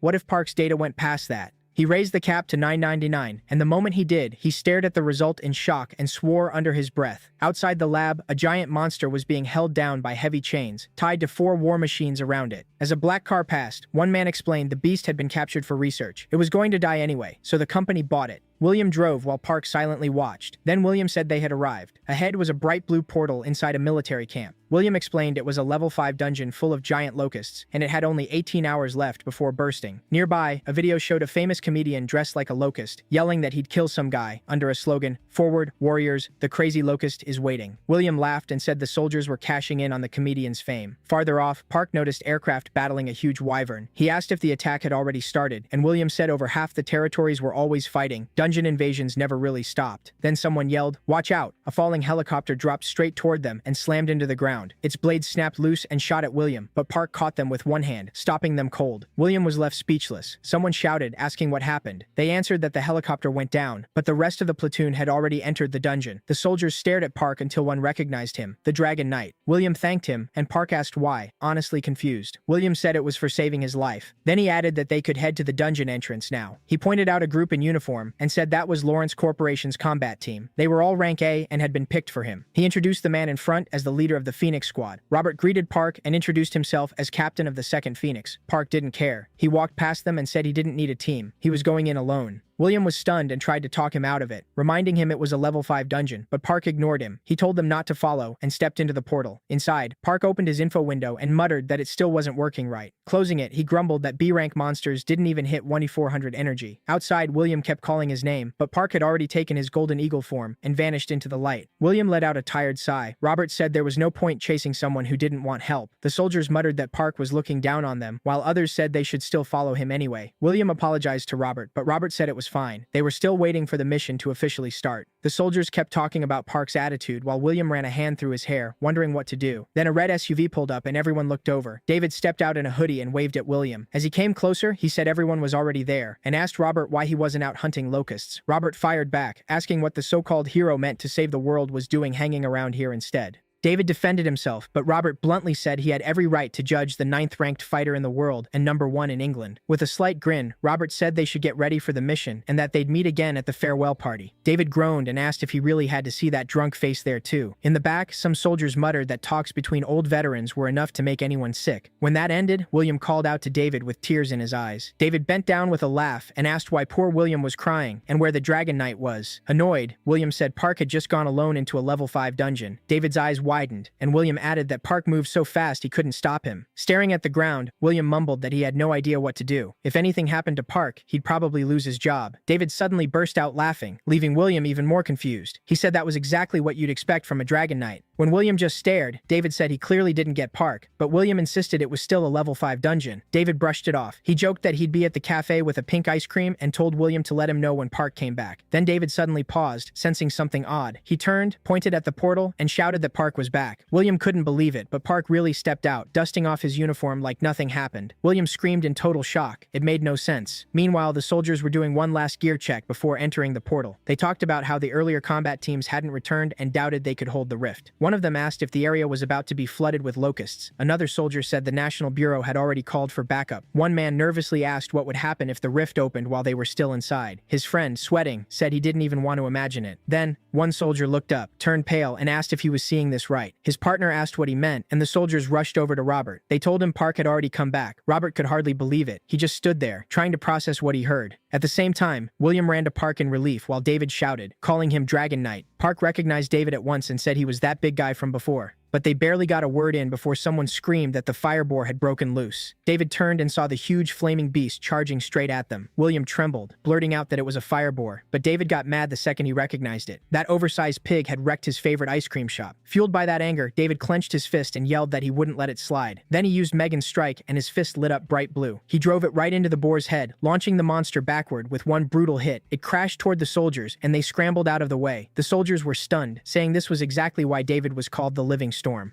Park grinned, clearly impressed, and said that punch was seriously strong. David walked over, shook Park's hand, and said he wanted to introduce himself properly this time. Park shook back, and David admitted he'd been waiting for this ever since that day. Confused, Park asked why he'd been looking forward to it so much. David said he'd seen Park turn a megalodon into fish food, and from then on, he felt they were alike. He asked if Park knew how he'd built all that muscle, and Park raised a brow, waiting for the answer. David proudly said he'd seen a cave painting of Park training with giant bananas. Everyone laughed, but David said that picture spoke to him, so he started training with bananas too. Park, stunned, asked if he was serious, and David swore he was. He even pulled out a photo and said this was him at his worst. Park looked at it like he understood, while David said he'd even worked on a banana farm. They'd always given him strength. That made Park remember bananas had kind of saved his life too. He was amazed someone had connected with those drawings everyone else mocked. Right then, Park decided he liked David. David told him not to worry about rankings and asked if he could really beat monsters with pure muscle. Park smirked and said that was easy. Excited, David said he wanted to see Park fight hand-to-hand, with no special powers. Park agreed right away. William tried to stop them and asked them to wait, but neither of them listened. They went straight into the portal. William and the soldiers could only stare, wondering what they were about to witness. Soon, headlines were everywhere. David and Park had saved England by clearing the dungeon 15 times in only 40 minutes, long before the rift could open. Every association, including the Lawrence Corporation, publicly thanked Park. Even the Queen of England honored him and made him a knight.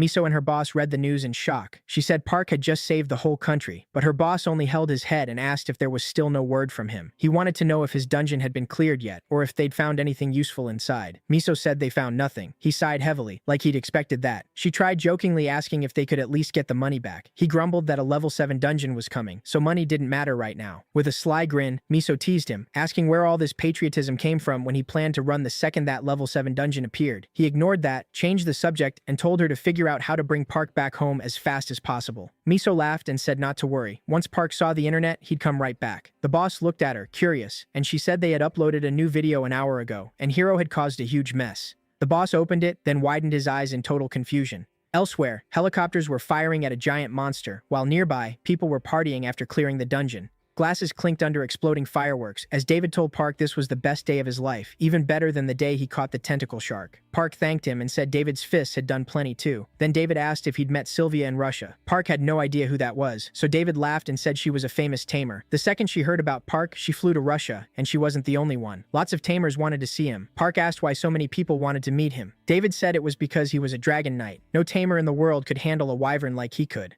Park didn't understand the big deal and said it was actually pretty easy. David suddenly turned serious and warned him not to take the bait. Park asked what he meant, and David asked if he hadn't seen the news. A recent article said Hero claimed he could beat Park without even taking a hit. Park just looked confused and asked who that even was. Surprised, David said they were from the same country, though Hero had gone off somewhere else. Park looked at the article and said he'd never even heard the name. David took a breath and explained that Hero was the world's #1, but behind that fame, he was a maniac and a killer. Park frowned and asked why people called him a psycho and a murderer. David said Hero had done a lot for the world. He was the best, but completely unpredictable. David had even gotten the chance to fight him once. He lost, of course, but called it the best fight of his life. When David finally admitted defeat, Hero only laughed and said only the strong had the right to judge a fight, and fools like David needed to learn how the world worked. Then with a cold stare, Hero said he'd show him the price of arrogance. David said the beating that followed was brutal. He'd seen the devil in Hero's eyes, and raising his scarred hand, he said it took 8 major surgeries to rebuild it. Even after hearing that, Park still found it hard to believe someone could be that cruel. David added that plenty of people who challenged Hero ended up dead. Even surrendering didn't save them. That was how he got the name Killer. Park asked why anyone would do that. David sighed and said no one really knew, but warned him again not to provoke Hero. Still confused, Park wondered what he'd done to make Hero target him. Then the news spread fast. Hero had crossed the line and attacked Park's territory. Hero even claimed he was acting in self-defense. Shocked, Park muttered that the bastard was invading his land. David, having no clue what he meant, just stared at him. Back at Park's guild, someone shouted, asking why it had taken so long to contact the boss. Park cut him off and ordered them to tell him what happened. Junho said Hero had barged in and yelled that if Park didn't come out, he'd kill everyone. 2 wolves on patrol were killed right away. Park froze and asked who had died. He kept saying that couldn't be right. If they'd been attacked, he should have gotten an alert. But when he opened his status window, it only said no signal. He cursed. The warning had failed because the status window glitched. Furious, he thought. While his pack was dying, what were the others doing? Were they trapped so badly they couldn't even get out? He shouted, asking what everyone had been doing. Someone fired back. What did he expect? It was Hero, the #1 in the world. Park started snapping. Junho, staring at the screen, begged him to come back fast. Park scoffed and said when he returned, he'd trained them so hard they'd beg to die. David, hearing all this, asked if he really meant to go back. Park said he had to, but David warned him that this was obviously Hero's plan. He didn't know why Hero was obsessed with him, but there was clearly a reason. It wasn't normal for a top-ranked champion to mock some unranked rookie like that, and in a real fight, an accident could happen easily. Park brushed it off, said it was fine, and told Toddler and William to say goodbye for him. David said nothing and just watched him leave, worried. Park raised his hand to summon his wyvern, but nothing happened. He just stood there, waving his hand in confusion. Toddler, watching through the monitor, wondered why David had brought up the news. David quietly said he just wanted to keep Park there a little longer, and that Park would understand later. Meanwhile, Park stared at his skill window, getting more annoyed as he watched the countdown. At last, the window came back. It showed, invasion, 2 wolves dead. He read their names and quietly repeated them, full of grief. Then the summoning skill finally activated. A portal opened beside him, and a wyvern stepped out into the crowded hall, making everyone whisper. David watched in awe, grinning wide, while the professor followed everything on the monitor. The screen showed the skill skill wouldn't be usable again for 23 more hours. The professor held up a glowing blue stone, an artificial mineral made by combining the memory stone with a takamite, the arukamite. He realized Park's powers worked just like those of the superior elves. He figured out that when Park touched the arukamite, it glitched the status window and shut down all skills tied to spatial energy for a full day. The professor thought that if humans kept advancing like the elves had, there would be consequences. At the same time, high up in the base, a phone rang. David answered, and the director asked if he was still with Park. David said Park had already left and that he saved all the data in the stone. Caught off guard, the director asked if Park left early and told David to return to HQ. The professor was still watching the monitor when his phone rang too. It was the director, asking if the test had worked. The professor said yes, everything went just as planned. The director smiled and said if it worked on Park, then it should work on the people of planet Aruka too. The professor agreed, but warned them to be careful since the elves were close allies. The director coldly replied that alliances don't last forever, and the elves could betray them anytime. The professor reminded him there were still many issues before the project could make real money. But the director snapped that awakened crime kept rising, and the alliance with the elves could break at any moment. Toddler tried to argue, but the director cut him off. He said levels would soon reflect true power, so they needed a way to control it. After hanging up, the professor thought about Park's power reaching 8,000, and wondered if that would be enough to stop monsters like him. While they talked, Park was already flying home on his wyvern, focused on revenge, and clueless about the plot behind him. He kept wondering how Hiro dared invade his land, and swore he'd crush him. Back at Suho's guild, Han asked what was happening, but Junho only sighed. Then he showed his phone and said they were doomed. Everyone went pale, and Monk asked what the hell was going on. Junho held out the phone and they froze. Park had sent one message: special training for whoever caused this. They grabbed their heads and screamed, asking what they even did. Han nearly cried, asking how they were supposed to deal with the #1 ranker when he could beat even a C rank with ease. Then a picture appeared on TV showing the three of them standing before Hiro. The comments exploded, calling the guild pathetic and Monk a fraud.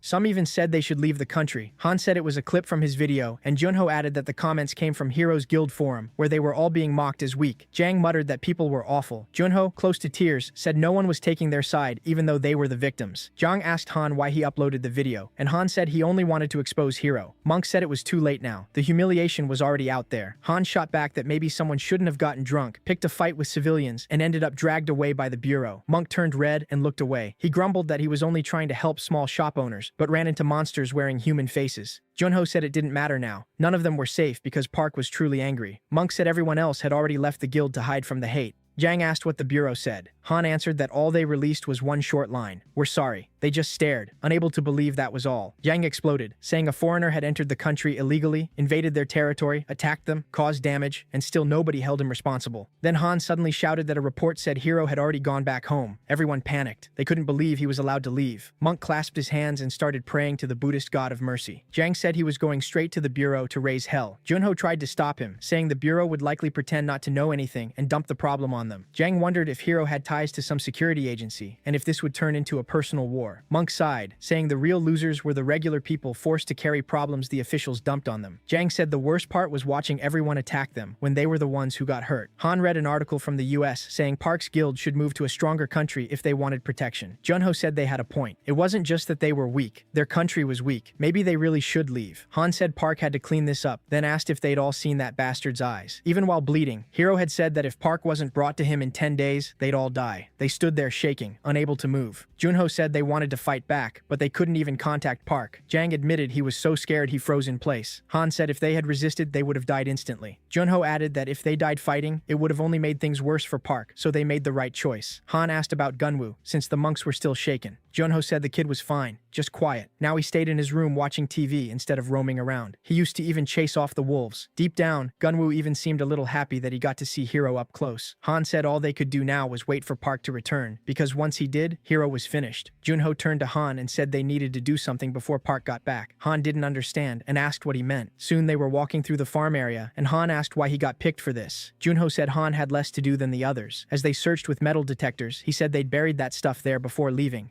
Han muttered that it was like hunting for a needle in a haystack. Then Junho's phone rang. Miso thanked him for the help and said they only got to explore the dungeon because of them. Junho replied that they had a contract, so she didn't need to thank him. Miso asked them not to blame the government for what happened earlier. Junho kept his tone polite and ended the call. Then he went back to Han and suggested checking the animal farm, but Han refused right away. Junho said those people loved planting bugs in important places anyway. Han told him not to be too hard on Miso, since she'd always supported them. Junho agreed, but said sometimes the enemy is closer than you think. Han admitted he was right. It didn't hurt to stay careful. The farm held all kinds of creatures. Seeing so many animals, Junho commented on it, and Han nodded. Nearby, a huge bear and a giant black rabbit were fighting. Han asked if they were just playing. Junho stayed quiet, then said the family kept growing while the owner was gone. He wondered where Park was. Han recalled an article saying Park had been seen riding a humpback whale near China, and Junho said that if he was in the Sea of Japan, he must already be close to home. He asked if the farm even had a lake, but Han reminded him Park was taming animals before he ever had a farm. Clearly, he'd sharpened that skill during his trip. He'd even frozen the sea to wipe out monsters. Suddenly, Junho stopped and stared ahead. Han followed his gaze and went wide-eyed. Two small monkeys were sitting in a tree, watching them with curiosity. Han asked if they were Japanese monkeys. Then both of them realized the same thing. Impossible. The news was now reporting that Park was attacking the city where Hero lived. They read the headline out loud in shock. A wyvern flew over the city as people looked up in fear. Park came down on its back and people yelled as they recognized the Dragon Knight. The wyvern beat its wings and the crowd scattered, screaming that a monster had appeared. The live stream kept saying Park was attacking the city, and the comments were tearing into Hero. Park shouted for Hero to come out and face him. Junho and Han watched in disbelief, and Han said that really was just like Park. The comments blew up, saying he'd come for revenge, while Park kept yelling. He cursed Hero, and the news said the Dragon Knight was in the city center searching for him. They added that Park had entered the country illegally, and while he had blocked traffic, he still hadn't caused much damage. Then the Federation Criminal Task Force arrived, and the reporter sounded shocked. It looked like Lut Saseki's #1 squad. Saseki stepped forward with armed agents behind him as people whispered his name. The reporter said the #1 team was already moving in. The comments instantly declared Park finished. Then came news that a full battalion of Type 10 tanks was also on the way. A squad of unmanned drones was being sent too. Seeing all that, Han said Park had really caused huge trouble this time. At the local Ministry of Defense, everyone was being called in at once. The operations room was silent as people rushed to work. One operator reported the tanks were ready. Another said the drone unit was prepared too. On a screen, the wyvern appeared with a large red marker above it. Another agent reported that a combat satellite had locked onto the target. Two men in the operations room watched the feeds closely. The vice commander of the Federation of Awakened told the Minister of Defense that his side was trying to bring Park over to them. The minister answered that Saseki was already there, so they should wait and see whether Park was truly at their level. At the same time, Saseki moved toward Park's landing spot. The crowd was cheering while Park kept shouting for Hero to show himself. Then he heard Saseki call out to him and turned to look. Saseki declared that Park was under arrest for trespassing, causing panic and other public order crimes. Park ignored all of it and only asked one thing.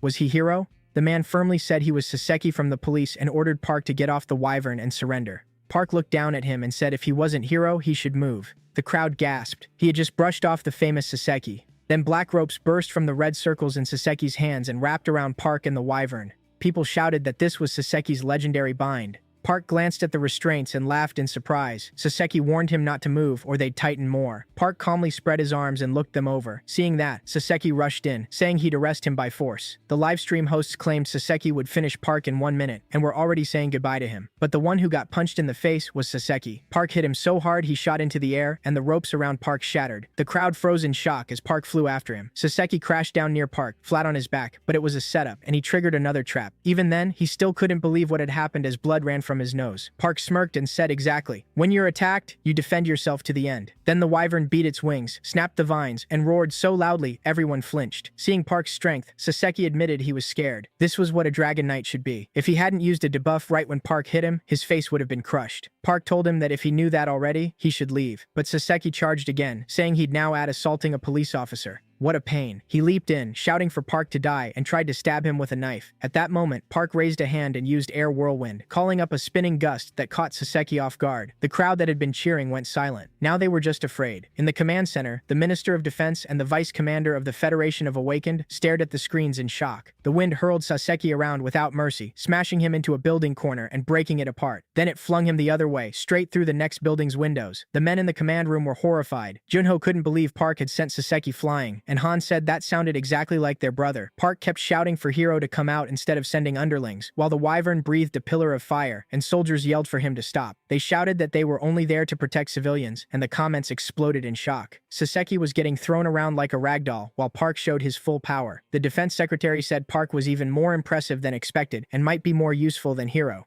The vice commander said Park had already been invited to join them, and they'd accept once flights were running again. Then Park warned that if they didn't bring Hero out, he'd burn everything within a kilometer. Hearing that, the crowd panicked, running and screaming in terror. In the command center, one soldier said civilians were in danger and they should use the satellite to take out the Dragon Knight, but the minister just smiled and asked why everyone was so nervous. He asked the vice commander what they'd do next, and the answer was simple. Lieutenant Messi was already preparing. Then someone behind Park shouted for him to stop, and he turned around. A large officer stood there, facing him without any fear. Park checked his info window and saw the man was just an ordinary person. Surprised, he asked who he was, as the wyvern let out a warning burst of fire. The man didn't flinch. He introduced himself as Messi from the police and politely asked Park to stop. Park said he would only stop if they brought Hero out and gave them 30 minutes. Messi said Hero couldn't come right now, which caught Park's attention. The lieutenant then explained that Hero was inside a level 7 dungeon. Park repeated it, asking where exactly Hero was. Messi said there was no way to see him now. Hero would need 10 days to come out. Park was stunned. He'd been provoked by someone who needed 10 days to clear a dungeon, and Messi awkwardly reminded him it was still a level 7 dungeon. Park said he'd return in 10 days when Hero was back. Messi agreed, but warned he'd still answer for today's damage. Park laughed and said this was their fault. Stealing pups or eggs while the leader is out hunting is what cheap thieves do. The lieutenant gave a small smirk and said he'd pass that on. The wyvern beat its wings and flew off as the citizens watched in fear. Back at headquarters, someone argued they couldn't let Park leave, or the whole world would laugh at them. But the minister said using the military against one awakened would look even worse. Still, since Park promised to return, he ordered the air fleet to follow him. As Park flew home, several helicopters trailed him from afar. Then he looked down in surprise when a huge dark portal opened on the ground. Flying closer, he guessed it was the gate to planet Kuchan. While Park headed back, headlines were already spreading that he'd declared war on Hero. At Park's guild headquarters, the others raised bottles and celebrated, saying this was exactly what they'd expect from him, making everyone pay. The news also said Saseki was in the hospital with a concussion after one hit. The government treated it as a direct attack and demanded Park be extradited or they'd declare war.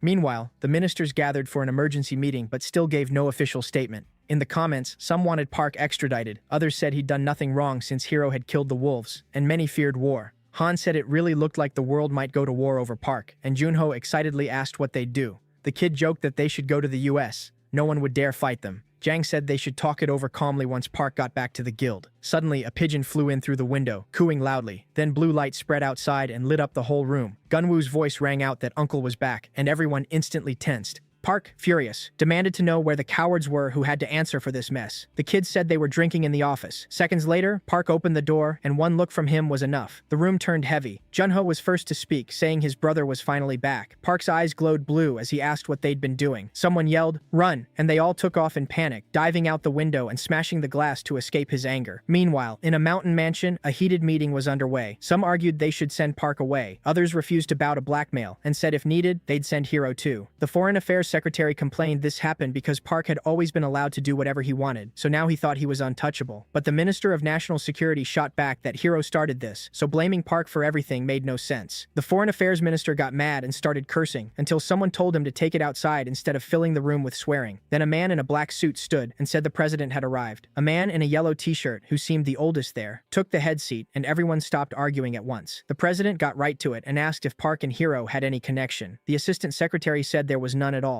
and the president asked why this had happened then. No one had a clear answer. He said he'd heard Hero started it, but couldn't understand why someone who betrayed his own country would pick a fight with Park. The bureau chief said they had two theories. First, Hero might simply be jealous that Park was becoming popular overseas. One man snapped that if that was true, Hero didn't deserve to be number one if he acted like a child. The president turned to the defense secretary and asked one thing. If war came, did they have any chance to win? The man said maybe 10 years ago, with a huge budget and time to prepare, they might have. Hearing that, the president immediately ordered them to hand Park over. The defense minister went pale and asked if that was even possible, while others muttered it was the only choice. If war started now, they'd be finished, so they had to think about the people's safety. But the bureau chief raised his hand and said the second theory was even more likely. The president asked what it was. The chief said this might all be a foreign government's plan to force them to give up Park. The president's eyes widened. If so, the threat of war was a trap. The chief said both countries were so exhausted that conflict was almost certain, but one thing was obvious. They needed Park. The president asked if Park was really that strong, especially since he hadn't returned like Hero. The chief explained that Park was different from everyone else. Several countries were after him because of the abilities he had. The president asked what powers could make so many nations risk everything. The chief revealed that Park was one step from mastering all the elements used by the High Elves. After they learned about Park's powers, interest in Aruki exploded, and no one there had regional magic. The ministers were stunned when they understood magic on a regional scale. The agriculture minister excitedly asked if that meant instant harvests. The bureau chief said yes. Park was basically a winning lottery ticket worth a fortune. After that, the president and ministers agreed. They would protect Park no matter what, even if it meant war. The president told the justice minister to put Park on the VIP list and make sure he couldn't leave the country. The chief thought, where there's money, war follows. Soon, headlines announced the ministers had refused to hand Park over. Another report said the DGB wanted to build a huge grain warehouse on Park's guild land. In a speeding black car, the chief thought again that money was behind everything. He also wondered why Miso had said that. He reminded himself he was the one who stopped Park from being deported. Miso asked if he'd spoken to Park, but he said Park had no reason to reject their offer. They were keeping him out of jail and helping him make money. He told her to inform Park that the guild would soon reach rank 6. So they needed to expand the farmland and turn the country into the world's top breadbasket, beating Ruka. Miso said she had already arranged everything with Max and they'd meet Park the next day. The chief was surprised it happened so fast. He said Park could smell money from far away and trusted Miso to handle it. She shot back that she was always the one cleaning up. The chief said they'd deal with that later. Near the level 3 Locust dungeon, Han, Junho, and Jang tumbled out of the portal and dropped to the ground. Han couldn't hold himself up and collapsed face first too. Then Monk appeared and landed right on top of them. Park glared at all three. Mad, he yelled for them to get up. They still had 10 rounds left. Junho didn't even react. He sounded like he was snoring. Park was about to explode when his phone rang. It was his grandma. He answered right away and asked what was wrong. She asked if he was really making the boys train through lunch. Park said those brats had already eaten more than enough while he was gone. Then she handed the phone to Miso, who got straight to it. She heard they'd been trapped in a dungeon for 3 straight days doing crazy training. Park confirmed it and asked what she wanted. Miso said the country's response was getting serious, but they had a good plan to deal with it. While listening, Park looked at the boys lying there unable to move and thought that every place had its own rules. Ignore them, and trouble follows. After thinking it over, he said they'd talk at home and settle everything properly. Later at the guild house, the tree on top kept growing. Under it sat Miso, Park, and another man. Miso introduced him as Max, the head of the SPFC branch. Max greeted Park and said it was an honor to finally meet him. Once they sat down, Park asked what the SPFC wanted from him. Max said the champion had challenged him not long ago, even repeating Hiro's words, that he wouldn't need to fight seriously to win. Park looked surprised and asked if Hiro really said that. Caught off guard, Miso asked if he hadn't known. Park said he'd heard something like it but never knew why. Max told him the truth. It was all about money. If the duel happened, the payout would be huge. He told Park not to overthink it, accept the match, make a fortune, and stop a war at the same time. Park remembered David warning him that Hiro was a violent psychopath and best avoided. So Park asked if accepting meant he could legally kill Hiro. Miso and Max both went quiet. Max awkwardly said they wouldn't blame him if something happened, but they weren't telling him to murder anyone. Miso cut in and said she'd speak with Park alone, then update Max. Max agreed, wished them luck, and left. After watching his car leave, Miso told Park he didn't have to accept if he didn't want to. War wasn't going to happen anyway, but Park smirked and said he wanted to do it. Miso explained Hiro's country was being obvious. They either wanted to lure Park in or get rid of him. Park just shrugged. He didn't care about their plan. Hiro wanted a beating, and if it wasn't illegal, he was fine with that. Miso then suggested donating all the money they raised to Hiro's country to score some political points. Park liked that idea and agreed right away. She smiled and said she'd tell Max. Then she handed Park an official government document. She explained that once a year, all guilds rank 6 or higher gather together. Park looked through the papers, confused, and Miso said she planned to invite him. He pointed out that his guild wasn't rank 6 yet. Miso pulled out a small statue marked with a 6 and said it was official now. The guild had ranked up. She added that the certificate came from the bureau, and the whole working district would be given to them with self-rule over the area. Park stared at her and asked how that was possible. Miso said once the infrastructure was built and people moved in, the area would become the 13th district under Park's guild. Half joking, Park said that meant it was time for him to step up. Back at the office, he explained everything to the boys, but all 4 hated the idea. To them, the government failed to protect anyone before, and now it wanted the guild to protect the land. Park argued the choice had already been made, and the government was going to build the city either way. Junho asked if Park had fallen for the bait. They might be using him. Park said they could treat it like a demilitarized zone and expand the farm little by little. Han grumbled that it sucked and said he'd rather take the money and move to the US. Park fired back that he planned to make the area their official headquarters and later split it into sectors. Han stared and asked if Park really meant for them to run the whole place. Junho said each sector would normally have a mayor, but if Park picked the leaders himself, he'd basically be a lord. Han immediately loved that and kept repeating the title like a kid. Meanwhile, Monk read an article saying Park's land could turn their country into the world's new grain center. The boys started wondering if they could rival Aruka's farming industry, even with its trade gates around the world and insanely expensive goods. Han said if this worked, Park would become a real lord with land worth a crazy amount of money. He even asked whether the contract was signed and if Park kept 2 copies so nobody could cheat him. Park snapped that they couldn't even protect their own house, so how could they talk about running a castle? Then he said if they were done eating, it was time to train again. Han suddenly bent over, faking a stomachache and yelling that he needed medicine right away. Park was losing patience fast, but before he could blow up, Yang broke in by reading a shocking headline. Hero had come out of the dungeon. The guys instantly started mocking him, yelling things like, "Welcome to hell, Hero, and he's finished now." The news said Hero's team cleared the level 7 dungeon in only 8 days. Another headline showed Hero's answer to Park's taunt. "I'll teach you some manners." TV commentators were already talking about the coming fight between Park and Hero. One former world champion said a face-to-face fight wasn't the same as clearing dungeons. An SPFC commentator added that Park had zero experience in one-on-one fights against another awakened. Another article revealed that betting on Park's match had reached a record 240 million. The guys were stunned by the amount. Monk said even clearing the dungeon 100 times wouldn't get them that kind of money. Then Junho told Han to scroll so they could read more. Another article said Park had donated the whole amount to Hero's country. Han shouted, asking what was wrong with him. Why give away money he worked so hard for? Junho guessed it was to stop a war, but Han said that still hadn't stopped the angry comments. Monk reminded them there was also the winner's payout. Han realized the prize for winning was double, and Yang asked if that was true. Then Park appeared behind them and coldly asked what they were doing. The guys hit him with questions, trying to understand why he'd give away that much money when his own life was on the line. Park only told them that if they were done eating, they should come with him. He was going to inspect the new land. Elsewhere, the bureau chief told the president the amount had been adjusted. If they split 5 billion each, it would be more than enough. As extra protection, they'd also signed an agreement saying Park would donate the prize to national funds, which killed the war rumors. With a sly smile, the chief said this was only the start, and once Park made the farming project work.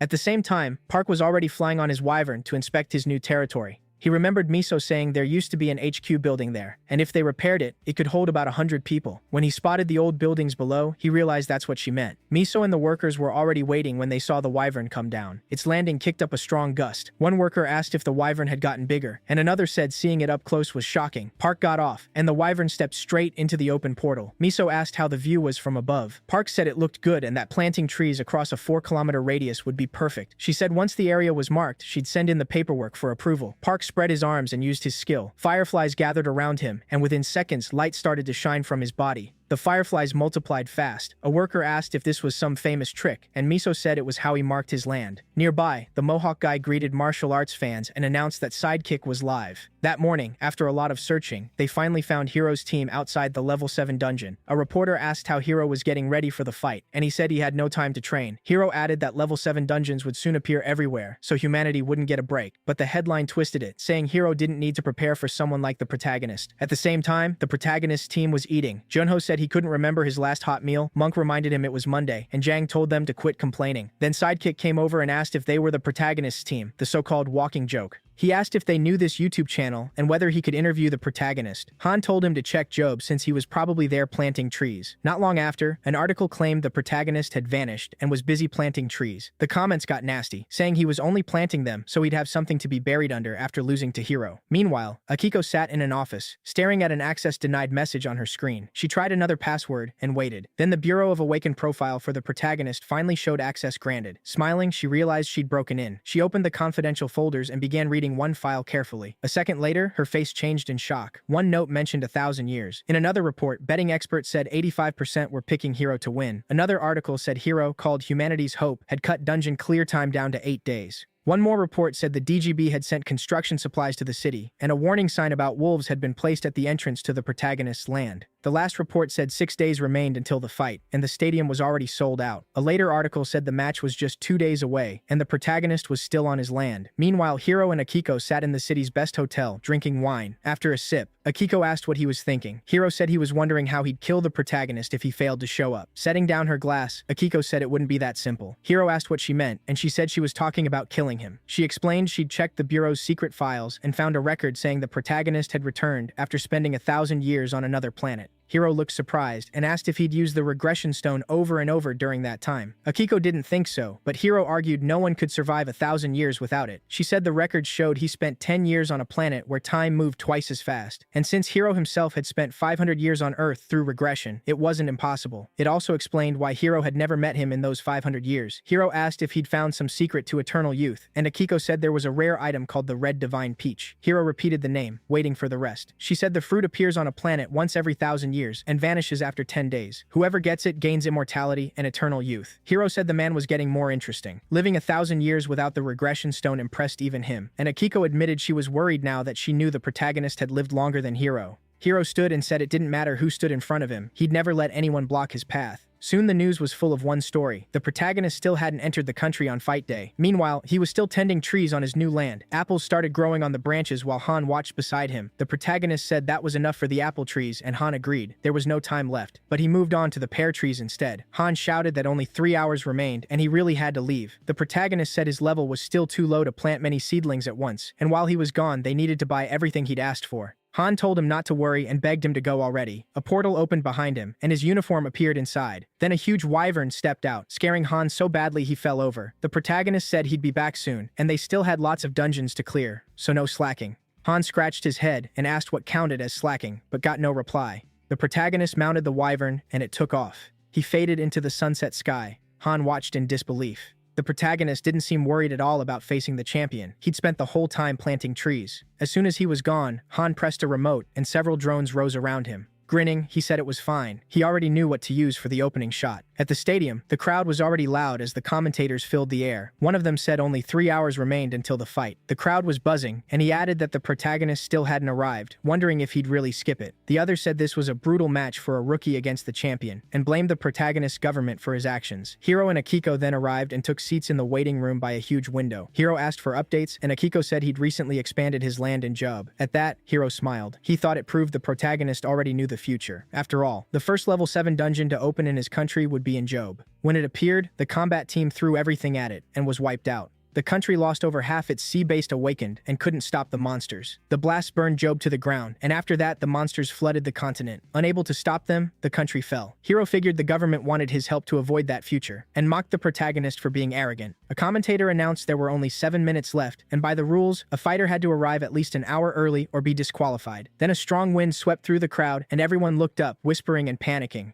Was that a monster? A massive wing spread over the stadium, and the whole crowd screamed. It was a wyvern. Akiko shot to her feet as people started yelling that he was here. The commentator shouted in surprise that, against all odds, the protagonist had arrived on his wyvern. David jumped in excitement, yelling that he'd known the protagonist would come. 2 men beside him said he really knew how to make an entrance. The bureau chief cheered, shouting that if he won, the world would belong to the protagonist. Miso was watching the broadcast too, as the commentator kept repeating that he couldn't believe the protagonist showed up only 5 minutes before the match. At the field command center, soldiers cheered and yelled for him to crush everyone. The commentator announced that the Dragon Knight was finally coming down after circling the stadium. With the soldiers, Choi heard that title and quietly repeated it. The protagonist jumped off the now much larger wyvern. Without a word, it growled and stepped into a portal, vanishing before everyone's eyes. The crowd erupted at the summoning magic. The protagonist looked around, asked why so many people were there, and wanted to know where Hiro was. Then he yelled for Hiro to come out. The commentator said the protagonist seemed to be hunting for Hiro in the arena, as he called him out. The crowd answered by chanting Hiro's name together. Hearing it, Hiro stood and told Akiko he was going. She quickly grabbed his hand to stop him, but Hiro only smiled and told her not to worry. He'd win and return. Then white flakes began falling around the protagonist, and a bird passed overhead. He looked up as the commentator yelled that Hiro had arrived. The long-haired man dropped from above and smashed into the arena floor. The stadium exploded with cheers for the champion, but the protagonist didn't look shocked or scared. Calmly, he asked if this was really Hiro. Hiro ignored that and said he had a few questions before killing him. He asked if the protagonist was a survivor of the apocalypse, but the protagonist had no clue what he meant and asked what apocalypse he was talking about. Hiro narrowed his eyes and called it a bad act. Losing patience, the protagonist demanded to know what nonsense Hiro was saying. Hiro then asked if the regression stone still existed and how far back it could send someone. Still confused, the protagonist asked what stone he meant. The commentator noticed they were talking and asked his partner if he wanted to know what they were saying too. The second commentator joked that maybe Hiro was giving tips as the more experienced fighter. The first said if so, they should hear it, and sent a broadcast drone closer. 3 drones quickly dropped into the arena. Hiro activated a skill and asked if the protagonist thought he owned the world after returning from the past. The protagonist looked even more confused and asked how he could return from the past. Then 2 blades appeared in Hiro's hands, and he said the protagonist brought this on himself. He rushed in, slashing with both blades, saying he'd beat the truth out of him. The commentator shouted as Hiro attacked.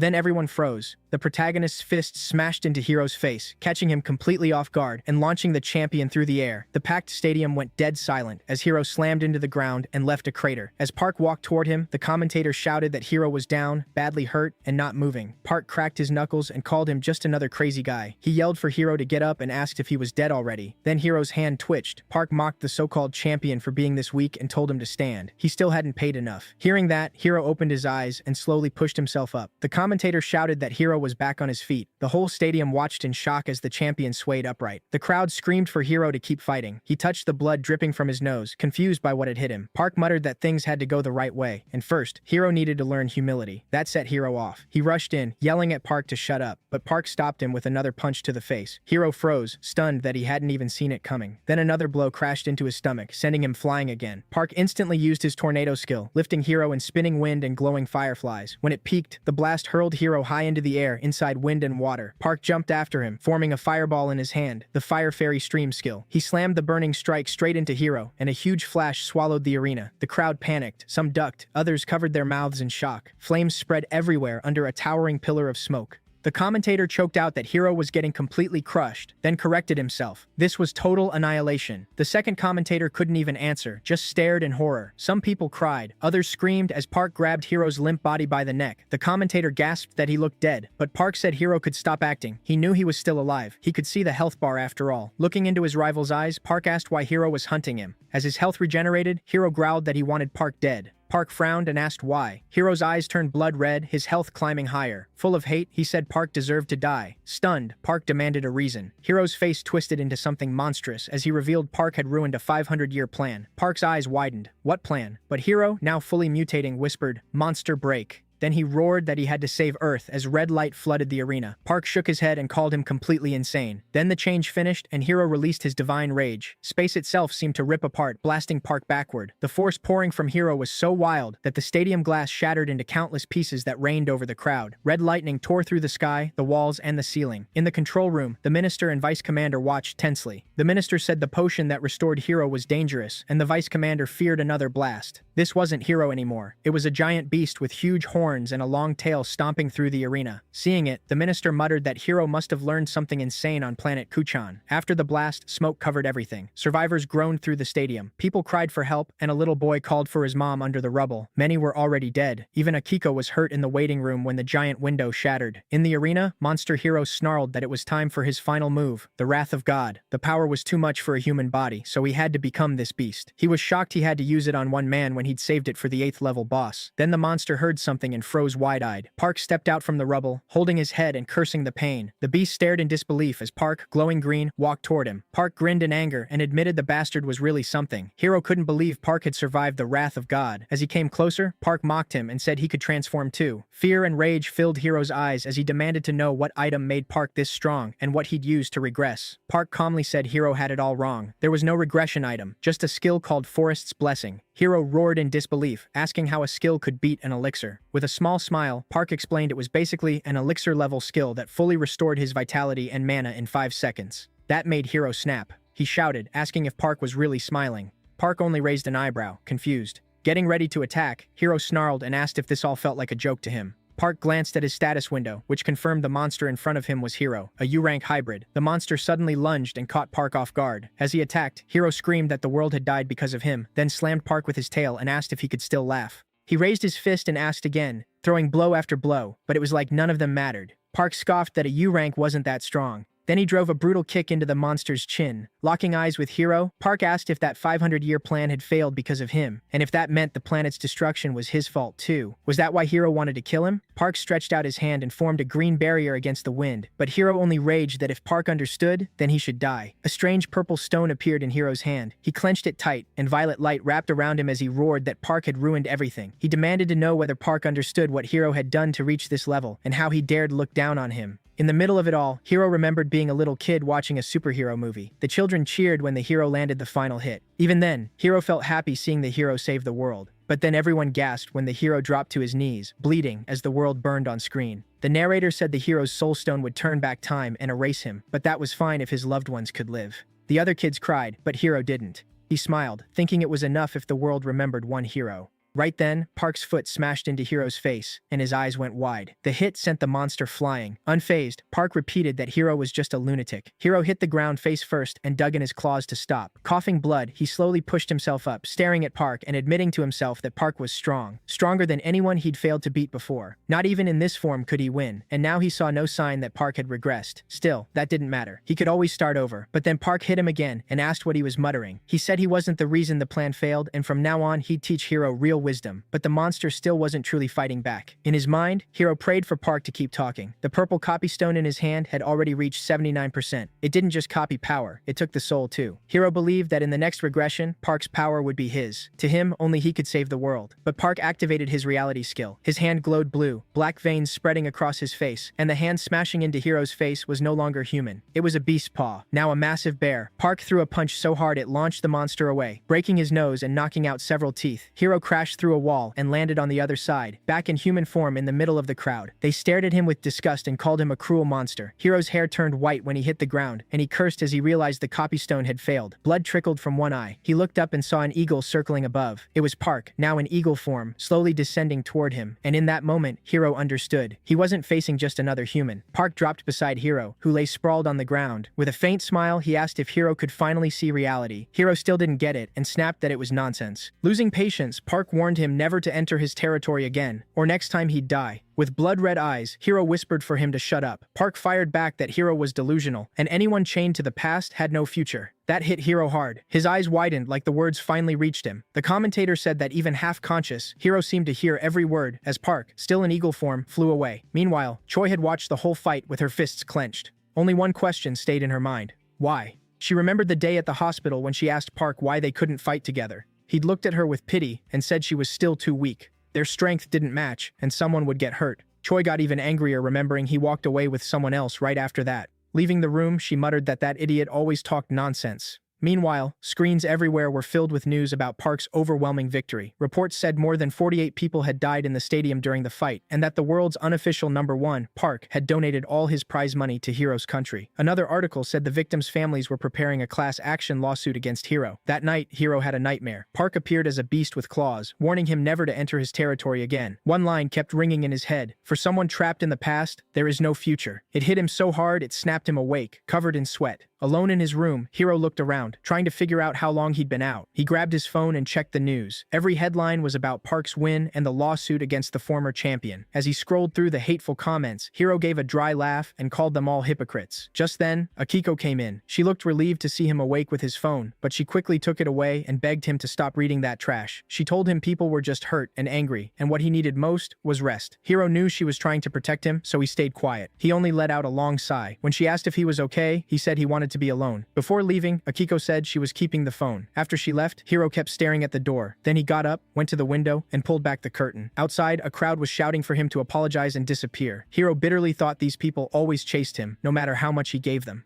They never changed. He opened his status window and stared at the copy stone. It showed the copy had been cut off. Hiro cursed, thinking if he'd lasted a little longer, he could have copied Park completely. Then he summoned a red stone, the regression stone. In front of him, countless versions of Earth appeared and filled the room. That stone could send him back 20 years, and now Hiro saw no other path. He had to get rid of Park for good. He thought he could use it in 2 years, maybe sooner if he raised it to level 3. But then 3 men walked in without knocking. Hiro recognized them right away and greeted the man in the center, who asked if he was all right. Hiro said bitterly that he was fine enough, then demanded to know what this was about. The man said it came straight from the bureau. Hiro fired back that he hadn't received any notice. The man only shrugged and said he'd just been ordered to escort him. Hiro looked at the other two and asked why they were there too. One said they were called in, and the other muttered they ran into each other on the way. In that awkward silence, Hiro understood what was really happening, and the 2 men couldn't even meet his eyes. With all the awakened Marine ranks gathered, Hiro knew this wasn't any award ceremony. He looked at them and told them to wait outside. He needed time to get ready. The hooded man agreed and started leaving with the others, but the tallest one muttered that they should stay quiet since 2 more were waiting outside. The hooded man tried to stop him, but it was too late. The third man sighed and said Hiro had already figured it out anyway. Smiling darkly, Hiro asked if those 5 really thought they could take him. The hooded man quickly said this was only an investigation, and Hiro just needed to cooperate. Hiro's smile twisted even more as he asked who exactly they thought they were investigating. The 3 men froze, and Hiro pieced it together. The agency must have recorded his talk with Park after the fight. Maybe they wanted the items hidden in his inventory, so he asked them directly. Were they after his regression stone? Did they plan to jail him and torture him for it? The hooded man panicked and denied it, saying this was only about items missing from the reports. The tallest man snapped that if Hiro really had something like that, he should have used it to help people. That made Hiro's eyes glow red with fury. Energy gathered in his palm as he growled that those words crossed the line. Soon, he said, the whole country would learn what it had lost. The tall man tried to restrain him, but he was already too late. Small horns grew from Hiro's head as his power burst out. Outside, the 2 guards saw light pouring through the door window. A second later, blood seeped through the cracks. They rushed to open the door, but an explosion blew them back with the door itself. Through the smoke, they saw the aftermath.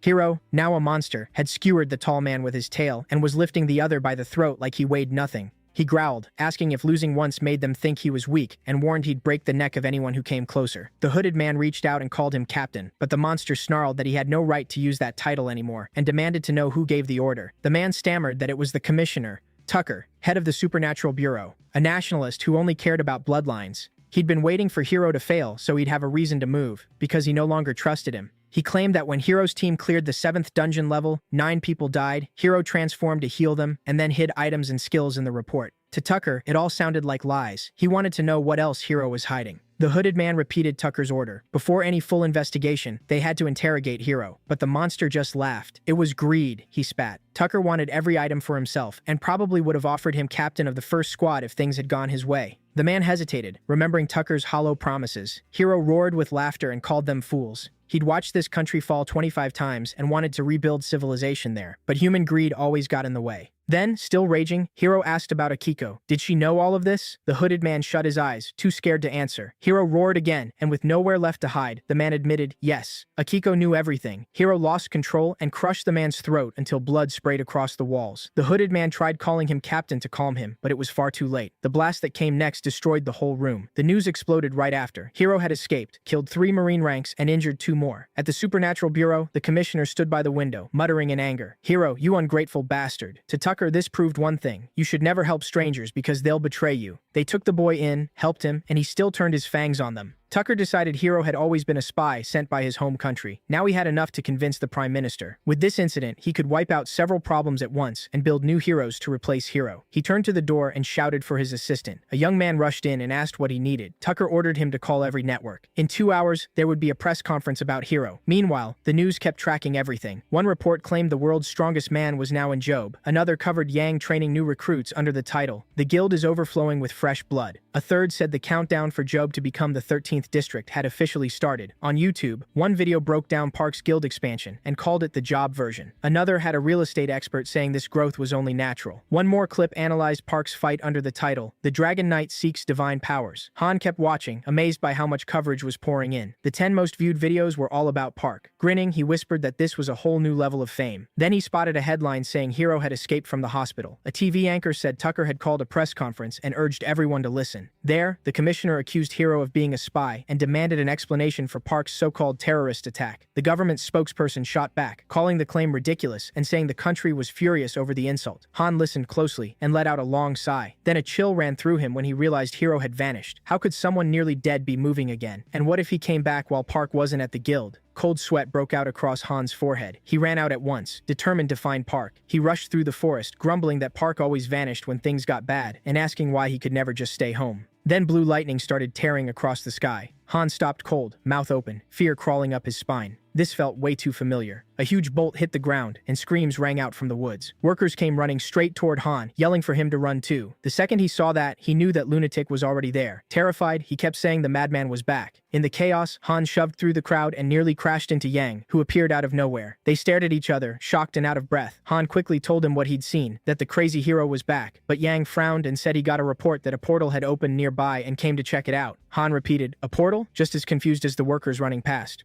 Yang nodded. They turned and stared as lightning kept striking the ground. Then a red sphere began forming inside the storm. Both men froze. Han swallowed and whispered that the portal looked terrifying. A soldier walked over and said it was a level 7 portal that would erupt in 42 days. Choi shouted that was way too long, while Junho reminded them a portal like this had already spawned 23 gates and lasted 120 days. Everyone started panicking. There were too many people and not enough time, and Junho complained they were so busy with the 13th district that they still hadn't checked the skills of the people they'd recruited. If the gate burst, they couldn't promise anyone would live. Only Monk kept cool. He said they had to face it and clear it before things got worse. No one answered. Then he wondered if Park would just let this happen. Zhang let out a long sigh and said they first had to survive getting in there. Shaking, Han asked if they really meant to walk into that nightmare. He admitted he was still only rank E. Yang said he was too, and Zhang complained that Park was missing when they needed him most. Han said he'd keep searching. Junho decided to check the animal farm and left, while Monk went to scout the east side and Yang headed for the entrance. They split up at once, but missed the tiny ferret sitting between them. It looked just like Park. Feeling its stare, they slowly turned back. In ferret form, Park asked why they accepted that territory at all. Junho said they got blinded by the chance to become the 13th district. Han admitted the manager title got him too, and the others agreed. Park cut them off. That wasn't the real reason. The land was a huge hunting ground. They all went still as that sank in. The ferret said it should have been obvious why that place was chosen, and he liked the way they were thinking. He told them to feel the wild nature of that land for themselves. Monk even shut his eyes, took a deep breath, and smiled. Still as a ferret, Park said a huge reward was right in front of them. Shouldn't they hunt it with thankful hearts? Han said they were grateful, but at their levels right now, Park cut him off. The prey was practically offering itself, and they still wanted to run. He warned that if they kept living that way, they'd spend their whole lives running back to the misery they came from. That struck Monk hard, and Park asked them again, did they really want to go back to their old lives? They all shouted no at once. After everything they'd done, none of them would go back. Han rolled up his sleeves, ready to rush in, and Monk said he'd scout ahead. Then the ferret glowed blue, and everyone stopped. Park's human shape appeared where it had been. Smiling, he warned them this was their first level 7 dungeon, so they'd probably need time to prepare. The group instantly changed their tune, saying they needed to get organized and at least pack hot food. Park said someone also had to train the rookies and watch construction, so Yang and Monk would join the first run. Everyone shouted that they got it and rushed off to prepare. Han pouted, upset his name wasn't on the roster for the nation's first level 7 raid team, but Park said Han was going too, which somehow didn't cheer him up. Park walked to the dungeon entrance and said they were heading in now.